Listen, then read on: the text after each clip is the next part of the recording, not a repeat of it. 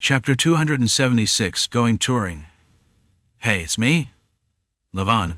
The middle-aged man spoke, but Encrid did not stop to think. When had he ever thought things through with his head? He had come this far by following his instincts and chasing his dreams. Encrid swung his sword.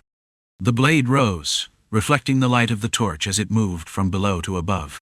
A dull thud echoed. Yes, dull. It wasn't sharp. The blade, once known for its extreme sharpness, cleaved through the opponent's arm slowly and without speed. Lavan watched, feeling his arm being severed, but he could not avoid it, only watch as the pain hit. Ah! A terrible scream echoed through the vast cave. The severed arm, still part of a human body, fell to the floor.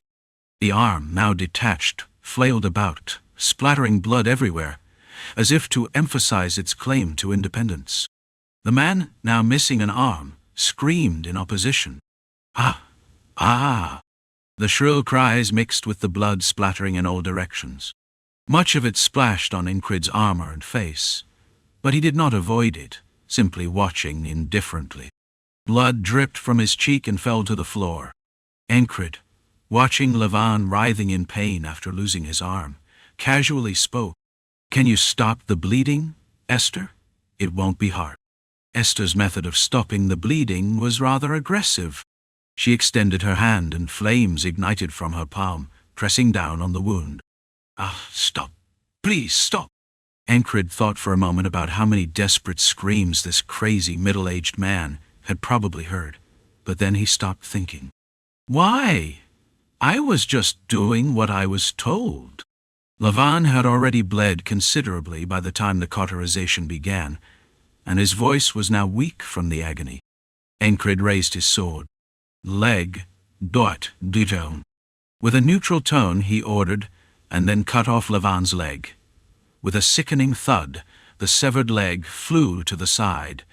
The limb, now independent from the body, flailed around as if asserting its existence. Under the many torches casting light, the red blood splattered everywhere again. Once more, Esther used her magic fire to cauterize the wound. And another Lavan, now missing both his arm and a legs, wept blood. His teeth broke, and blood mixed with saliva spilled from his mouth as he screamed in horror. "Looks like it's painful. If you cauterize like this, it always ends up like that," Encrid replied. While Jackson added, "It's not just cauterizing with an iron. It's cutting off limbs and sealing the stumps." Jackson wasn't a master torturer, but he knew enough. He understood the structure of the human body and where pain would be most excruciating. Jackson was familiar with various methods of torture, such as pulling out nails and inserting needles beneath them. From his perspective, Lavan was lucky to still be alive. Their conversation was indifferent, as if they were discussing a rock on the roadside. Lavan, unable to withstand the pain, finally passed out, his eyes rolling back. He seemed to be on the verge of death. Encrid stepped forward and prodded Lavan's forehead with his sword. No matter how much pain one is in, the body is instinctively sensitive to new pain. Encrid slowly dragged the blade downward, amplifying the pain to its maximum. "Ah!" Lavan moaned in a hoarse voice. Encrid asked, "Is there a way to restore the person trapped inside to their original state?" Jackson thought it was a ridiculous question, but Encrid had asked it anyway. If you didn't open your mouth at that moment, you weren't truly human. Even trained assassins, if faced with such a fate, would choose death before enduring such torment. Lavan blinked repeatedly, shaking and trembling, but his eyes still managed to focus. Clearly, his mind was still functioning, proving his value lay in his intellect. After some time, Lavan managed to speak, though his words were slurred and hard to understand. "There's a way." The words were difficult to catch, but Encrid understood enough. Without hesitation, Encrid swung his sword down, slicing through Lavan's head. The blade cleaved through his skull, and his brain, which might have had some value, spilled out onto the ground. "Why? Jackson asked without thinking. Why ask when you already know the answer? Encrid responded, and Jackson nodded. He understood. Lavan, the alchemist, had babbled whatever came to his mind, but there was no way to reverse what had been done. There was no method for restoration. Even if the most renowned clerics in the continent came, some things simply cannot be undone. While those cold saints might be able to reattach an arm that has been torn off, they cannot restore the mind of one whose head has been destroyed. That is beyond the realm of the divine. The woman intoxicated by drugs might bite off her own arm, but what can be done about the boy already dead? What about something that is neither ghoul nor human? If it could be undone, then perhaps that person could be called a god. It would have been valuable if we had taken him, Shinar said. A reasonable thing to say, to which a reasonable answer came. I didn't like how he looked, I see. That makes sense. Shinar nodded in understanding, and Esther seriously nodded in agreement. He was ugly. Those who walk the path of magic, mystery, and spells are also treading the path of the non-human. However, at the same time, they must face the real world. They should never forget their body, their flesh, and that they are human. A proper magician should understand this, be it a fairy, a dwarf, or a dragon. Because they have a physical form, a magician must never forget that. But that alchemist strayed from that path. The things he had done were evident everywhere, and the contents of his research journal reflected that as well. It was truly a foul, rotten stench. Thus, he was ugly. That's what I meant when I said that. Of course, his appearance was also part of it. Esther observed that Encrid seemed untouched by any anger or emotion. Then what was the motivation behind his swing of the sword? Esther had her doubts but didn't ask. It was better to investigate, analyze, and observe to find the answer. It was a way of discovering more than simply asking for a direct response. In fact, there was no complex reason. Encrid swung his sword as if discarding something filthy, like washing off dirt from his hands. Was the one wielding the sword to blame? What kind of nonsense was that? This was not the sword's fault. This was the work of a human. A human who could control their own life. One with both the ability and the will. They had simply done what they wanted to do. The one who gave the orders and the one who carried them out were both at fault. From Encrid's perspective, those who committed such acts had no worth. What if the opponent was the ruler of a nation? What then? It wouldn't matter. Even if he had to live his life as a fugitive, always pursued, treated like a bounty for gold, Encrid would still act as he did. That was how he saw his dreams, how he walked his path. Had Finn known his inner thoughts, she would at least have shaken her head. It would have sounded like the ravings of a madman. That was why Encrid wanted to kill anyone like that as soon as he saw them. That was why he wielded his sword. The knight of old wasn't just one who fought well. Of course, Finn could not read his thoughts or understand what was in his mind. Well, they died good and proper. Some foolish alchemist was here and now he's dead. What can you do about someone already dead? She spoke as though nothing could be done about it, implying no need for responsibility. Encrid had no further thoughts, and Jackson silently respected his commander's decision. After all, he had already gained what he needed, and, honestly speaking, I might have killed him. He had no intention of keeping him alive. That was not a matter of calculation, but a matter of feeling. It was emotion. A response driven by feelings for the first time in a long while. This is not the place to release it. He could not release the emotions that had worn away and decayed here. His emotions were like a prepared blade, and those who would receive it were already determined. Captain, some members of the unit have entered. We should bring them in and finish up. And for the few survivors, it's better to keep them locked up. Since they were all drugged, they would surely cause a ruckus if let out. Let's do that. Shinar spoke, then flipped through a few sheets of paper in her hand. Looking at the common language written on the thin paper, she opened her mouth. There are several more villages like this. Looks like it'll be quite the long trip. What do you think? Though many things were implied in the question, Encrid understood it clearly. Jackson would follow if he spoke, and Finn would follow Shinar's orders. One of the villages raises monster beasts. Through what Shinar said, Encrid realized. It's not that we haven't learned anything.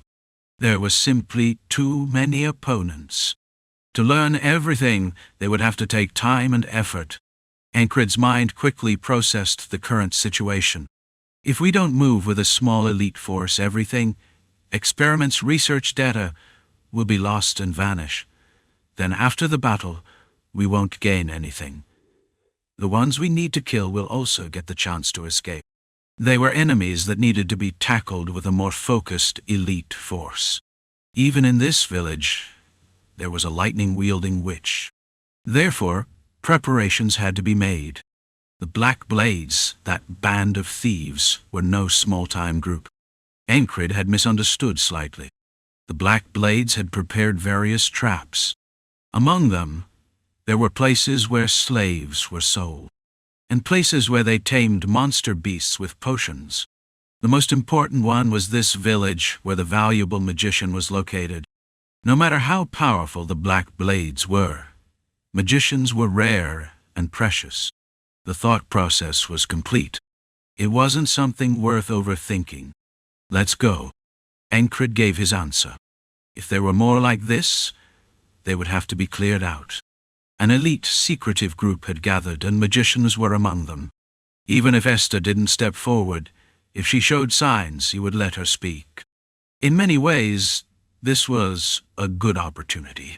Above all, if they didn't deal with it now, they would only end up hiding again. Don't you wonder who the leader of the Black Blades is? Shinar asked without waiting for an answer. Do you know? I've learned that they are one of the nobility of the kingdom. Jackson, too, had been listening to this conversation. There was an intent behind it. The information that had been deliberately leaked to parts of the kingdom was now beginning to bear fruit. Jackson, too, was eager to meet the leader of the Black Blades. Even if he had a wife separated by war, there was someone else he wanted to see more than her. After leaving the cleanup of the village to the incoming troops, the group moved on. That's brutal, the squad leader said, shaking his head at the scene inside the cave. Several inexperienced soldiers couldn't hold back their nausea and vomited, and the foul stench of vomit filled the cave. One of the reasons he wielded his sword was to prevent leaving such things alive. The group then ascended the mountain. It was a rough path, but it would serve as a shortcut. Finn was an excellent guide in such terrain. One of the villages of the Black Blade had 4 village chiefs who moved as one. They were 4 men who had been together since childhood, and they were known as the Balin brothers. Bold, fierce-looking men, they were the archetypal bandits, and their skills were formidable enough to rob around the village. The Black Blade bandits were originally a group that dabbled in banditry as well. In front of the 4 stood a man with black hair. It was midday. How did you get in? The eldest brother asked, rubbing his shaved head. Though it was cloudy, it wasn't a rainy day. The second brother narrowed his eyes. It was strange. The village was quiet. There should have been dozens of their members around, but it had been suspiciously silent until now. The man silently adjusted his sword belt and placed his hand on the grip of his sword before speaking. If you're upset, you should speak up now. I'm a bit busy. The third brother rolled his eyes. The fourth brother was quick to sense unease. He subtly stepped back and grabbed the hidden end of a net. If things went wrong, he was ready to throw it. The net, with weights attached at the corners, was the fourth brother's proud weapon. The brothers often used nets in their battles to great effect. The third brother was an expert in throwing darts. He stroked the poisoned darts with his hand, preparing for the fight. The first and second brothers were masters in hand-to-hand combat. No words were exchanged. A tense standoff began between the 4 brothers and Encrid. The tension filled the air. The bald brothers, accustomed to their palace-like home, now found the space cramped. What is this guy? After a brief thought, the fourth brother threw the net. Encrid stood calmly, watching the net fall. He observed the two bald brothers and connected the dots in his mind, moving his foot to draw an imaginary line in the air with his sword. The sword cut through the air, hitting the weight on the net, tangling it mid-air. Then it slashed through the necks of the fourth and third brothers, leaving deep gashes. Blood gushed out from the wounds. The second brother's eyes turned wild in fury. "You bastard!" he yelled. The fight was short and brutal. It ended in an instant. Encrid used a sword technique that parried the thick blade of the incoming enemy while simultaneously delivering a strike. He avoided the attack and struck the enemy's forehead. The blade dug into the forehead with a sickening sound. "You bastard!" The first brother hurled his axe with all his might, the heavy weapon showcasing the brute strength of its wielder. The first brother gave his all.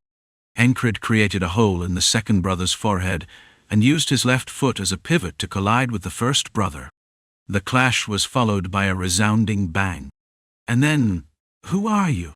The first brother, unable to withstand the force, spoke in a voice of disbelief, his arms broken.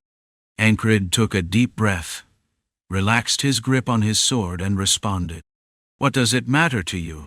The man was about to die anyway. Encrid showed no mercy or forgiveness. That was the end of it. There were no more mages, and Jackson, who had picked up some kind of artifact, had gone wild. The 5 thieves guarding the central part of the village were swiftly taken out by Jackson without anyone noticing, and Encrid entered the inner area of the village.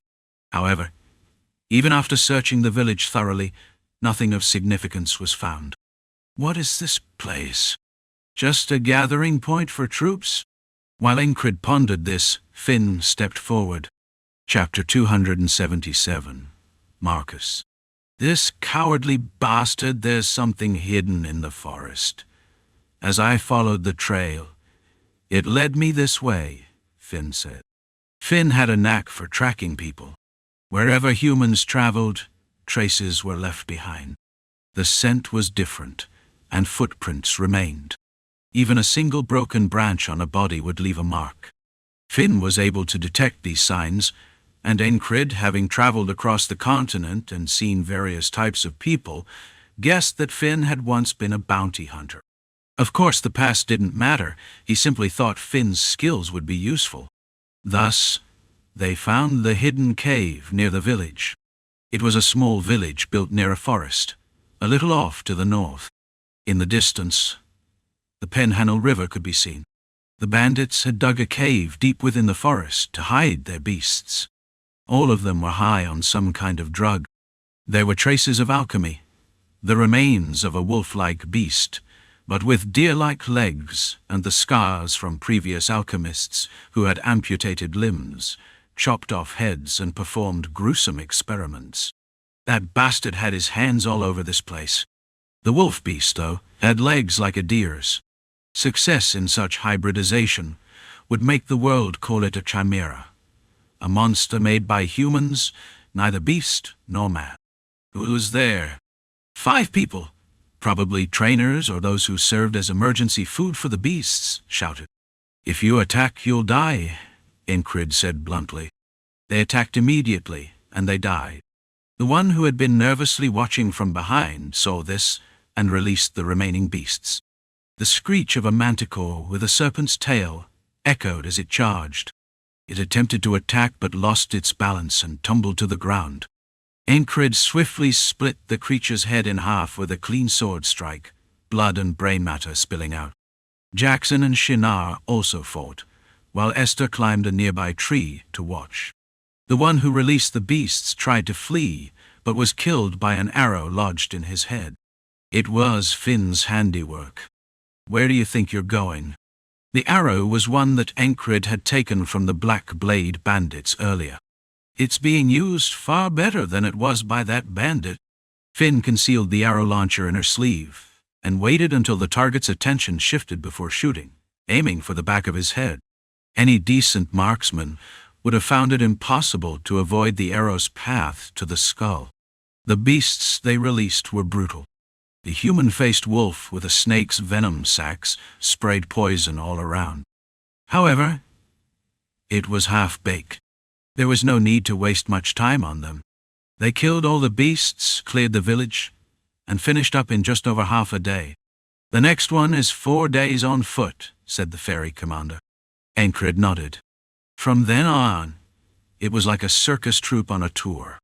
Find a village, enter, strike, fight, kill, clean up. It was a routine.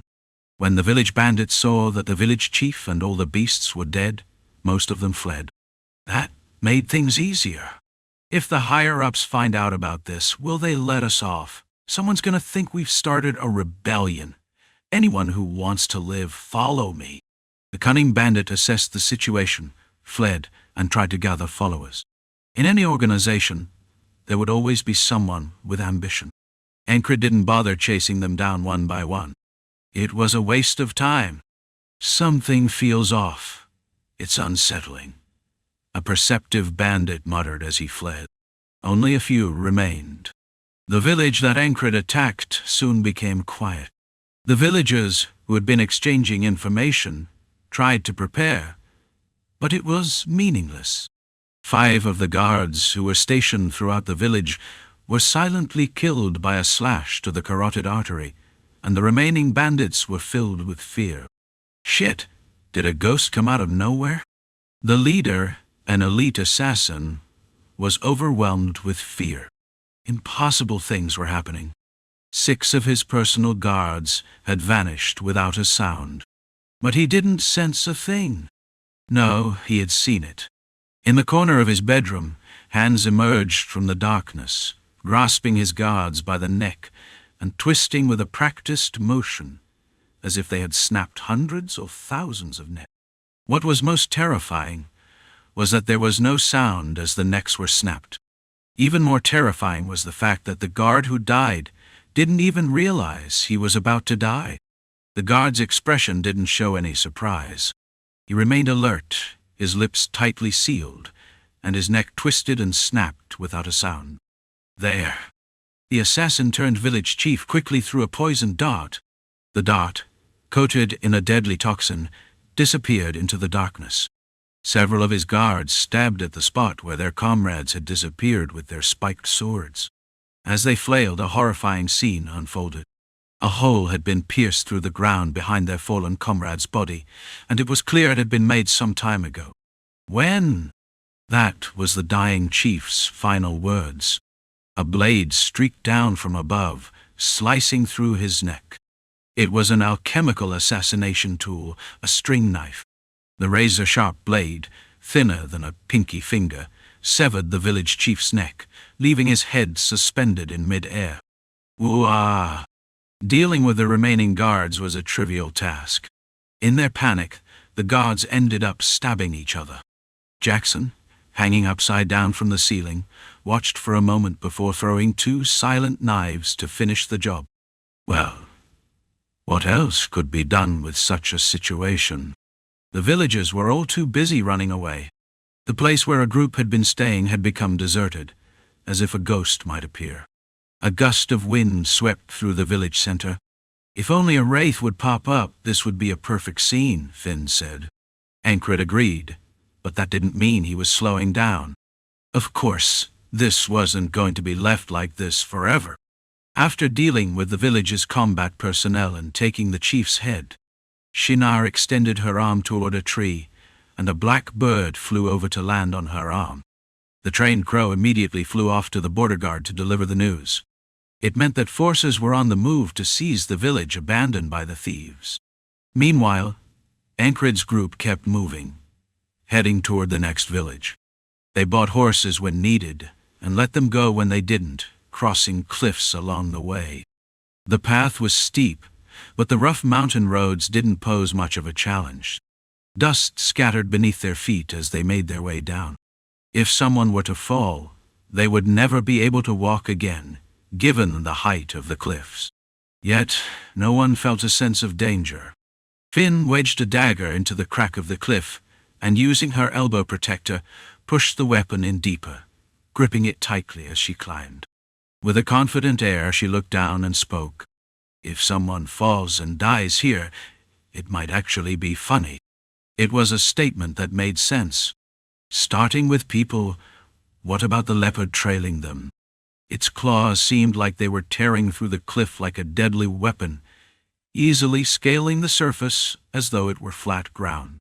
It wasn't surprising. The claws and skills were suited for vertical walls. The rest of Encrid, Jackson, and Shinar were no different. They all knew how to take care of themselves. Encrid steadily climbed, one step at a time, while Jackson seemed as if he had glue on his hands. Shinar made jokes as she expertly scaled the cliff. "Have you ever kissed a cliff, fiancé?" "Do you think so? Sometimes I wonder if my fiancé is still a virgin." She made jokes as though falling off a cliff was as trivial as sipping tea in a sitting room.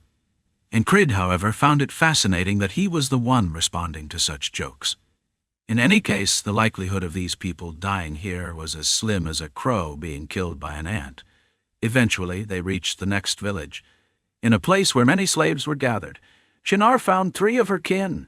She scornfully criticized them, but the 3 didn't respond.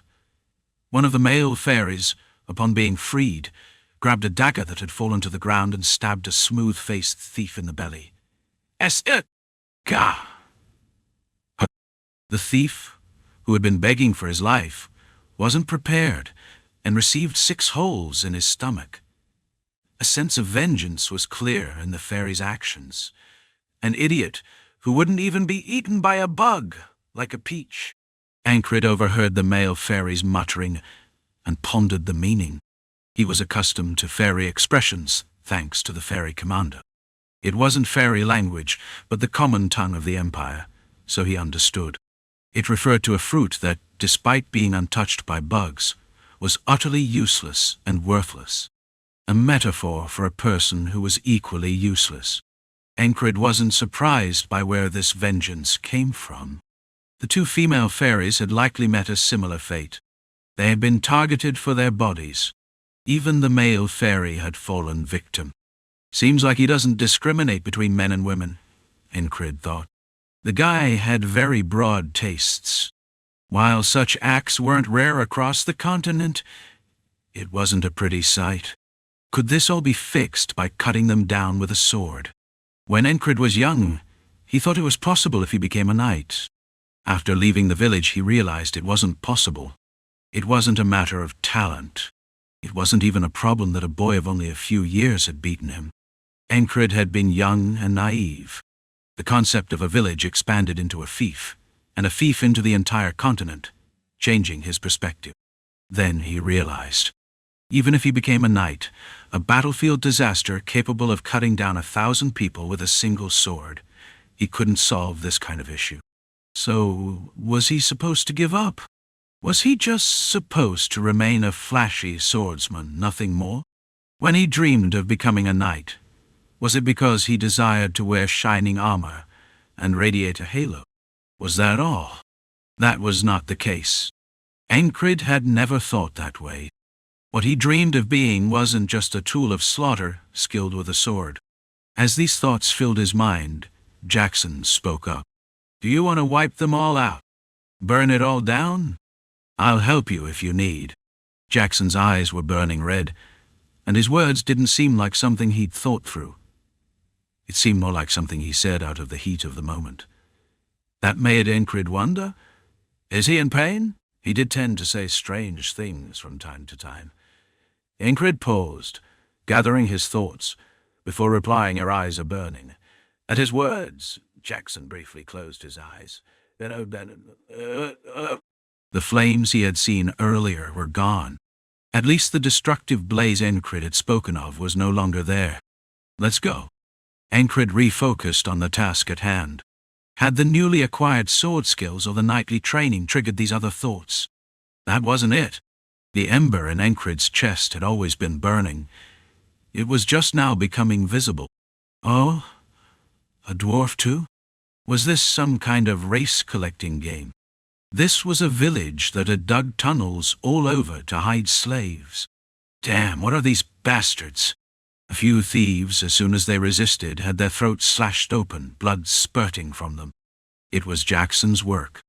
With silent steps and concealed presence, he used the tools he had gathered. I received a useful relic as a gift. Picking up the dead man's possessions with pride, he showed that he was no different from the rest. The thieves, caught unaware by Jackson, didn't even have time to react before they were swiftly dealt with. Jackson systematically cut down each of them with his dagger, and soon 8 trembling thieves lay dead, their bodies sprawled across the ground. The village chief had already been slain. This wasn't a mage or assassin they were dealing with. He wasn't even skilled with a sword. All he did was exploit gaps, repeatedly trying to pull tricks, even setting traps in his bedroom. Good job. Once again, Encrid didn't need to intervene. Well, there was one time he had to swing his sword. When 2 somewhat skilled men from the village tried to ambush him, he parried their attacks with his blade, then struck with a serpent strike. Thunk, thunk. 2 loud thuds echoed as their bodies hit the ground, and no one dared challenge Encrid after that. With such brutal measures, Encrid and his group subdued the village. The remaining slaves were freed, and those who still resisted were cut down. Most of the village had been like this. Some so-called strongmen tried to fight, but once they were slashed and defeated, the rest either surrendered or fled. Over the course of 2 months, they moved from one village to the next, hunting down the hidden villages of the Black Blade Band. It had only taken 2 months. Considering the pace they had set, it was nothing short of impressive. The Black Blade Band's leaders hadn't even realized half of the villages they had set up were falling before they noticed. They were fast. By the time they figured it out, the remaining villages were already beyond saving. Damn bastards. The leader of the Black Blade Band slammed a candle holder onto his desk in frustration. The wooden desk, made from rosewood, cracked in the center and splinters flew everywhere. Huff, huff. Still, the leader's anger didn't subside. If anything, it surged. He threw the silver candle holder out the window in a fit of rage. Crash! The high-quality stained glass window, which had been painted with red, yellow, and blue, shattered, and glass dust filled the air. The silver candle holder fell into the garden of the 3-story mansion. The gardener, who had been trimming the bushes with scissors, startled and lowered his head, trying to stay out of sight. He quickly picked up the fallen candle holder and went to find the butler, concerned something was wrong. Of course, neither of them could figure out what was happening.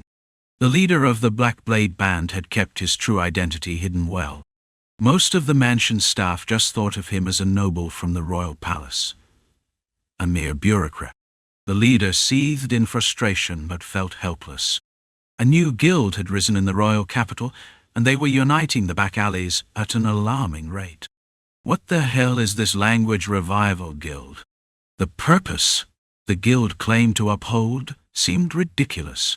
Many of the criminal gangs they were targeting had been supported by the Black Blade leader himself. That's why he couldn't just back out now. Damn it. He couldn't do anything about the men who were gunning for his hideout. The truth was, even if he stepped in, it wouldn't make a difference. He had no troops left to send and no capable fighters. The enemy's preparations were far more solid. They were systematically wiping out the villages. He had no choice but to send word to the main base. A thought that he might die filled his mind. Damn it, damn it. His empire, the very one he had built over a lifetime, was crumbling. The leader wanted to scream, but the attendant stopped him. Are you really going to throw everything away? Find out the name of one of them. That's the best option. It was sound advice. The leader had already used his connections. He'd bribed the Information Guild with gold coins and hired mercenaries. Through these efforts, he had learned a name. Marcus, that damn bastard. Chapter 278, starting with Jackson, that coward. That dirty bastard, curse him! That son of a bitch! The Black Blade lieutenant spat blood as he cursed Marcus. Of course, there was some misunderstanding. This ordeal had begun with Shinar, and Encrid had swiftly resolved it. Still, the more they dug, the clearer it became that the border guard regulars were involved. So, who gave the order? Who was behind all of this? One name constantly surfaced. Marcus, a nobleman tied to the royal court, rumored to covet the Grand Duke's position in the north. That damn bastard! No matter how many times he muttered it internally or shouted it aloud, his anger wouldn't subside. Frustration and resentment consumed him to the point of madness. He wanted to throw himself on the ground, scream and flail. That's how enraged he was. Only after a long while did he manage to calm himself down slightly. The lieutenant gritted his teeth, but rushing to kill Marcus was impossible. The border guard was a place where assassins disappeared without a trace. Even attempts to kill Encrid had never succeeded. Did they even manage to leave a scratch on him? Despite sending in men armed with poison, why had they all failed? Was it because the opponent was just that skilled? The Black Blade considered the possibility. The lieutenant believed as much. At the very least, Encrid seemed to be at knight candidate level. Encrid's feats had been both exaggerated and underestimated. But none of them believed that Encrid had truly reached the level of a squire. To claim that someone who had been wielding a sword in the dirt had suddenly grasped will and started using it was unbelievable. While there were occasional prodigies, if Encrid were one, why hadn't he gained fame sooner? Unless he had been hiding somewhere, which wasn't the case. There were traces of him everywhere. He had been a mercenary, paying lowly instructors with krona to learn swordsmanship. He was a man who, when not using his blade, repaired city walls for spare coin. Someone like that couldn't have reached knight candidate status. The Black Blade was logical. Their doubts were well-founded. Furthermore, Count Mosun had manipulated the flow of information to obscure Encrid's true capabilities. As a result, the Black Blade couldn't accurately assess him. They weren't dismissive, though. They recognized that something had changed for the late-blooming Encrid. But believing he had truly attained knight candidate status, that was too much. Surely, there had to be a benefactor. And among the names of possible benefactors, the most suspicious was Marcus, that scheming son of a bitch. "Now it's war!" the lieutenant shouted alone in his study. It wasn't just his thought. The Black Blade's leader had issued similar orders. Mobilize the forces. Seek the help of cultists. Burn down the border guard. Though not a lord or a landowner, the Black Blade, a bandit group wielding unusual power and influence, prepared to unleash their might. They spent the dark gold they had hoarded and called upon their connections. Members of the bandit group assembled. Among them were mercenaries willing to kill their own parents for the right price. In this way, a force of over 500 gathered on a small hill west of the border guard. Could such a force breach the border guard's walls? It wouldn't be easy, but the Black Blade's strength lay in subterfuge, not direct confrontation. And that's how they operated. The bandit group's rampage, ostensibly a land war initiated by Marcus to seize nearby territories, had widespread consequences. It marked the beginning of a civil war, dragging countless others into the conflict. Marcus, stationed within the border guard, hadn't foreseen any of this. Right before the declaration of territorial conflict, he had said, "How many villages are there? Send forces to occupy them all. From now on, we're not just the border guard regulars. We're the domain border guard. And who is the Lord? The first Lord is me." In response to the captain's question, Marcus confidently pointed to himself with a thumbs up. Soon after, Tarnan, the piggish baron responsible for the neighboring territory, declared war. To act without royal approval, your greed knows no bounds and you have no shame. Marcus, beg for forgiveness immediately. If you do not repent, I shall cut off your head and offer it to the gods. The Baron's rallying speech, delivered to his gathered troops, quickly reached Marcus's ears. That pig must have lost his mind, Marcus muttered as he leaned on his desk, resting his chin on his hand. It was the start of the Civil War. Of course, it didn't lead to immediate fighting. Like most territorial conflicts, Baron Tarnan began by sending a messenger. Such wars often started with arguments and escalated reluctantly into battles. What's his game, though? This time, however, things were different. Baron Tarnan had gathered mercenaries and skilled fighters from somewhere, instigating and provoking Marcus's forces. It seemed like a fight could break out any moment. But instead of attacking, Tarnan's forces dug in and held their ground. Why? Who benefited from merely holding the line? Marcus wasn't a fool. Rather than attacking now, it was more advantageous to let Tarnan and his backers waste their resources. Marcus sought to unravel his opponent's intentions, analyzing and strategizing carefully. What is that pig Tarnan's specialty? Eating. Oh. What is fool Tarnan's strength? His thick skin makes blades less effective. What power does Baron Tarnan's domain possess? Absolutely none of significance. What does that bastard rely on? The Black Blade Bandit Group. Dud. Marcus sorted out the sequence of events and confirmed the situation. But why was Tarnan acting this way? Gathering troops, of course, cost money. They had to be fed and housed. And they were mercenaries too. Their wages needed to be paid. If they weren't paid silver coins, some mercenaries might simply turn around and carve star-shaped holes in Tarnan's belly. Then why? Despite assembling his forces, Tarnan showed no intention of attacking. All he did was spout nonsense about conducting training. Marcus waited. There wasn't much he could do for now. He had indeed invaded Tarnan's domain.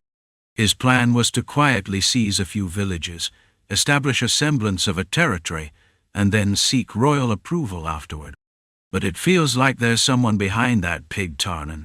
The question was, who? The maneuver orchestrated by the shadowy force behind Tarnan soon struck a heavy blow. It hit Marcus squarely on the back of the head. Ha!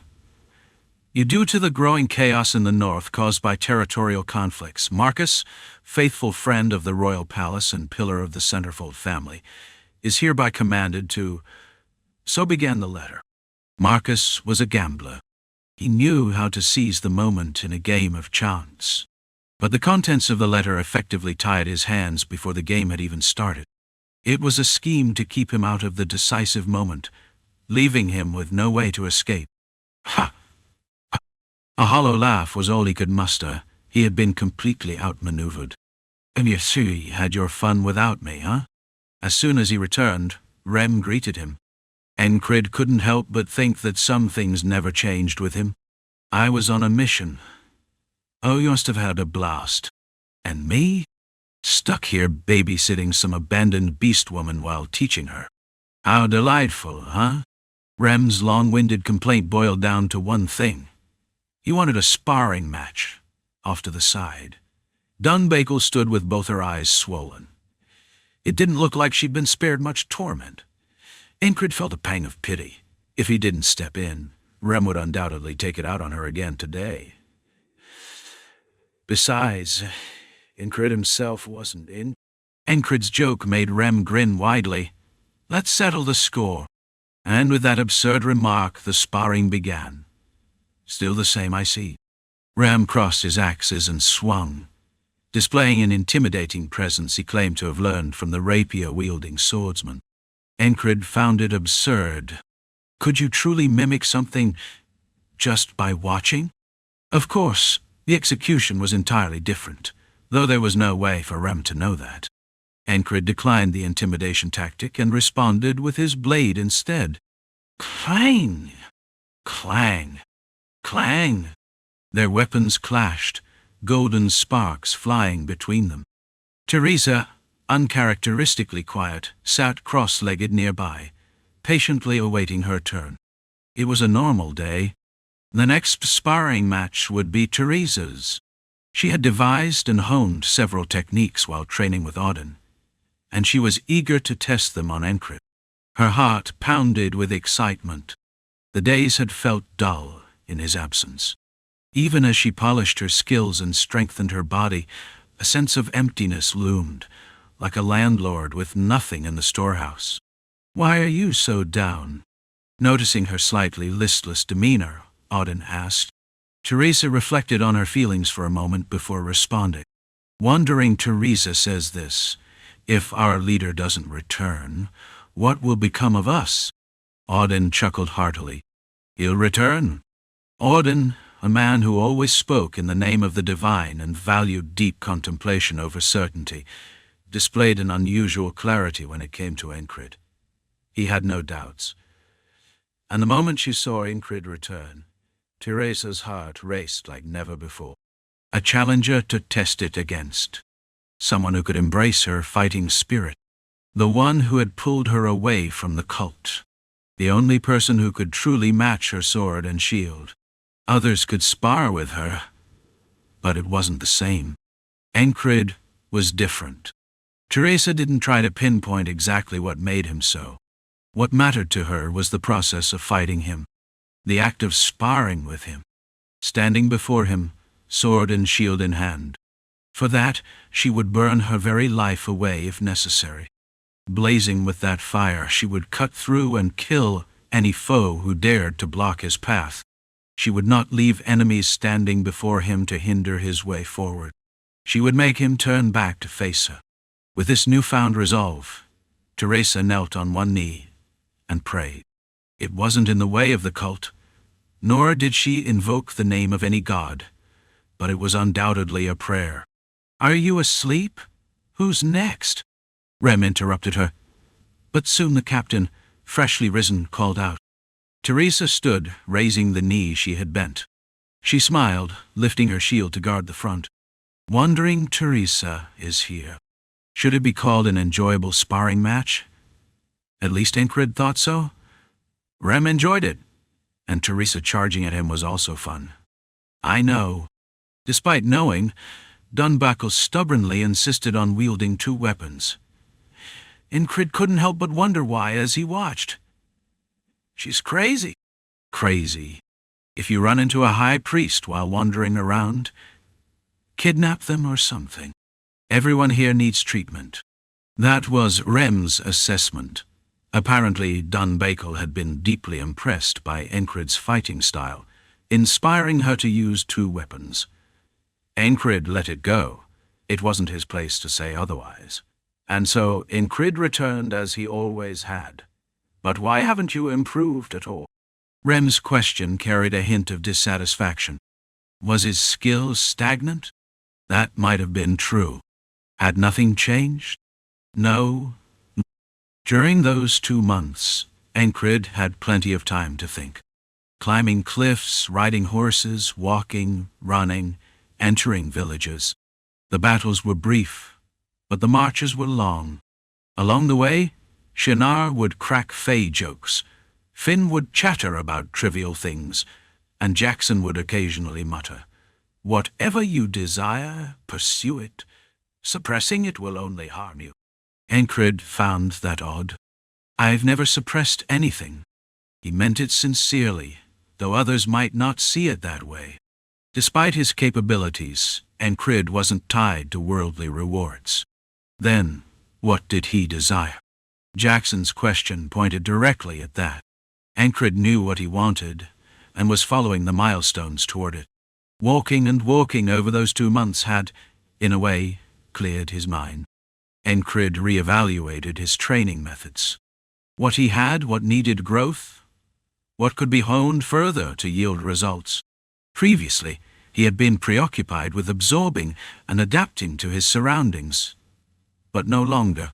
In those 2 months of walking, Encrid had solidified his training methods. It was time to put them into practice. "I'll need you to lend me a hand." The beginning would be with the stray cat Jackson. Chapter 279. The Black Blade Excels in Politics. 1. Throw it. As soon as Encrid spoke, Jackson's hand moved. There was no time to concern himself with the whistling sound of the projectile. The sly stray cat with reddish-brown hair standing 7 steps ahead hurled a stone. The tiny speck in the distance quickly expanded before his eyes. As Encrid's focus heightened, he perceived the stone's trajectory. In the instant he twisted his body to evade, he noticed another stone where he was dodging. It was a throwing technique designed to occupy space with timed intervals. Encrid's body moved instinctively, twisting out of the way. Using his left foot as a pivot, he stepped back to the right, his torso rotating in the opposite direction. His movement was grotesque, contorting his body unnaturally. He used the torque from his twisting waist to roll forward, dodging all the stones. "Weren't you supposed to evade without leaving your spot?" The detached tone reached his ears. "I will, eventually, though not yet." Encrid knew it was something he'd achieve with repetition. It was a matter of practice and persistence, not foresight.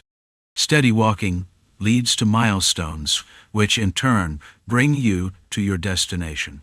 A truth he had proven with his body and learned through life. Encrid answered calmly, standing up and brushing the dust off his clothes. The blue light heralding dawn was being crushed by the rising sun, transforming into hues of orange and yellow. It was the early hours of the day, the time when everyone began to wake. As if by unspoken agreement, all the company members were outside, watching Encrid and Jackson. Their gazes varied. Rem, wrapped tightly in his warm fur coat, glared as if questioning what backwater custom compelled such madness at this freezing hour. Audin wore a satisfied smile. Ragnar observed indifferently, twirling his wrist. Teresa was absent, being on duty. Dunbakel glanced between Rem and Encrid before shaking her head to herself. She seemed tempted to imitate Encrid, but feared that asking Rem to do so would result in a boulder smashing her skull. Unbothered by their stares, Encrid immersed himself in thought. It was the same idea he had been mulling over for 2 months while walking, running, and fighting. The sense of evasion operates within the unconscious realm, as a reflex. Seeing, hearing, feeling, tasting, and smelling are the 5 senses. When these senses merge, leading to conclusions before the process is fully understood, it's called intuition. The sense of evasion is a skill forged from the intuitive realm, honed by reflexes. Until now, he thought that was enough. No, it isn't. Pondering was Encrid's habit, and is everything. He pondered and saw the path he must take. It was, as always, a thorny one, rugged, treacherous, like climbing a sheer cliff. But he would enjoy every step of the way. In the conscious realm, he would fully read the trajectories of incoming stones, evade them, and incorporate deliberate movements. This would serve as preparation for his next action. It was a conclusion derived from what he had learned through nameless swordsmanship, gained through experience, and realized by observing Jackson's techniques. Again, the goal was to evade every stone hurled at close range without moving from his spot, while achieving intentional reaction speeds. Of course, that wasn't the only part of his training. After this came Audin's turn. "You enjoy hardship, brother. Why are you saying that with such a bright smile?" "Because, as the Lord has said, one cannot discuss hardship without first walking the path of penance." Encrid interpreted the hulking religious fanatic's words in his own way. Essentially, he thought, Audin was ecstatic at the prospect of half-killing him through training. Encrid smiled back. Walking the path of penance, if there was fruit at its end, he would be satisfied whether it was ripe or withered. For a man who never stopped moving, even while standing still, any fruit of his efforts was priceless. Whether sweet or bitter, fruit was fruit. And that seemed to please Audin greatly. Even as he hinted at half-killing Encrid, he laughed. "Let's do it." Audin introduced Encrid to partial strengthening training. It was an advanced technique even among isolation techniques, a path of true hardship. Previously, he had trained flexibility by breaking his body down to its joints and stretching them. This time, it was about isolating and training individual parts of the body. Dividing the day into 3 mornings were for the upper body, afternoons for the lower body, and evenings for discovering and straining hidden muscles. There are visible muscles you can easily feel, but there are also unseen ones. In isolation techniques, we call these inner muscles. For example, here. As he spoke, Audin jabbed his fingers into Encrid's lower back. An excruciating pain, like being stabbed all over with knives, shot from his lower back through his entire body. Ugh. Ugh. A groan escaped him despite himself. Exactly. We'll train those muscles. This would follow regeneration training. It's the steel body. From inner muscles to outer muscles, he trained himself to the point of abuse. He rolled and rolled again. Normally, this would take years of effort. But the company commander might just be a genius when it comes to body conditioning. Physical training is also a realm of talent. Many don't realize this. To add, it's fascinating. Your physical aptitude was insignificant at first, but to reach this point you must have an unseen gift. Audin's stream of words barely reached his ears. When you're balancing on one leg, repeatedly sitting and standing with 3 boulders tied to your back, the world around you tends to fade away. Sweat poured down his face. Winter weather was no match for the fervor of training. Well done, Audin said with a grin. Encrid returned the smile. Just because something was grueling didn't mean it wasn't worthwhile. In its own way, this was enjoyable. Every exercise was extreme. For instance, he walked on all 4s like a beast while carrying either a boulder or Audin on his back. To improve ankle flexibility, he stood on one leg with a stone strapped to his back, picking up objects scattered on the ground. He repeated such routines dozens, even hundreds of times.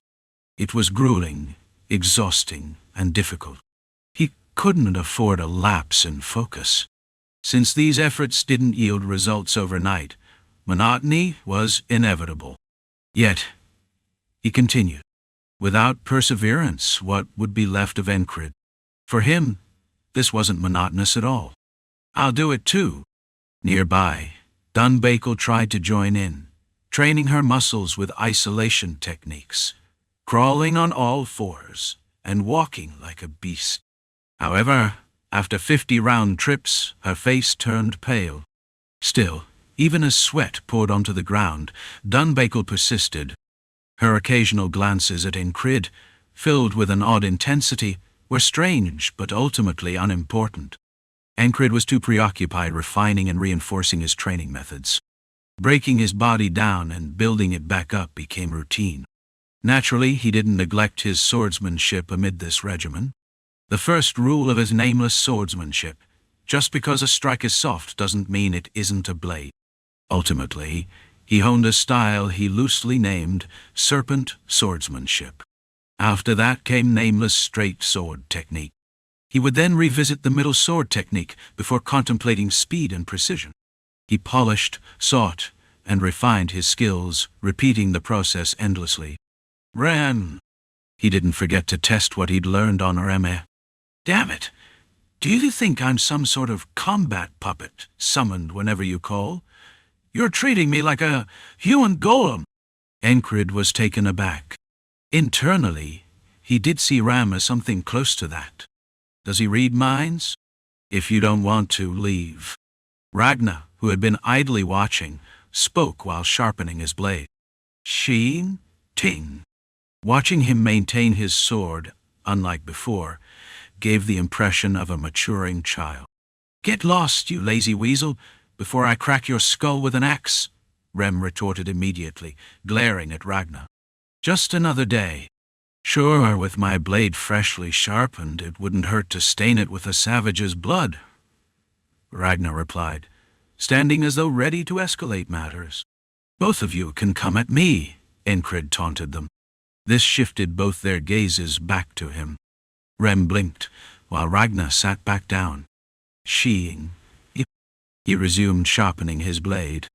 It was a single sentence, but it was an effective way to diffuse a fight. You'd lose, Ragnar said from where he sat. Fine, Dr. Rem. Rem slapped the back of his axe against his palm as he approached. Ragnar rose and moved to a spot in the training yard, where he began swinging his sword, sometimes slowly, sometimes quickly. Encrid observed briefly, then gripped his sword with both hands, focusing on reading Rem's movements. Blades and blades.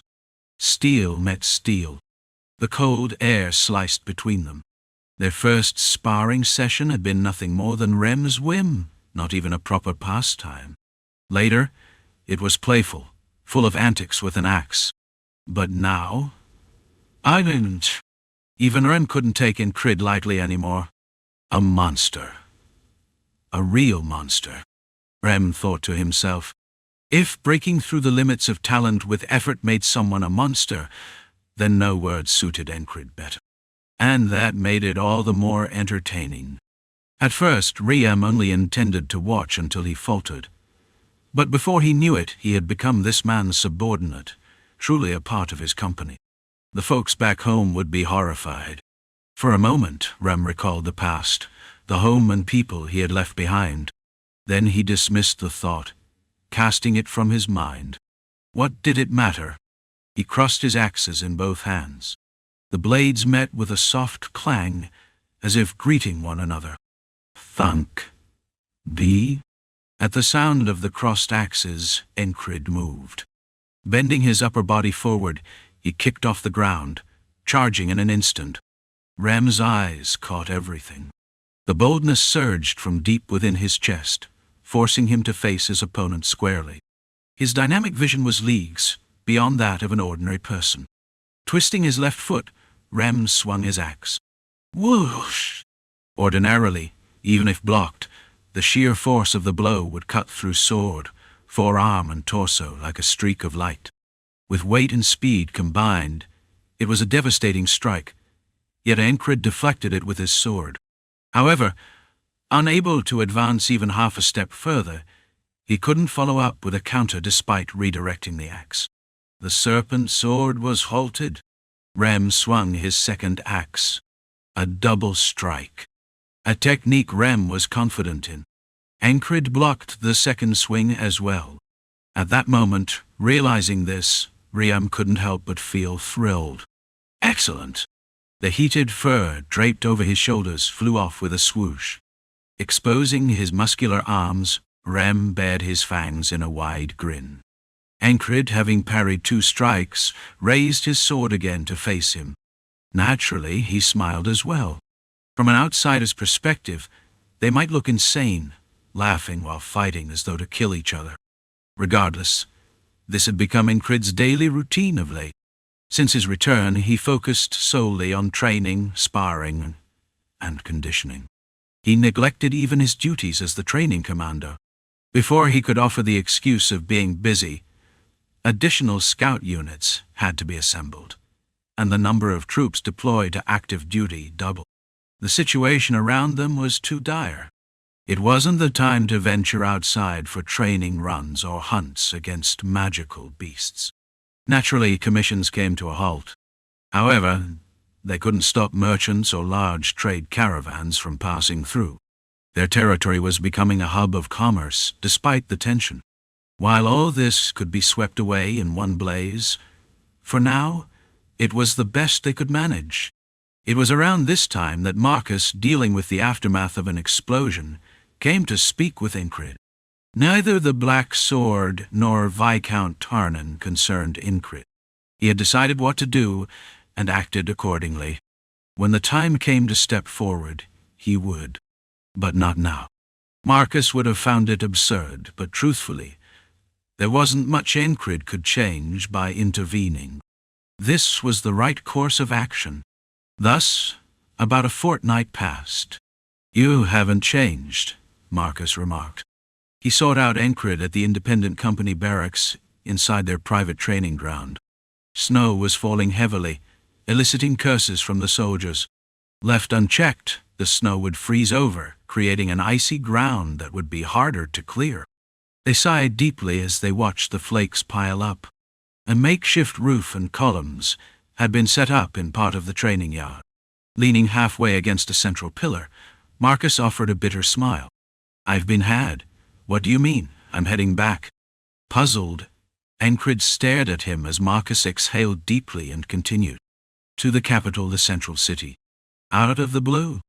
Encrid had ears. He knew the surrounding situation had turned into chaos. They were like a flickering candle in the wind, with no reinforcements to support them. Of course, that fragile flame wouldn't be extinguished so easily. But for Marcus to withdraw now... No, it wasn't a retreat. He had said he was forced, which meant someone had exerted pressure. "I'll hand over the position of successor lord to the first company commander." Blowing out a puff of breath, Encrid set down the iron cudgel, equivalent in weight to 10 swords, that he had custom-made by the blacksmith. It was an excellent training tool, strengthening not just forearms and shoulders but core muscles as well. It also helped refine swordsmanship through precise training methods. The dull thud it made drew Marcus's gaze downward. The blunt sword tip was lodged firmly in the frozen dirt at an angle. What was that? Marcus was reminded once again of how monstrous this man was. Just then, Craze peeked his head out from the barracks. "Oh, the battalion commander is here." Opening the door, Cress gave a sort of salute. Though it was far from formal, it was clearly intended as a gesture of respect. "Clear off." Marcus waved dismissively. Encrid clasped his hands over the grip of his sword. "Smoke?" Marcus asked. "I don't smoke." Marcus bit down on a cigarette. Just as he wondered about striking flint, Trey hurried over and offered a small flame. Lighting the cigarette, Marcus took a deep drag, exhaling smoke that mixed with his frosty breath, the acrid scent stinging their noses. It was a simple cigarette rolled from dried leaves, not exactly pleasant smelling. What followed was straightforward and clear. Chapter 280. The Black Blade Excels in Politics. 2. Why must Marcus heed the summons from the central government? Those damn noble brats. This is when they should shield me and act as my support, but instead, they've turned me into a scapegoat. Political rats, all of them. These words came directly from Marcus. For a brief moment, Encrid wondered if Marcus was berating himself. But it wasn't the time to bring that up. Some of the border guards' activities, raising war horses and training archers beyond the border, could be interpreted by the central government as signs of rebellion. Why concentrate power in the north, especially while having a noble family of such prominence at the helm? A family of prominence. My family. Encrid didn't bother asking about the name of the family. The point was clear. Marcus intended to restructure the north with the border guard as its backbone. But to the central government, it looked like they were consolidating power for some ulterior motive. When Marcus answered to govern the north effectively, the reply came swiftly. "Doesn't seem like it. Come to the capital and let's talk this out. Besides, isn't your family supposed to be a protector of the capital? Come back. We'll even make you a central official. And if I refuse, what?" "Refusal means you're definitely planning rebellion." "Is that what you're up to?" "I told you, it's not rebellion." "Then, come to the capital. Let's talk. Don't antagonize the neighboring territories. If it's just defense, they won't bother you. If I leave, they'll attack. Let me finish handling this first." "So, it is rebellion." "You're a traitor, aren't you?" "No, it's not." "Then come." Stripped of any flowery language, titles or pleasantries, this was essentially the exchange that had taken place. Marcus resisted, but it was futile. He was summoned back to the capital. This isn't the end. There's bound to be some band of rogues orchestrating things behind the scenes. Such were the words of Marcus, a natural-born politician. But why did he bother to seek Encrid out just to share all this? Before Encrid could voice his doubts, Marcus spoke first. Straightening from the pillar he had been leaning on, he stood upright, like a soldier offering a salute. At that moment it seemed as though Marcus absorbed the surrounding air. He steadied his breathing. "Help Graham defend the territory." It wasn't a command. To Encrid's ears, it sounded like a plea. "Yes," he replied. Satisfied, Marcus exhaled wearily before muttering, "My worries were pointless." "Pardon?" "Nothing." Marcus turned away. On his way to this point, Marcus had wrestled with several concerns. Would Encrid stay to protect the territory until the end? Should Marcus abandon the place altogether and summon Encrid to the capital instead? Or would Encrid simply follow his own path? Damn those bureaucratic rats of the capital! Marcus felt an overwhelming urge to curse the rotten nobles and officials yet again. He cursed them often, but now he wanted to put holes in their foreheads.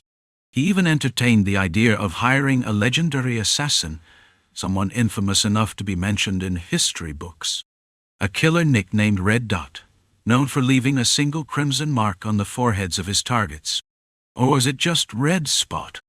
Regardless, Marcus wanted to sever the rot and cut them down. "Fine, I'll go."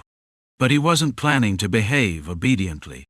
He vowed to track down and crush every fool who had been manipulated by the Black Blade. However, for that to happen, this place needed to remain intact. The enemy was clearly targeting the border guard. So, what could Marcus do? What else? Stick to what I do best. Leave the fighting to those who excel at it, and focus on what he was good at.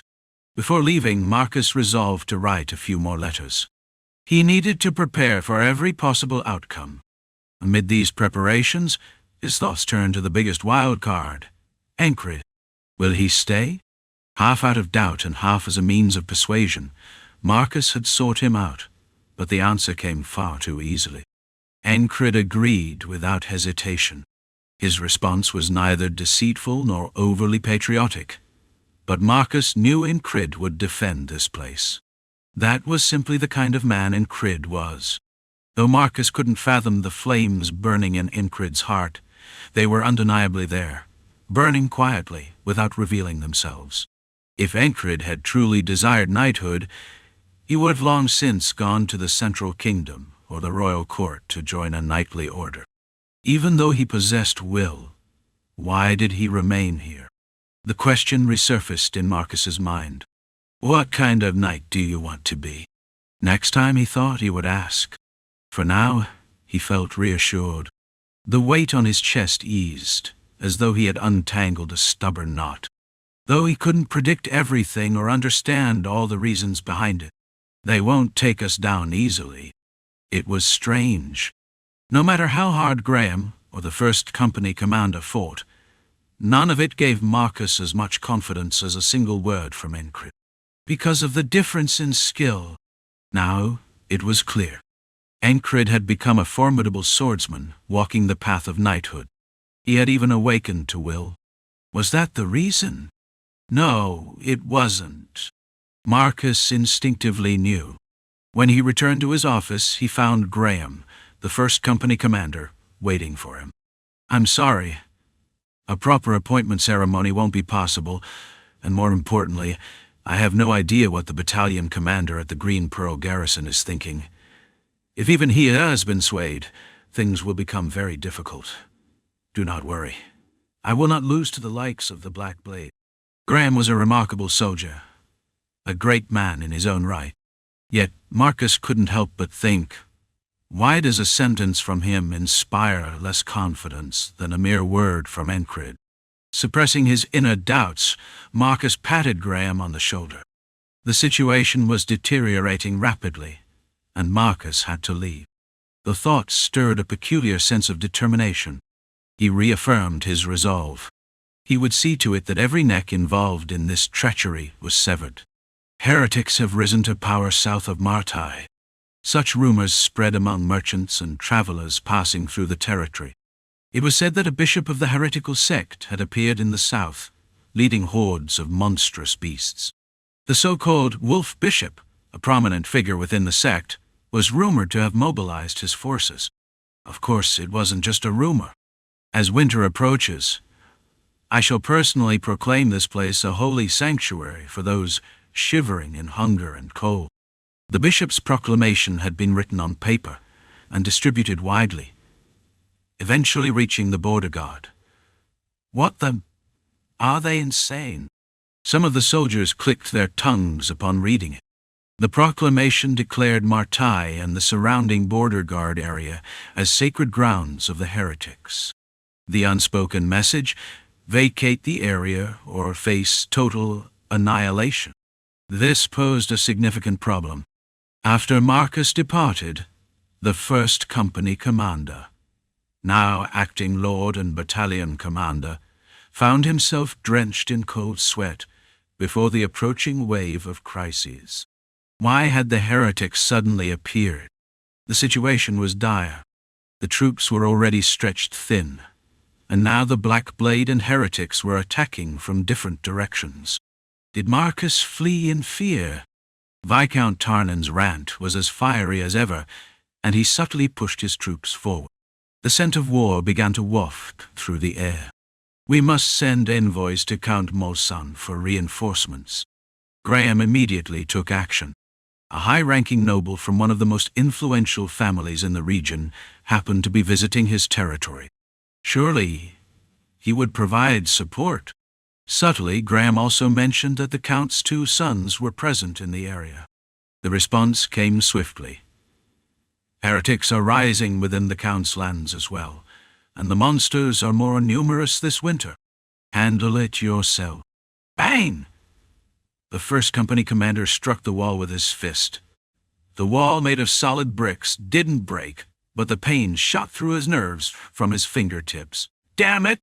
Your land is next in line after ours.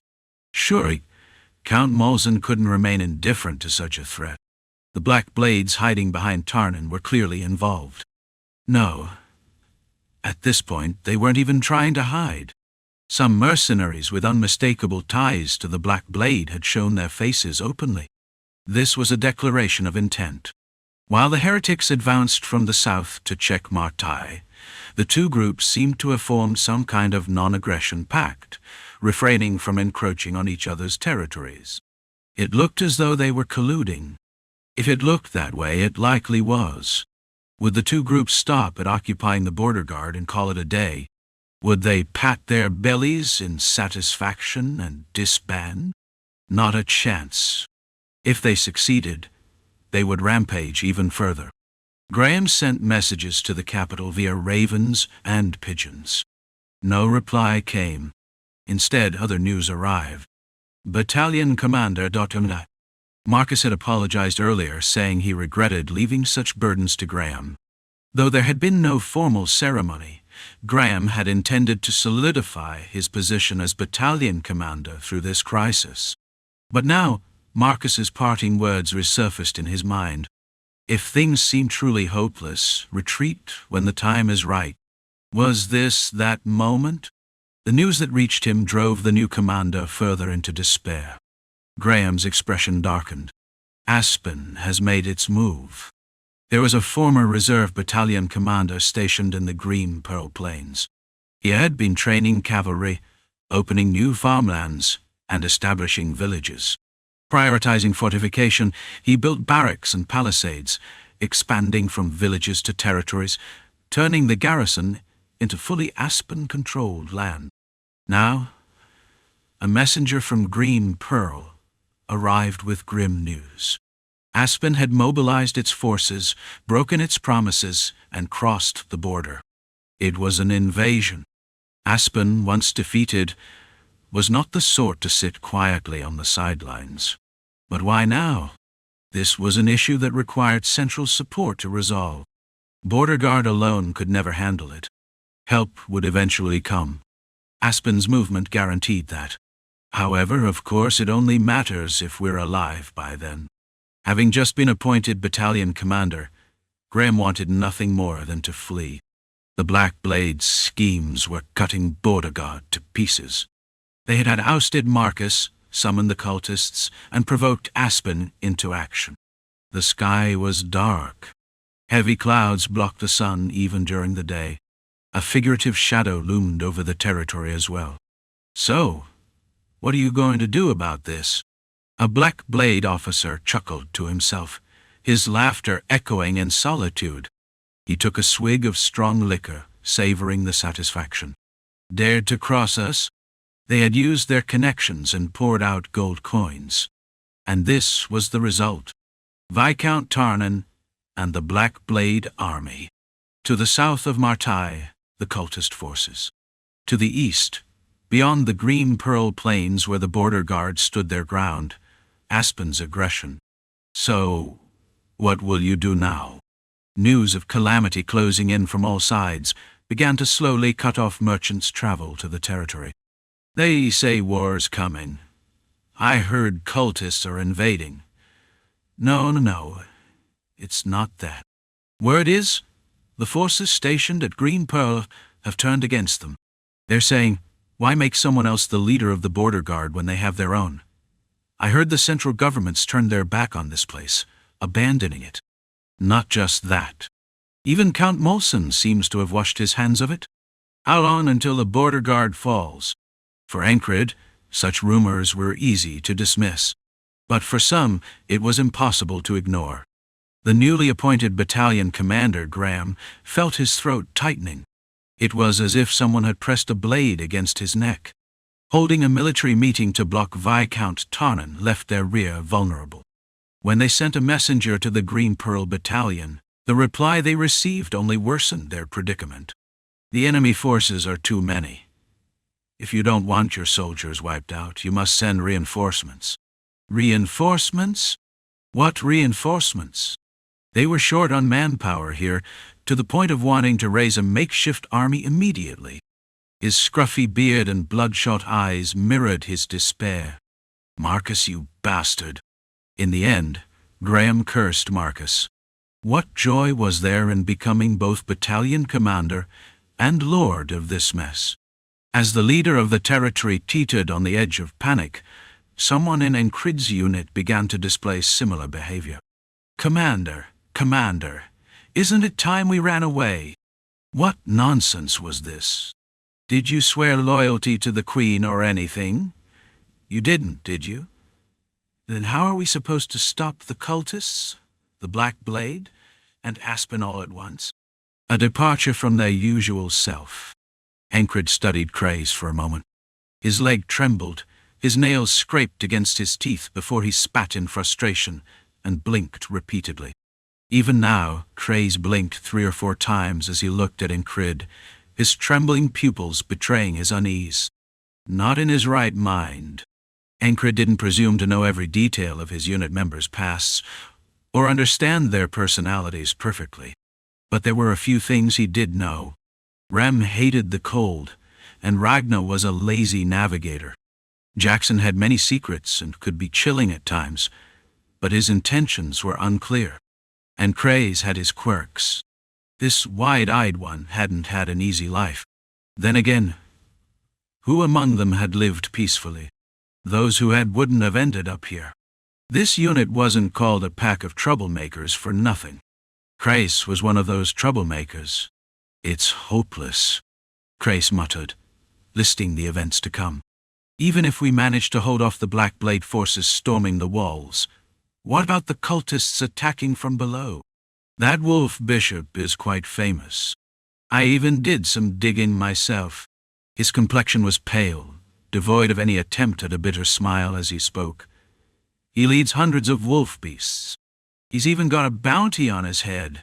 What does that tell you? It means the kingdom's abandoned this place. Whatever they're gaining in return, they've already collected it. So this land has been discarded by the Queen. Look, Aspen has lined up their forces blatantly, but there's not a single reinforcement here. At the very least, the Night Order should have sent a detachment. But they haven't. What does that tell you? Politics. Maybe they struck a deal to give up Green Pearl in exchange for something. Or maybe they made a pact with the cultists. At the very least, the Black Blade is the The speech was long. Half of it Encrid understood, the other half he let pass. He glanced around. All eyes were on him. And he realized something. They would follow him, no matter what. Even if he ordered them to abandon the territory and flee, they would obey. Rem, Ragnar, Audin, Jackson, Dunbuckle, Teresa, and the anxiety-ridden Craze. Even the stealthy leopard that had slipped in unnoticed. 8 others, and himself. A total of 9. A force originally deemed dispensable. But now, the last battle had been won easily because Marcus had concealed this unit's true capabilities. Chrysa's analysis matched Encrid's judgment. So what happens if they leave now? What else but utter ruin? Chapter 281. The Black Blade excels in politics. 3 big eyes. Encrid called out to the muttering Craze. Blink. Craze blinked, looking at him. What is causing this anxiety? It's because he's been beaten down since childhood. One wrong step, and you either die or get a wound to match it. I heard there are some who aim for your ass when they feel like it. Scratching, Encrid scratched his cheek. The world doesn't accept those who are untainted. The pure are easily corrupted. If you spill ink on a blank canvas, you can't erase it. Craze is no different. To avoid the worst outcome, he always predicts the worst.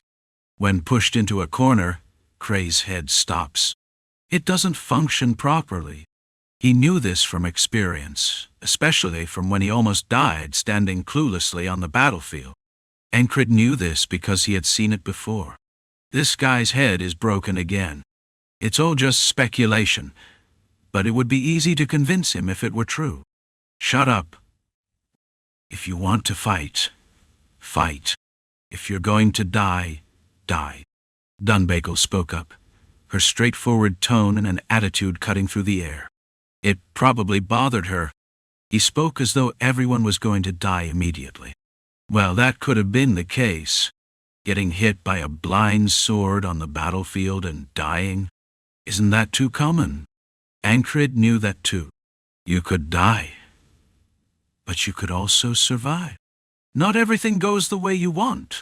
You just try your best to make it happen. For that, Big Eyes was necessary. To be precise, he needed a Big Eyes who wasn't broken. That fool's entranced. Let me slap him to bring him to his senses. Rem, lying on his side like a caterpillar, spoke up. Winter had turned the barbarian into a caterpillar. It was a scene they saw every year. It was a seemingly reasonable suggestion, but violence wasn't necessary. They had already tried it. Even when they slapped him on the battlefield, he couldn't snap out of it. Audin, standing by, folded his hands and spoke. Pray. If you pray, everything will be fine. Of course, praying wouldn't solve anything. Even if they used divine power, they couldn't fix Craze's current state. Fortunately, Encrid knew the method and took action. His mouth opened. Hey, if things go south, we'll all run. Eh? Craze stopped blinking, looking at him in disbelief. His trembling legs also stopped. If things go as badly as possible, it wouldn't be hard to take you out and run. Rem or the others, no need to mention them. Do you think the rest are going to die here? What he needed to give Cray wasn't fear, but reassurance. The fingers that had been lingering near his lips, wondering if he should bite his nails, dropped down. Crais turned his head sideways. His gaze swept from Rem to Ragnar, Jackson, and Audin. No matter how he thought about it, he didn't think they were going to die. What about Teresa? The half-giant muttering about being a wandering Teresa, wearing an iron mask in the barracks. Was she going to die easily? Lastly, Dunbuckle, well, she might die, but it doesn't matter to you if the beast woman dies. Encrid's words slipped in at just the right moment. The anxious mind that had been spiraling from considering the worst began to come back to its original state. His vision cleared. The fog blocking his view dissipated. The trembling legs, the uncertain hands, all stopped. The blinking eyes began to sparkle like usual. The trembling pupils returned to their normal position, and focus was regained. At the same time, the eyes with light brown irises softened into a smile. "Ah, right. Well done, Buckle. Hang in there. You've got to hang in there if you want to survive." He spoke with a smile. "Should I kill you first?" Dunbakel pulled out her claws in a flash. "Rem, the beast woman is bothering me." "So what?" It was the usual craze again. The big-eyed craze had been scolding Rem for how he could do this to him. But when the caterpillar squirmed and seemed ready to rise, he hid behind Encrid. "Captain, aren't we going to the military meeting?" "Graham, the battalion commander, is going to lose his head." "Yeah. Let's go together." "Me." Encrid left, taking Craze with him. Among the remaining ones, Audin was the first to laugh and speak. The squad leader brother is truly fascinating. When did he realize that prayer alone doesn't solve everything? It wasn't when he was working as an inquisitor. The beginning of everything was here, on the battlefield and in the barracks. It all started with one person. He was someone who didn't back down, someone who knew how to look around. His sword wasn't for him alone. What is a knight? What is a priest? What is a servant of the gods? A sudden realization led Audin deep into thought. Among the members of the unit, no one was concerned about the battles or wars to come. Who's coming at us? Then we'll just fight. Most people use their heads in such simple terms. And so, Rem, like a caterpillar, quietly sank into his afternoon nap. Ragnar pulled out his sword again. It seemed like he wouldn't be able to hold back much longer. He hadn't seen the captain training like a madman. He had only seen a few words soothe Cray and watched him go. That was all. Still, there was something he could feel. Something indescribable tickled his chest. Everyone was lost in their own thoughts. Teresa, too, felt the urge to fight rise within her. "I want to fight." For now, it didn't matter whether it was Encrid or not. The blood of the giant was pulling her to the battlefield, and the changing air seemed to ignite every nerve in her body. Whatever. Dunbakel still seemed indifferent, but oddly, it felt right now. Jackson, as usual, remained expressionless, though inwardly he agreed with Audin's words. An interesting person, he thought. Esther had already sneaked into the barracks and was curled up in a corner, watching everything unfold. The one most surprised by Encrid's mysterious aura was Esther. A single word from Encrid had restored clarity to the minds around her. What she had said could have been a spell, or something similar. "Kar donino, kar das, castro, gontu." Esther licked her paws, a habit from when she was in leopard form. She stretched out her front legs, laying down and feeling the warmth from her fur comfort her body. The change in the atmosphere of the territory was something every soldier in the company could feel. No, it was evident throughout the entire barracks. But nothing had changed. Those who would flee from the coming battle had already left. It became immediately clear when they entered the military conference room. "It looks like there are empty seats." Commander Graham had reorganized the heavy infantry company into an independent unit under his command. He appointed Palter as the first company commander and filled the second and third company positions, which allowed Vengeance to become the third company commander. He had previously recruited a large number of soldiers, so the reorganization allowed for more flexibility. Vengeance, the newly appointed third company commander, immediately noticed that many people from the previous meeting were missing. "They fled." "What?" "They took their things and ran last night," Palter answered, as he was currently responsible for maintaining order within the territory. "Were they let go quietly?" Vengeance asked, his anger rising. Was this really how they were handling it? Shouldn't they have been killed or disposed of? Nobles abandoning the territory in times of crisis was unforgivable. "They fled freely," Palter confirmed. Vengeance's motto was to repay a grudge tenfold. He couldn't let such scum go unpunished. At his words, Palter's eyes narrowed. Was he being questioned? The tension in the room grew, and it felt like a spark could ignite the situation at any moment. Then, a clear voice broke the silence. We should just let them go. It came from behind Encrid. All eyes turned to Craze, who believed it was pointless to waste time on trivial discussions. If things go wrong, the commander said he'd get us out, Craze added, showing confidence. He didn't fear death. At the very least, his safety was assured. Even without the commander, he had already planned an escape route. Still, imagining the worst-case scenario made him uneasy. It's an absurd thought, he admitted. He had imagined a pack of wolves guarding an escape tunnel, or an assassin waiting to kill him under orders from the Black Blade. But now, it didn't seem as frightening. Do you think the three of them will cooperate? Vengeance suddenly asked, bringing the conversation back to the heart of the matter. The conversation circled back to the beginning. Encrid found Craze's straightforward approach unique. If there's someone undermining internal unity, they should be dealt with swiftly. Didn't Commander Marcus want to expel them? Vengeance didn't know. He wasn't particularly sharp, but he was persistent and loyal. That's true, Graham said, nodding. He looked exhausted, with dark circles under his eyes. He turned to Craze. You're from the independent unit. Craze answered. Encrid's independent unit was well known for its strength. And Craze, though overshadowed by that strength, was a face only those who truly knew him would recognize.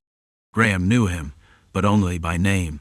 He had paid attention to Craze's comment, and now turned to him for clarification. Craze spoke matter-of-factly. Aspen won't act immediately. It would cost them too much to destroy everything at Green Pearl. The commander stationed at Green Pearl has already requested support, Graham added, but Craze stood up beside Encrid. Without Marcus, the situation was dire. Craze needed to take action to avoid the worst-case scenario. At the very least, he needed to understand what the military leadership was thinking. They didn't seem to think much, Craze muttered.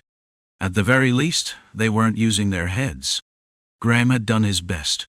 He had gathered the troops, spread rumors to maintain morale, increased patrols, and used scouts. Any soldier caught spreading rumors or causing trouble was immediately punished with clubs. It wasn't just about maintaining order. Even now, improvised squads were watching the surroundings. Otherwise, they were just waiting. The commander at Green Pearl is likely saying this because Aspen is right in front of them. But the real issue is here, Craze added. Also, I don't think those three will get along. The meeting shifted back to Craze's words. Encrid pulled up a chair and sat down. Vengeance sat next to him. Who's that guy? Vengeance asked. Encrid, arms crossed, replied. Craze. Wasn't he the one who used to sell stuff on the side? To Vengeance, Craze seemed like a soldier who made a few extra coins through underground dealings. That's right. Vengeance furrowed his brow in deep thought, eyeing Craze with a stubborn expression. He was probably trying to figure something out. Most people like him had that kind of attitude. Graham and Palter only deepened their frowns. They were sharp, after all. The fact that those three aren't getting along means they're all keeping an eye on each other. When that happens, what we need to do is make ourselves look a little bigger than we are. It was time to show the enemy their strength. Had they been spooked by the Black Blade, the social circle, or Aspen's threats? If they had, they'd just be easy prey for those creeping in. But what if they were sharpening their teeth? What if they were hiding their weapons and waiting to strike? They won't attack recklessly. What can we do by buying time like that? Craze blinked his big eyes at Graham's question. He smiled softly, dimples appearing as his lips and eyes curved gently. It was a smile that had won over many women before. Gather real combat experience. And maybe we'll be able to take down the key players too. What was Craze thinking? Encrid thought this was a necessary plan. Real combat experience. There were those who had been forged in battle, tempered like steel through training. Their combined strength wasn't weak. Marcus hadn't just dismissed the Black Blade's forces lightly. He knew that taking down that noble pig was just a matter of time. However, many of them lacked battlefield experience. The Border Guard, for example, was a military unit that had been formed under Encrid's command. They were strong from brutal training, but lacked combat experience. Crais knew this well. The only flaw was their lack of battle-hardened veterans. There were soldiers who had survived the battle with Aspen, but many had come in for mercenary work, or had joined after hearing about the independent unit's exploits. There were still many new recruits with little experience on the battlefield. This was a battlefield where people died easily. We need to know our weaknesses. It was a matter of covering those weaknesses and fighting with strength. It was like swordsmanship. Encrid thought as he listened. It's one thing to know that you should hide your weaknesses and show your strengths, but it's difficult to actually put that into practice. In situations like this, it wasn't common to find someone who was thinking clearly. On the continent, most tactics boiled down to brute force or sending in spies. Crais, however, was taking things a step further. If they lacked experience, they would gain it. If there were weaknesses, they would eliminate them. We'll split the unit into two, a day unit and a night unit. The day unit will fight, and the night unit will rest. Then, the night unit will fight, and the day unit will rest. We'll alternate fighting, but not engage fully. So you're suggesting small-scale skirmishes? Graham asked, his tone serious. It might have been the exhaustion speaking. If we jump straight into a large-scale battle, the losses will be heavy. Before that, we need to prepare. Crais placed his hand on the table, fingers spreading as he pointed to one side of the military map. We'll fight here. Then we'll retreat to here. He wasn't just giving ideas. Crais spoke clearly, as though everything was already decided. Encrid was drawn into the plan, realizing what needed to be done. In small-scale skirmishes, Encrid wouldn't be needed. More specifically, the independent unit wouldn't need to act. The ferry unit and the Madman unit will move separately. Crais had imagined the worst-case scenario in detail, letting the fear and uncertainty consume him. That fear was based on information, and from that, he predicted what would happen next. As he spoke, a strange intensity started to fill the room. It was the first time Crais was actively involved in planning a unit's operations, but there was no hesitation in his words. I'll add one more thing. There's something the commander needs to do. Crais turned to Encrid with his final remark. Encrid nodded. Whether it involved wielding a sword or going out to slay dozens of beasts alone, he was prepared to do whatever was necessary. Chapter 282. The pain that kills me only makes me stronger. All troops have assembled. This was the gathering of all forces, except for the soldiers on patrol. Encrid stood on the platform set up at one end of the parade ground. He looked at the assembled troops with a neutral expression. Can this really work? He had doubts. Part of him thought this was a pointless endeavor. A speech? Out of the blue? It was Crais' request. Just before the strategy meeting ended, Crais had asked, "What does a group in crisis, facing danger, need?" Then he answered his own question. It's simple. What our territory needs right now is a focal point. As he said this, he made a sweeping gesture with his arm. His movements were theatrical, almost like a stage actor, but it seemed fitting. It was a gesture that drew everyone's attention. As Crais explained, Encrid's gaze drifted to one side, towards the head of the meeting table. At the far end sat the unfortunate officer, his face shadowed with exhaustion. Commander Graham, one of the platoon leaders muttered, his tone uncertain, as though even he questioned the words he was speaking. Well, to be fair to Commander Graham, no one has gained more recognition around here than the Madmen's unit commander. And there are still those who stay in the territory, only because of you, Commander Encrid. They haven't exactly promised that they'll fight for us. Christ didn't waste time making the point, keeping the conversation concise to avoid undermining Graham's reputation. And Craze was right. Thanks to Marcus's gold, mercenaries had been incorporated into the army, but not all of them were committed. Some were still half in, half out. They could watch for a while, and if things went wrong, they might just run or even join the enemy. How many swordsmen live like bats, waiting for an opportunity to turn? Then there's the morale issue. Kreis raised his right hand, fingers forming a gesture beside his face. Rumors spread by the socialites and the Black Blade had worsened the situation. There were rumors that Aspen would attack immediately, that Marcus was planning a rebellion and would be executed, and that the socialites would bring monsters with them tonight. The constabulary had been using clubs to suppress rumors within the territory. Would that really be effective? No, Encrid thought to himself. You can't silence people by force. You can't shut them up with your hands. So, how should it be stopped? Craze lowered his hand, making a fist, and with a swift motion, he spoke again. Rumors can be countered with more visible actions. And that's where the focal point came in.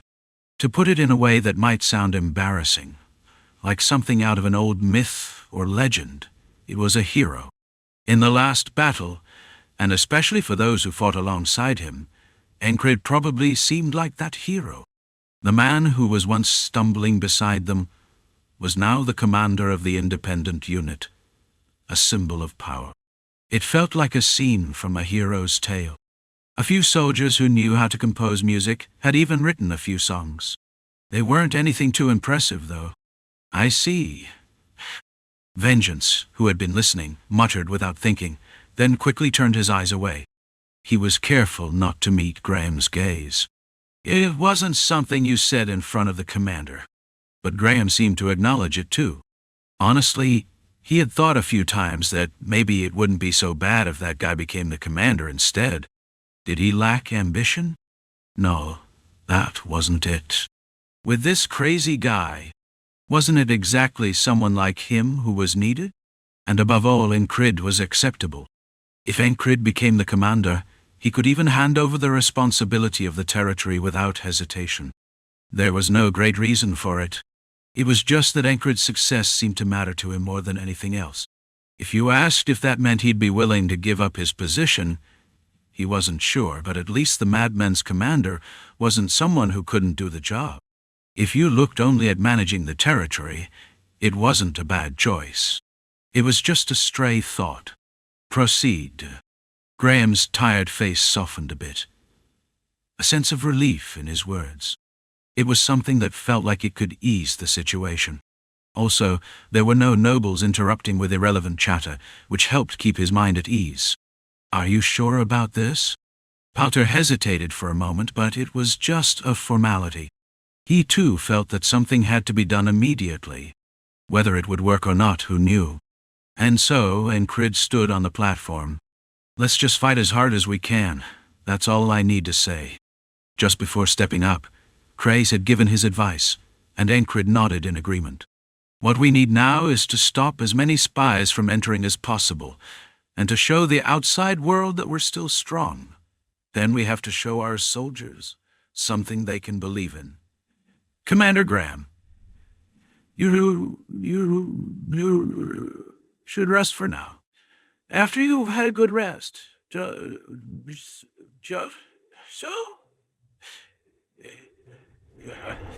It felt like a theatrical performance. It was all about raising the morale of the soldiers and undermining the enemy's intentions. Encrid joined in on the plan. And so, he stood at the platform.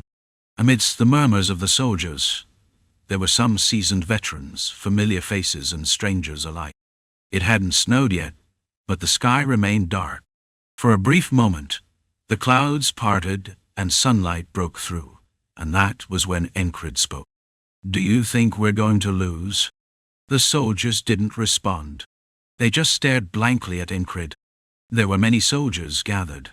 Even if they shouted, their voices wouldn't carry properly. Esther, in her human form, made a hand gesture behind Encrid.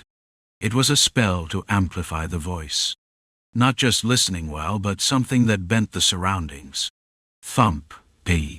His heart pounded, and something hot boiled deep within his abdomen. I don't think I'll lose. The simple and clear statement spread widely. It was filled with conviction. How could he be like this? The question about Encrid matched the thoughts he often had. How could he endure such grueling training every day? How could that man do this? I won't lose. Hold the border guard, one soldier shouted after Encrid's third line. How do you endure it? How do you train like that? He was a new recruit who had been terrified by the training and struggled to keep up. He had been a thief and troublemaker, eventually joining the guild, and later saw Encrid fighting in the territory. He enlisted in the military after that. Encrid thought he wasn't a suitable speaker, so he only spoke honestly. Because of that, he was happy to hear the question. It allowed his feelings to spill out unintentionally. The pain that kills me only makes me stronger. The deeper meaning of those words didn't matter. Silence fell. Many soldiers were reflecting on Encrid's words. The sunlight broke through the clouds, and it felt like a ray of light was shining from the dark sky. The soldiers who stood in the sunlight felt a gentle warmth. This silence lasted only a moment. Just as someone was about to speak again, one of the soldiers shouted, "I'll endure the pain too." What was that supposed to mean? Encrid stared down, his expression unchanged. Despite his indifference, the soldiers felt a strange sense of relief and confidence. "I'll overcome the pain." Another soldier shouted, "I can do it too." Another one shouted, "The pain that kills me only makes me stronger." An odd cheer was born. Fortunately, it went as Cray had predicted. The soldiers' morale began to rise visibly. Rem, who had been watching, blinked and asked, "Isn't it the pain that doesn't kill me makes me stronger?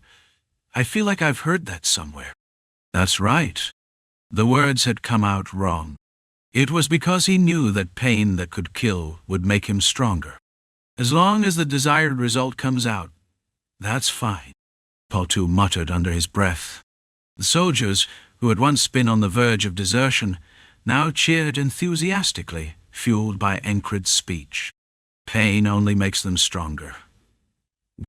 Pain that could kill would make them stronger. In reality, pain that could kill would indeed make them stronger. But that wasn't important. The soldiers were captivated. Their training had also helped, shaping them little by little. They had begun to notice the changes in themselves. Some of them knew Encrid, and some knew his infamous Madman unit. Even those who hadn't known about his exploits had heard of them. It was the words of such a man. As the cheers and roars briefly stopped, an ominous atmosphere spread between the soldiers. Not all spies can be stopped. We can only push them out as much as possible. Suddenly, crazy words came to mind.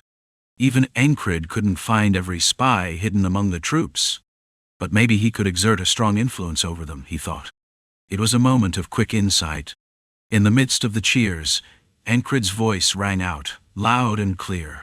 "My name is Encrid, Madman Unit Commander. From now on, I'm going to chop off the enemy commander's head. Tonight it happens. Look forward to it." It was a madman's act. At those words, Rem whispered from behind, "Are we really going tonight?" The soldiers' cheers echoed loudly, shaking the stage. Jackson, hearing Rem's question, thought it over and made a decision. He had also sensed the uneasy atmosphere among the soldiers. "No, we're not. You're a fool, barbarian."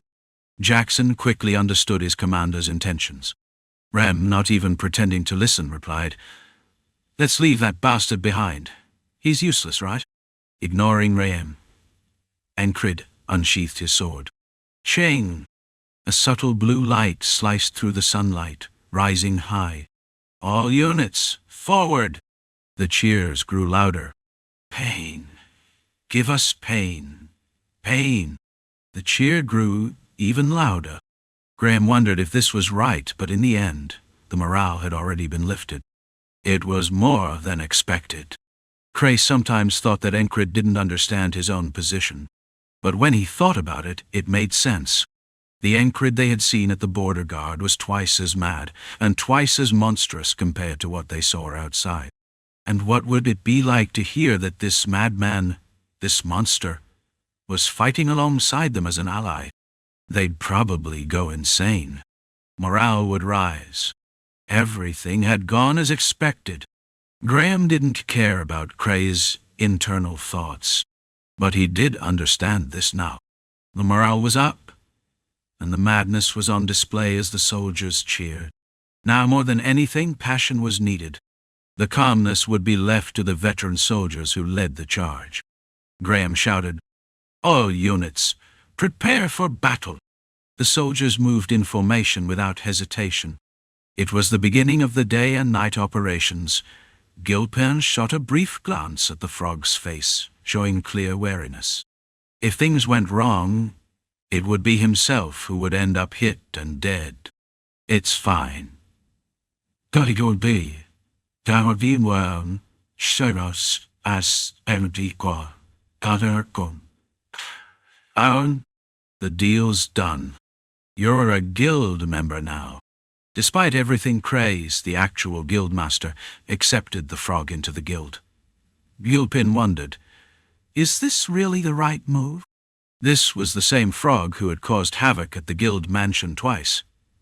But it was an order. Gilpin had been loyal. Was there ever anything wrong with following Cray's orders? No. He dug holes when asked. He took the frog in when instructed. He was loyal to Cray's this way. Meanwhile, the frog, Meloon, showed no suspicion. "I'm hungry. Here. Meloon, who had just come out of prison, ate bug stew while looking at a bald man. As he chewed on larvae, he felt a sense of happiness. He ate fruits and human food, but nothing matched bug stew. It was both nutritious and delicious. After 3 days of eating and resting, Gilpin carefully spoke. "Could you watch the people passing by?" Malon immediately stood up. He liked Cray's offer. What he liked most was the absence of a pact. "That bastard Frumshell made me sign a pact first." He had taken advantage of the frog's weaknesses. But Cree was different. "Eat what you want, do what you want, just stay within the territory." "Why? What do you want to do?" "I just want to make sure you can do it without restraint." Malon hesitated. The frog was driven by desire. Christ, however, was clever and observant. He understood Meloon's reluctance. "Why do I have to tell you? You can leave as soon as you tell me. It's no trouble, is it? I'll open the prison door immediately." Christ took a step back, and Meloon finally spoke. "My desire is to experience achievement, to feel the rush of victory." Christ, sharp as ever, understood immediately. Meloon longed for victory and accomplishment, not the fight itself. Many people wanted results, not the effort. The frog was no different. It'd be nice to face many weaker opponents. "Fighting anyone won't satisfy me," Meloon said, sticking out his long tongue with irritation. He enjoyed the raw thrill of a hard-won victory. "Ah, that's great. There are lots of people like that in the border guard. If it gets out of hand, just tell me. We have people who deal with that. People like Arim, or people like Rem. They liked crazy challenges. Other martial artists or swordsmen would be under Encrid's command. There were still many sword fighters, mercenaries, and traders coming to the village. Half of them came because of Encrid's fame. They could serve as a good filter. If the frog beats most of them, it would work. "Can I freely roam the territory?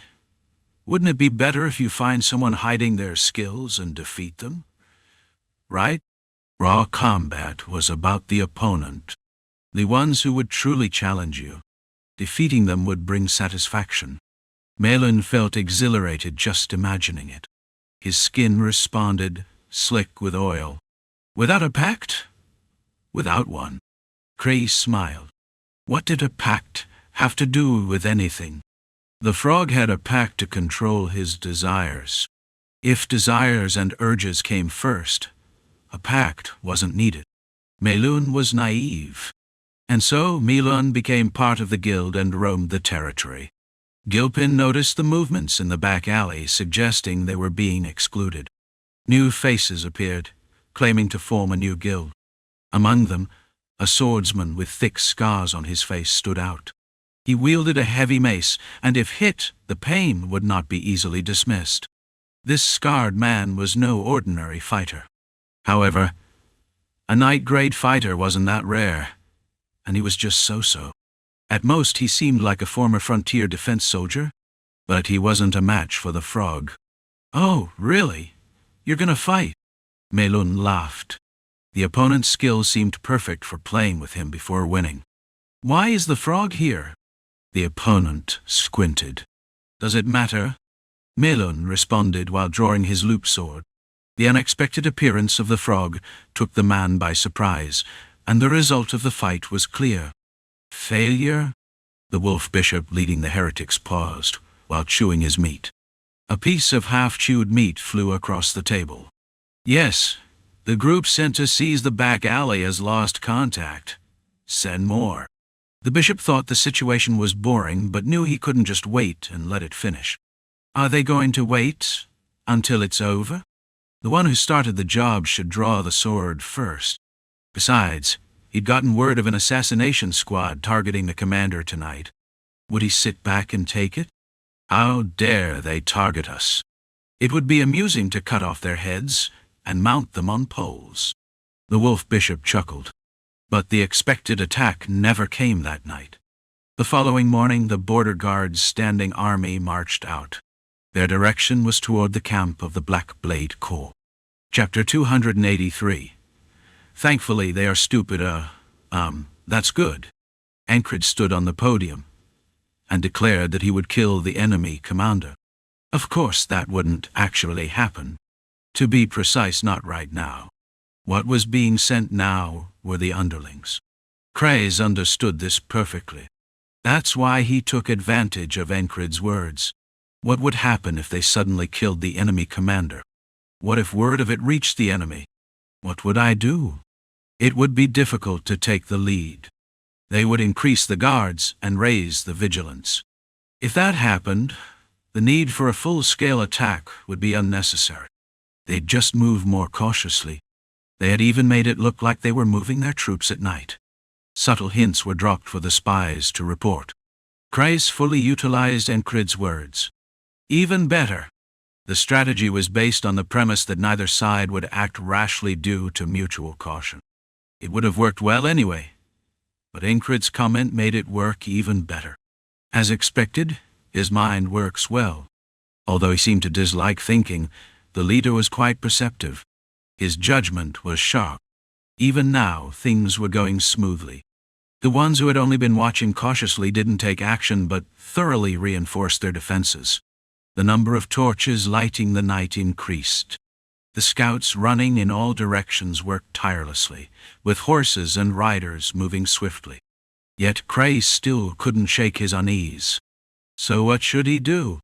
Visually, the unease would be reduced a little. What they needed now was eyes. On the battlefield, those eyes were, of course, the scouts. "The scouts will determine the outcome," Kreis said, and Vengeance nodded more deeply than ever. "Yes, of course." Afterward, he fiercely pushed his own scouts. "Move, all of you. If you're lazy, the rest of the soldiers will die. The pain, it will kill me." The chants became increasingly bizarre, but they were effective. They moved. The forces gathered, reorganized, and spent the day preparing. At dawn, they left the gates against the dim sky. "Forward, all units!" The voice of veteran soldiers rang out through the ranks. Kreis watched, still uneasy. It was always like this. It always felt ominous and uncertain. "It's fine," he spoke to himself. If things go wrong, he could flee. That thought gave him a small sense of comfort and allowed his mind to focus. A ship anchored is less easily pushed by the waves.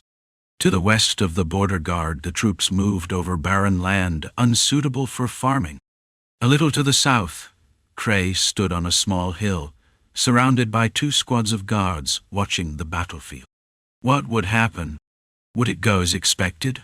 Or would something unforeseen occur? Or would the enemy read his intentions and counterattack? What if they launch a full-scale attack from both sides? That would be the worst. There would be no way to block that. Even if Encrid had 10 men, it wouldn't be enough. I'm bored, Big Eyes. Rem, who had accompanied him for the guard, grumbled. He subtly lowered the axe resting on his shoulder, his eyes gleaming with bloodlust. His stance and gaze said he wanted to fight immediately. Cray's was not his usual self. He said without paying any attention, "Wait, we'll fight enough that you'll beg me to stop." Right now, he was too busy thinking. The enemy's intentions, the enemy commander's thoughts, their personalities, their tendencies in judgment. He was processing all of that in his head. It was a harsh thing to say, but Rem, unlike usual, kept quiet. Even he could tell that Craze was acting differently. This guy has some use after all. Rem wasn't as foolish as he appeared. He too could think things through, though he just forced everything into his own way of seeing things. Craze didn't notice that Rem was being unusually quiet. His mind was still working at full speed. In any case, the key was a small elite force. How to use them would determine the outcome of the battle. Amidst the ominous and uneasy feelings, Cray felt a strange sense of satisfaction. If things go as planned, he could probably block it. He didn't consider minor variables. Those were for the troops to handle. Cray's mind naturally began to plot the next steps. What could they do to win more easily? What would they need? What if we unify the troops and equipment here? His thoughts continued, envisioning the future. Unified equipment, reorganizing the soldiers based on the same tactics, creating an army that moved like the hands and feet of the commander. He'd heard the Imperial Army fought like that. Could the Border Guard's standing army do the same? The elite group of special individuals could be kept separate, but the rest of the troops would have unified strength. That's the unification of military power. With unified troops and equipment, even if the soldiers might lose in a duel, victory is certain in battles at the company level and above. While the elite small forces are important, large-scale battles are just as crucial. To win in large-scale battles, unity is key. Even if they lose in a 1-on-1 or 10-on-10 fight, winning a 100-on-100 battle will still secure the victory. Watching the Allied forces assemble, Cray realized this anew. As he named different units like swordsmen, spearmen, and shield-bearers, Cray quietly sorted his thoughts. He believed that the current approach would eventually have a useful application or become profitable. When the Border Guard's standing army appeared, Baron Tarnim was suddenly struck with fear. "The pain is mine. The joy is mine. Bring it on." It was clear that the enemy had more soldiers and better equipment. "Don't be afraid. That's exactly what they want," said Lanos, a warrior from the Black Sword group. A weapon handle stuck out from his shoulder, with a spiked flail slung diagonally on his back. The weapon was heavy, with sharp needles attached to the round metal end, giving it a menacing appearance. Lanos's arms were as thick as the thighs of most women, and his gloves had metal plates on them. At a glance, it was evident he could easily crush a human skull. In fact, he could do nearly everything Tarning imagined. He was one of the top warriors within the Black Sword group. Aside from the leader, no one else could give him orders. "What are those damn cultists doing?" Tarning asked. "They're probably just waiting for an opening," Lanos responded. Lanos was a great fighter, but not particularly bright. Tarning was even less so. One of the cautious nobles finally spoke up. "There's bad talk within the Border Guard. There's a line of people ready to flee at any moment." This noble was someone who had run away from his fief. Tarning frowned at his words. If things had truly fallen apart within, what was the current state of their forces? The pain. The torment. I want to hurt. Make me suffer. Kill me. Were they all just insane? Had they all taken some kind of drug together? When I left, the army wasn't even properly controlled, the noble muttered quietly. Lanos wanted to crush the man's skull right there, but he restrained himself. It wasn't really his concern. Just respond appropriately. Tarning snapped. Would the cultists respond if they launched a full-scale assault? And Aspen beyond? Tarning didn't think they would. All of them were disgusting creatures. If their own force is weakened here, they might not have another chance. They couldn't afford to be backstabbed by the cultists. Damn it, I'll just crush anyone who tries to charge. It was an appropriate response, or so Tarning thought. One of his subordinates, a noble who had come from border guard, muttered under his breath. If we go all out, the cultists and Aspen will join forces. That's the end for us. He hesitated for a moment, but kept quiet. If he spoke up now, he'd immediately be accused of being a spy for the cult. You're a spy? Tarning, in a fit of rage, slapped the noble across the face. The slap made a sharp, satisfying sound. Slap. Ow. Oh no. Please, I swear. When I left, the morale of the army was already a mess. The noble fell to the floor, groaning as he spoke. Shut your mouth. Tarning's outburst rained down on the noble. The noble begged for his life. Seeing a man getting stomped on, Tarning decided to let the matter go. It would be handled from above. Lanos followed his orders and kept the battle response to a minimum. We'll wait until they've spilled some blood. Then we'll attack. The wolf bishop followed Lacanos's lead. No need to spill the blood of our own followers first. The cultists held their breath. The assassination squad hadn't come yesterday, but it might today. A messenger from the Black Blade came, spouting nonsense about needing help. Martai's garrison needs to be kept in check, and we must prepare for assassins. Lanos, seeing the rejected request, had veins bulging in his forehead, but there was nothing he could do. Tarning's threats were the only sound in the air. At this rate, we'll be finished. Lanos was tempted to deal with the noisy Tarning immediately, but he was the one who had caused this war. The excuse for everything. He was a pig that couldn't be killed. Aspen had invested resources to understand the situation beyond the feat. They used spies, scouts, and even magic to gather information. Are they moving? One of his subordinates asked. The man ran a hand through his green hair, feeling it slide back into place. His cold eyes gleamed as he spoke. It's not our turn yet. The man was Abnaya, Aspen's genius strategist, who had been relegated after their previous defeat. This time, he had a clear goal for the battle. That one's head was the priority. Expanding the territory was a problem for later. There was a mountain of preparations made because of it. My heart raced. How long could we last? I wasn't the type of person who enjoyed torturing others for pleasure, but as a strategist, watching how well my preparations would work was a pure joy. Crazy bastards, what did I say?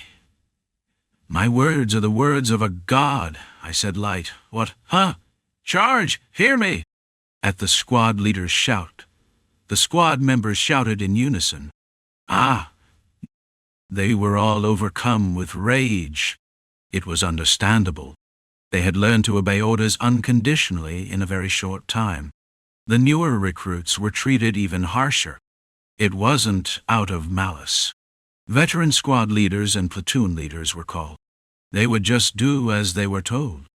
We will fight hot but cold, not to get caught up in the heat of the battlefield. Craze came barking, and naturally no one paid attention. Then Encrid stepped up. With his black hair and blue eyes, the madman of the battlefield spoke. Even if half of them die, make them listen to the commander. And you all listen to your superiors. If you don't, you'll die. Rem and I will alternate training and beating you. No matter what their previous rank had been, whether clever or not, once they joined the military as soldiers, simplicity was the best. They followed Encrid's words. Among them was Bell. Now a platoon leader, Bell shouted out in anger. Do you all want to die? No, all you all want to... Ugh! Don't go out. I said don't go out. The front line was here. Bell's shout from the front rang out. Craze had intentionally told Graham to do it that way. Horses they had were mostly new recruits, most of whom were experiencing battle for the first time. One recruit couldn't hear anything around him. All he could see was the devil-like enemy soldiers. Spears, swords, shields, hammers, maces, and flails filled his sight. Ah! Am I prepared? Is my judgment sharp? Should I thrust the spear like this? Should I raise my shield and block? The doubts continued, and when his mind turned completely white, bang! Someone hit him on the back of the head. It was so hard that stars appeared. His white blonde head had color returned to it. The surroundings started to come into focus. Damn bastard, didn't you hear me say that? The curses pierced his ears. It was the platoon leader's shout. Yes! Thrust 10 times! Thrust 10 times! They did as they were told. The new recruits all thrust their spears forward. Back! Back! Fall back! Damn it! Fall back! You get in there and see. I'll kill you myself! The veteran soldiers who had become squad leaders shouted all around. And so the first small-scale battle passed. It started at dawn, and due to the slow march, it was noon when they encountered the enemy, and the battle began. There were 80 total, 2 platoons of infantry fighting. 6 wounded on their side. No casualties. They fought fiercely, thrusting their spears and holding up their shields, but kept enough distance to fall back. In reality, this wasn't because of the enemy, but thanks to their own command. Why do they keep doing this? A mercenary from the Black Sword unit spoke awkwardly. His blood was boiling, ready for a frenzy, but the enemy retreated. Naturally, he couldn't chase them alone. So, the Black Sword unit also received orders to retreat. The next day, a similar battle occurred. This time, the faces had changed. Only the soldiers' identities had shifted. In the second battle, one unfortunate soldier from the Black Blade unit failed to block an attack, and the spear grazed his neck, killing him. He was a serf from the Tarning Viscount's territory. It was a hastily assembled unit. Graham and the front-line commander immediately recognized the state of the enemy. The Tarning Duchy's forces were a haphazard, unsteady bunch. Still, they didn't charge straight into battle. The third battle was even more unusual. They opened the south gate and provoked the enemy. Is this kid a little slow? Come at me. Are you here to watch? A soldier's taunt in the northern dialect sparked the battle. It was another similar skirmish. With 3 companies at most, and 2 at the least, they rotated and fought, retreating at the right moments. So, 4, 5, 6 times, a total of 12 small-scale battles took place. The death toll was 6, and of the remaining soldiers, most had now learned a rough idea of what battle was about. More importantly, these were the ones who had survived Encrid's training. Combat experience quickly filled in the gaps for them. And as Crace had hoped, the Border Guard's elite force looked much larger. To the enemy, their combat seemed irregular. Naturally, who would conduct real combat training in such a crisis? It's fortunate that only idiots seemed to have gathered. Crace sighed with relief and looked at Shinar and Encrid. Now, you can finally do what you're meant to. Shinar, with a calm gaze, looked at Encrid. This seems like too much for a pre-event meal. What event? Our engagement, of course. It was a typical light-hearted fairy joke. Encrid grabbed the central torch of the camp. Shinar responded. She changed the direction of her left foot. It was toward the outside of the camp. This fairy seemed oddly sensitive to fire. "Are you all right? This is getting ridiculous. You're cruel." The fairy said this expressionlessly, and then stepped outside the camp. Encrid chuckled softly and returned to the camp to check his equipment. "Oh, well, we've got a mission." And then he said it. Everyone rose to their feet. The pack of beasts, restless after not fighting for the past few days, was there. Chapter 284. If you lack experience, build it up, and if you have weaknesses, eliminate them. Several small-scale battles subtly changed the atmosphere of the battlefield. Are they going to fight or not? The Black Blade and the cultists' army wanted to ask this. They had expected a fierce battle, but it deflated quickly. This had happened a dozen times before. Still, charging in first wasn't an option. The Lord of the Demon Realm has told us not to trust these bandits. It seemed like the Black Blade was going to stir things up from behind. Viscount Tarning wasn't any different. Don't rush in first. Hold steady. Are we charging again today?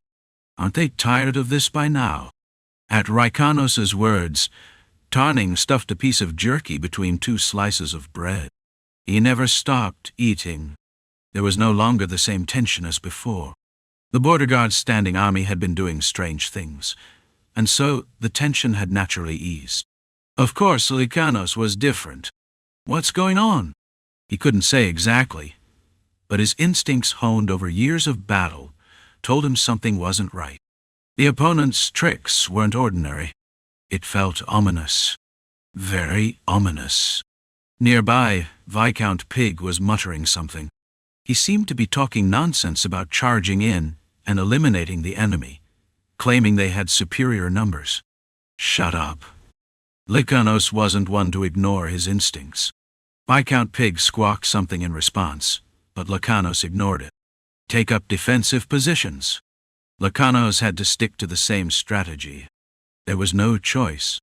Neither the cultists nor the people of Aspen could be trusted. Would they be betrayed? The Black Sword's name will scream out. He was part of a band that would one day become the greatest thief guild on the continent. There was no way they would get caught up in something so obvious. Soon the clouds parted, and on a bright winter day, a new day of battle broke. The pain of killing me lies ahead. Kill the pain. Bell thought the chant was getting more and more strange, but for some reason, he couldn't help but contribute to the weirdness. Pain that kills. It was becoming more bizarre. But it wasn't just the chant that had changed. The soldiers' movements had changed too. There was no longer any need for the mix of insults and orders that had been part of their previous routines.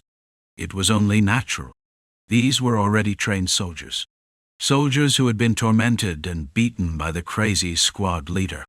Those who hadn't even received training weren't even included in the unit.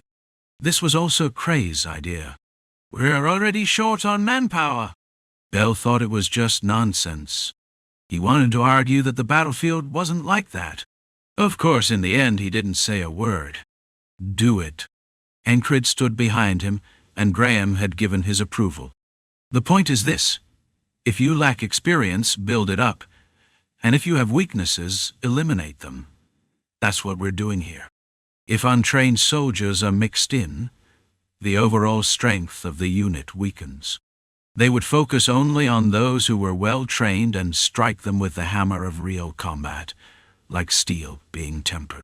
This was the theory that Kreis had brought to reality, and it was these soldiers like Bell who embodied it. Soldiers and more soldiers, those who had survived hellish training and been forged in the hammer of real battle. The flower of the battlefield is infantry. The flower of pain is the hellish joy. Corrupted chants, heat, cheers, and something boiling inside their chests burned at their hearts. Kill them all, Bell shouted. In the previous battle, they had been told to take one step. In this battle, it seemed they were being told to take two. This time, they were charging in first, a bold move after a long while. Bell was at the front.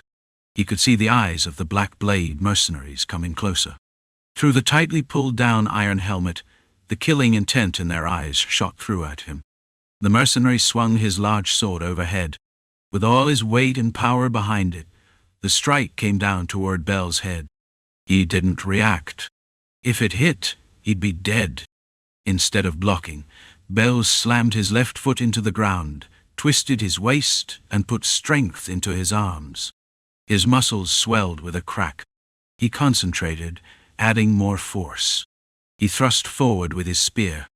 It was a thrust he'd crafted over the past few days, a strike that twisted his whole body into the attack. Was the mercenary crazy? The mercenary seemed confused, but continued to swing the sword down. Was he trying to die together? The mercenary figured he could just cut Bell down and avoid the thrust. But the sword couldn't complete its task. 2 soldiers had moved to Bell's side and covered his head with thick round shields. Thud! The blade struck the shield. Then, an attack that no gambeson, leather or chainmail armor could block, crashed into the mercenary's torso. Thunk! The well-sharpened spear pierced through the gambeson and leather, creating a hole in the mercenary's belly. The spearhead stuck out of his midsection like a decoration. Shit, you crazy bastard! The mercenary cursed, spewing blood from his mouth, grabbing the spear that had pierced him and staggering back before falling. Cack! The spear's head scraped against the ground as the mercenary's body tilted and collapsed. He died sitting at an angle. This is strategy. You dumb monkey bastard! Bell spoke as he put down his spear. He hesitated to pull it out further, so he backed away and picked up a new spear. The 3 of them made a team. One would pierce the enemy's body, and the other 2 would block and hold their ground. A spear soldier with 2 soldiers who can handle shields makes up 1 unit. It was a makeshift tactical unit. Even though it was hastily assembled, there was no reason it couldn't perform. The majority of the training they had undergone, which had made their bodies tough like golems, was aimed at improving individual physical capabilities. It wasn't a complex strategy. After several days of adaptation, the first large-scale battle between the Border Guard's regular army and Viscount Tarnin's forces certainly pushed the enemy back. Slash them! Hit with a shield! Smash them with the mace! Archers, are you just going to watch? It was a straightforward infantry versus infantry fight. The enemy had sent archers first. Damn it, kill them! And that's when Vengeance's archers moved. A squad of fast, sharp-eyed men quickly knocked arrows and loosed a volley, their arrows filled with fury. Thud, thud, thud. There were 50 long bows. The rain of arrows poured into the enemy's flank. Fall back! Fall back! Bell shouted as they fought. The border guard quickly retreated. Anyone watching would have been impressed. The 2 sides didn't have much of a difference in number. The border guard had just over 1,000 men. Viscount Tarnin's forces had swelled to over 2,500. Reinforcements were pushing forward from somewhere. Of course, not every soldier had engaged in the fight. Both sides had deployed only a sufficient number of troops. The border guard sent about 250 soldiers, while Tarnin's forces threw nearly 400 into the fray. There was a numerical difference, and Tarnin's army had many well-known mercenaries. The poison masters in the back, wielding swords with deadly precision, fought with a deadly resolve. Even so, the outcome was clear. A trained army beats individuals, Crides muttered from the hilltop. Finn, who was assigned to his guard detail, responded. What nonsense are you spouting? She didn't understand what he was getting at. It's just how it is. I'd rather be assigned to the commander than be stuck guarding. Finn grumbled. Meanwhile, Encrid was also handling things as expected. This way, Jackson said, walking with heavy steps, and Encrid opened his mouth. Ragnar, why do you call me? It was good to see him. With Ragnar around, everything was in place. Encrid noticed Teresa, whose face was covered by a helmet. Is she all right? He had told her she could retreat, but she refused. "I'm just wandering, Teresa, following the path my sword and shield must take." Jackson led the way, with the Madmen's squad not bothering to hide as they moved. There was no need to. With a large-scale battle unfolding, all eyes were on them. Thus, they encountered and killed all the scouts they met. Without eyes to see, there was no tongue to tell. While the Black Sword and the regular army clashed fiercely, Encrid's squad reached the stronghold of the heretic forces. "I thought you'd be tired of this." Rem spoke, his eyes gleaming. It was as though he had contracted a disease that made him twitch whenever he didn't kill someone every few days. "Let's go," Encrid spoke, advancing toward a makeshift barricade. As they approached, a low growl echoed. A stench hit their nostrils. Their eyes turned in the direction of the sound. Yellow eyes appeared. It was a wolf beast, with 4 legs planted firmly on the ground, showing its fangs. Grrr! Without hesitation, the beast lunged forward, a streak of motion, its fangs bared. It appeared from the left, near where Dunbakel was positioned. As the wolf's claws hit the ground, there was a loud clang, the sound of metal scraping. The wolf met a silver line in the air. It was Dunbakel's skill. Her scimitar, drawn from her waist, slashed through the air in an arc. The silver blade cut the wolf from its right shoulder to its left leg. With a burst of blood and entrails splattering on the ground, the wolf's body twitched and fell apart. Blood sprayed everywhere. "Finish it cleanly," Rem said, watching the scene. Dunbakel shook her scimitar, blood dripping onto the ground. "This should be clean enough. Clearly you don't understand." Rem snickered. "Grrr!" Before Rem's words could end, yellow eyes multiplied from all directions. It was not midnight, but broad daylight when the scouts were wiped out and a swarm of enemies stormed in. The stench was overwhelming, and it made their nostrils burn. Even the smell of dung from all around was enough to make their noses ache. The cult's army had not read the movements of the Madman unit. It was in fact something no one expected. A dagger struck at a time when no one thought. Would they really come here? Thus, the wolf-beast pack that surged here was not predicted. It was simply the wolf-beasts guarding the stockade. The cult's formation was situated between rolling hills, and the surrounding terrain was uneven. It was a small hilly area with many places to hide. Through this, the wolf pack began to appear. Yellow-eyed heads popped up, and beasts tainted by demons bared their fangs from all directions. Grrr! Rem held 2 axes horizontally with the ground. "Look, this is neat." Then he kicked the ground and leaped. There was no time to say anything. It was a charge half a beat faster than the wolf beast's reaction. In an instant he closed the distance, and suddenly appeared right in front of the closest beast. He rushed in and struck. His axe-wielding arm bent, and with a thud, the wolf's head soared into the air. Afterward, several more heads floated in the air one by one. Rem acted as he always did.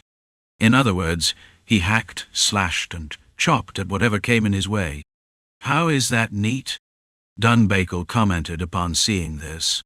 Encrid agreed with her. "It wasn't neat at all, but it was destructive." "That's quite a sight, brother," Audin muttered. It was exactly as he said. The wolf beasts, loyal to their scouting mission, were relentlessly slaughtered. Encrid then adjusted his sword belt while watching the cultists appear beyond the stockade. A small preparation for any opponent, any battle. It's the best preparation. He tightened his sword belt. An ambush! He prepared to draw his sword, looking at the shouting enemy soldier. It was a posture that clearly suggested he'd immediately draw his sword and charge. Some of the enemy soldiers, upon seeing this, raised their crossbows. "The Lord of the Demon Realm watches over us." With a fanatic's cry, the cultists loaded their crossbows and aimed. Encrid, in a pose as if about to draw his sword, suddenly spread his hands to the sides.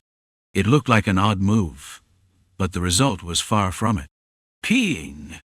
The sound of a whistle tore through the air, and the throats of 4 crossbow-wielding soldiers were torn open.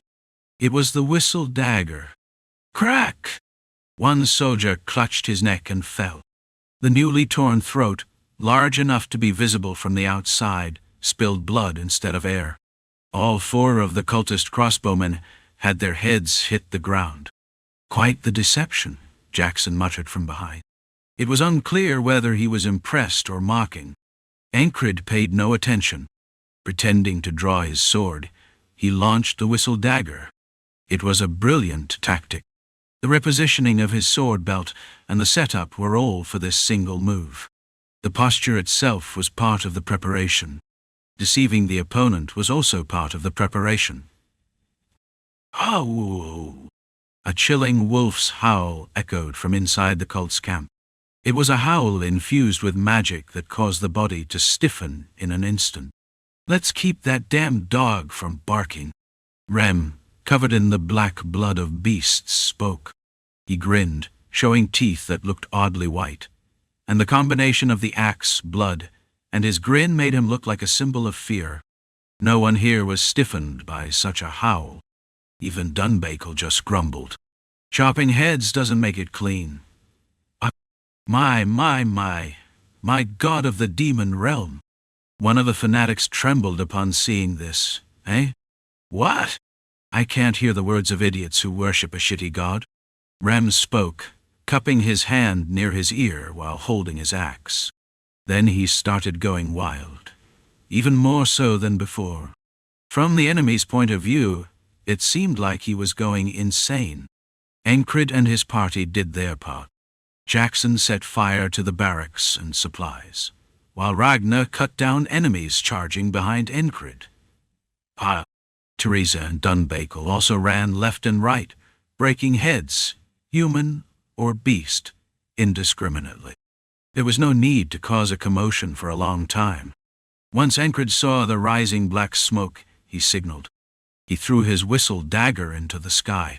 Peeing! The long, echoing whistle caused the entire unit to fall back. The purpose was to strike quickly and retreat. When a commander increases his guards to protect himself, they set fire to the supplies and flee. A simple but effective strategy. Rem! Encrid called as he withdrew. Go on ahead.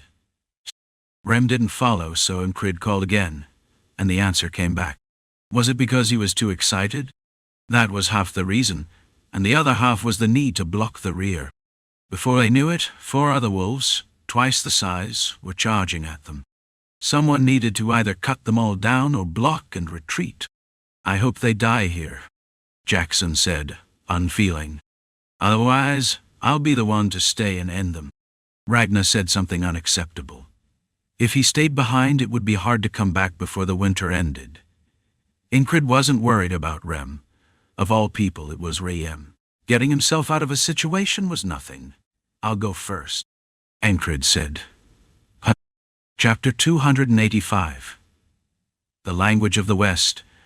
As Encrid pressed forward against the cult's forces, Shinar also moved.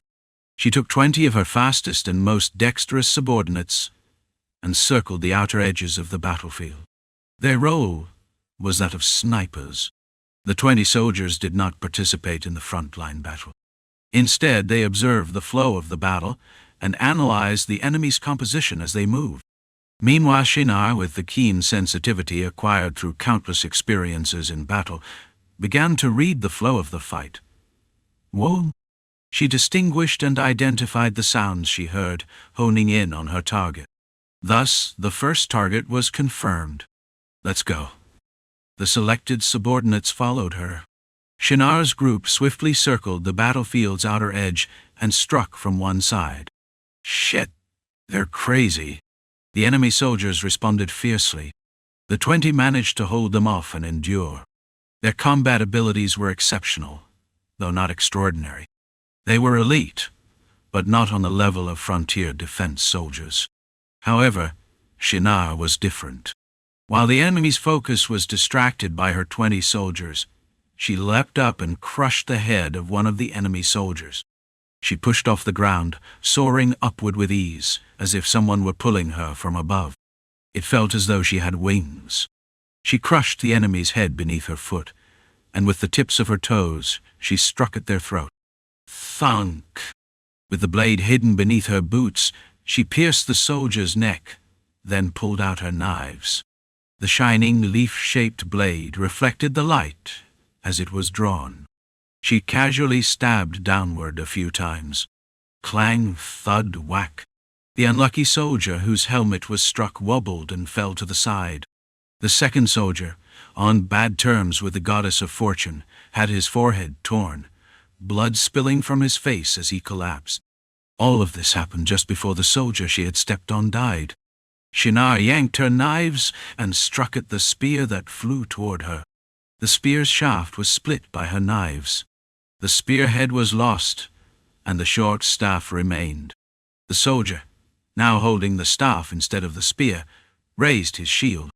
Rather than parrying with the shield, Shinar stomped on it and dashed forward. She was like an arrow aimed at her target. She crushed 3 more heads, shields, and shoulders beneath her feet, lightly landing as her next target appeared in front of her. Her finely tuned hearing had led her to her next target, the commander. Specifically, the commander of a small detachment, the head controlling a portion of the forces. Stop them! The commander's shout was hollow. The moment he shouted, his throat was pierced by Shinar's knives. Twisting her waist, she shot out her blade, snapping her arm as if flicking it. It was the skipping stone thrust, one of Shinar's specialties. One of the reasons the Tarning Viscount's unit was able to hold together was because of these commanders in strategic positions. That day, Shinar took down 3 more of such commanders. That crazy fairy bitch. An upper-level commander watching the battle ground his teeth and shouted. Of course, he did so while doubling the number of guards. Simultaneous strikes. Strikes. Crace had aimed for this. One side was to attack the supplies, the other to target the commanders. He wanted to deliver the largest possible blow to the enemy forces coming from both directions. Shinar had accomplished her task, earning a few scratches in the process. Am I doing well? She thought as she wiped the blood from her knives. How were Encrid and his forces faring? Had the joke turned into reality? To think his face would appear right after the battle ends. Shinar felt something dull inside her, but she smiled. This too was a part of life, a part of the enjoyment. That man had a strange kind of magic. It wasn't the kind that cast spells, but one that made you watch and cheer him on. It was only natural that he would be on her mind.